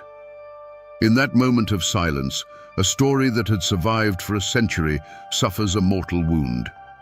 It doesn't end with a scream, but with a quiet, heartbreaking stillness. Now picture a different scene, a few years later. A talented young fiddler, the pride of his county, sits stiffly in front of a strange, cone-shaped microphone in a makeshift studio in a Bristol hotel room. A man in a suit tells him he has 3 minutes. He begins to sing the saga of Omi Wise, but when he gets to the part where the villain pleads with her, he softens the words. He changes a raw, brutal line into a more poetic, romantic one. The man in the suit nods in approval, and with that single, simple change, the soul of the song begins to bleed out, replaced by something cleaner, safer, and no longer entirely true. The final blow came not from a person, but from a piece of furniture. See it in your mind's eye, a family gathered in their cabin after supper. For generations, this was the time for stories, for the banjo to be taken down from its peg. But now, in the corner, sits a handsome wooden box with a glowing dial, a single cyclops eye staring into the room. They turn a knob, and a clear voice from Nashville fills the cabin with a song about a love they've never known and a city they've never seen. They are captivated. And over in the shadows, the banjo hangs on the wall, untouched. Its strings are not broken, they are simply silent. This is how the great bloody sagas of the mountains met their end. There was no single gunshot, no grand battle. It was 1,000 tiny, quiet surrenders. A forgotten verse here, a changed lyric there, an evening spent listening to the radio instead of a grandfather's voice. The stories became ghosts in their own homes, fading slowly until only a faint, melodic echo remained. They weren't murdered in a fit of passion. They were simply starved, one by one, in the quiet, comfortable darkness of a new and brighter world. There was no grand courtroom for this crime, no judge in black robes. The trial of the mountain ballads was held in the court of progress, and the jury was the American people, whose ears were already filled with the siren song of a new century. The prosecution, a slick and powerful attorney called the Future, presented its case with devastating force. It showed evidence of a faster, brighter, more connected world, a world of convenience and prosperity that made the old ways seem slow, dark, and obsolete. The defense was barely heard, a few faint, mournful notes from an old fiddle, drowned out by the confident roar of the radio. The accused parties reacted to the proceedings in their own ways. The commercial media, the mastermind, showed no remorse. A force of nature doesn't apologize for the storm. The ambitious musicians who had altered the songs for profit took the stand with a mix of defiance and quiet regret, arguing they had simply made a deal to survive in a world that was leaving them behind. And the community itself, the accomplice, sat in silent acceptance of its fate. They had already bought the radios and listened to the new songs. They had, in effect, already pled guilty. The verdict was swift and nearly unanimous. The ancient, bloody sagas of the mountains were found guilty on all counts, guilty of being too complex, too sorrowful, and too stubbornly local for a modern, optimistic nation. The sentence was not execution, but something far more final: obsolescence. They were to be banished from the front porch and the public square, Remanded to the custody of a few dusty archives and forgotten collections, their stories replaced by a simpler, more cheerful narrative that sold more records. This verdict was, at the time, overwhelmingly popular.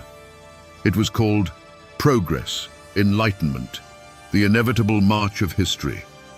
But in this vast, impersonal courtroom, there was one man who refused to accept the judgment.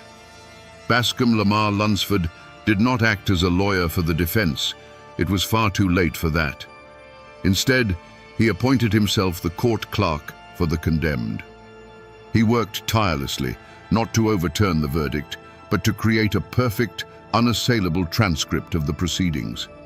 He recorded every last piece of evidence, every haunting testimony, not for this trial, but for an appeal to a higher court, the court of history. And so, while the world celebrated a victory, Lunsford preserved the memory of what was lost. He ensured that the case of the mountain ballads would never truly be closed. He created a file so thick with sorrow and beauty that future generations would be forced to reopen it, to re-examine the evidence and ask themselves a chilling question. Was this justice, or was it a crime? It's a verdict that, thanks to him, still sparks arguments in these hills to this day. The verdict had been handed down, and the consequences rippled through the mountains for generations, changing the fate of everyone involved. The survivors of this cultural crime, the ballads themselves, were now safe, but forever altered. Rescued by Lunsford, they were no longer living, breathing stories shared on a porch. They became ghosts in a filing cabinet, their voices captured on wax cylinders and stored in the climate-controlled vaults of the Library of Congress. They were saved from extinction, but at the cost of their freedom. They had become specimens, butterflies pinned under glass, their beautiful, tragic patterns preserved, but their flight forever ended. For the community, the people of the mountains, the verdict of obsolete had a devastating, long-term effect. The silence that Lunsford had encountered became the new normal. A generation grew up disconnected from the bloody sagas that had once defined their ancestors' world. The caricature of the simple, banjo-strumming hillbilly, once a condescending fiction, began to feel like a self-fulfilling prophecy. Many of the brightest young people, convinced that their heritage was a source of shame, left the mountains for the cities, leaving behind an aging population and a profound sense of cultural amnesia. They had been judged by the outside world, and in their hearts, many felt their own culture had been found wanting. The descendants of the guilty parties, meanwhile, thrived in ways no one could have predicted. The ambitious musicians who had sanitized the old songs for commercial appeal became the founding fathers of a global phenomenon. The DNA of their altered ballads, the simple chords, the narrative style, the themes of love and loss, mutated and evolved, becoming the bedrock of what the world would come to know as country music. In a bitter twist of fate, the very act of betrayal ensured a kind of immortality. The raw, uncomfortable truth of the mountains was gone, but its polished, commercially viable ghost now echoed from every radio in the nation. And so, the lives of everyone in those mountains were forever changed. A people who had once known exactly who they were, their identity rooted in a deep and often dark well of shared stories, were now set adrift. They inherited the accent, the family names, and the stunning, unforgiving landscape, but they had lost the lyrical map that explained what it all meant. They became haunted not by the ghosts of the old stories, but by the far more unsettling ghost of their absence. You might think the story ends there, in a dusty archive, with the final verdict rendered by a changing world. But if you know where to look, you can still find the evidence of Bascom Lamar Lunsford's investigation scattered all across these hills. The traces of his work have not vanished. They have simply sunk into the soil, becoming part of the landscape itself. The most tangible remnant of his crusade is the Mountain Dance and Folk Festival, which he founded in Asheville in 1928. It still happens every year. On a warm summer night, you can go there and see the grandchildren and great-grandchildren of the very people he interviewed. You can see them playing the same banjos, dancing the same steps, and most importantly, singing the same songs. It is a living, breathing wake, a place where the ghosts Lunsford collected are brought out into the light, not to be mourned, but to be celebrated. It is his final, defiant piece of evidence, presented to a new jury year after year. The songs themselves are another echo. Thanks to the collection he so painstakingly assembled, the ballads did not die. They were rediscovered. The raw, haunting melodies he saved from oblivion became a wellspring for the American folk revival of the 1950s and 60s. When a modern artist stands on a stage in New York or London and sings the chilling tale of Tom Doola, they are, whether they know it or not, calling on one of Lunsford's ghosts. His work ensured that these hyper-local tragedies became part of a universal human story. And the story of Lunsford himself has become a piece of Appalachian folklore. The whispers about the minstrel lawyer still linger. He is remembered not just as a collector, but as a mythical figure, a man who walked between worlds and knew the mountain's darkest secrets. The legend of the man who knew where the bodies were buried has outlived almost everyone who told it, a testament to the power of a man who listened so intently that he became part of the story he was trying to save. But the most powerful echo is in the land itself. The rivers where lovers were betrayed still flow. The sharp ridges that once divided warring families still cut across the sky. These places hold the memory of what happened there, etched into the very rock and soil. Bascom Lamar Lunsford's greatest achievement was not that he saved the songs, but that he saved the connection between the songs and the land. And now, when you hear one of those old ballads, it feels as if the mountain itself is singing, telling you its own dark and beautiful secrets. So we return to the question we asked at the beginning, around our digital campfire. What if a region's darkest secrets were carried not in books, but on a melody? We now have our answer. The secrets were a community's soul, its open wounds, its moral code, and its cautionary tales. And the strange man in the suit who collected them was more than a folklorist. He was a custodian of ghosts. Bascom Lamar Lunsford understood that these weren't just songs. They were the last, fading testimony of a world on trial, and he was the only lawyer willing to take the case. This is a story, then, not just of a man saving songs, but of the immense, often brutal price of progress. It is a timeless lesson on the seduction of forgetting. It teaches us that the most dangerous threat to a culture is rarely an invading army, but more often a quiet, internal whisper that tells us our own complicated, painful history is a burden we should lay down in favor of a simpler, brighter future. Lunsford's great crusade was a fight against this seductive silence, an argument that our scars are not meant to be hidden. They are proof that we have lived, and they are warnings that must never, ever be forgotten. Bascom Lamar Lunsford fought a war against the quiet death of memory, and in the end, he did not win. No one could. But he achieved something far more important. He ensured that the ghosts of Appalachia would never be homeless. He gave them a permanent refuge in the archives of a nation, and a voice that could still be heard by anyone willing to listen. And now, my friends, the story is yours to keep. The next time you hear an old, mournful tune carried on the wind, listen closely. It might not be the wind at all, but a story that, thanks to one stubborn man, refused to stay silent. They say that on misty nights, when the moon is just a sliver over the Appalachian peaks, the ghost of a red-haired man can be seen wandering the old Cherokee lands.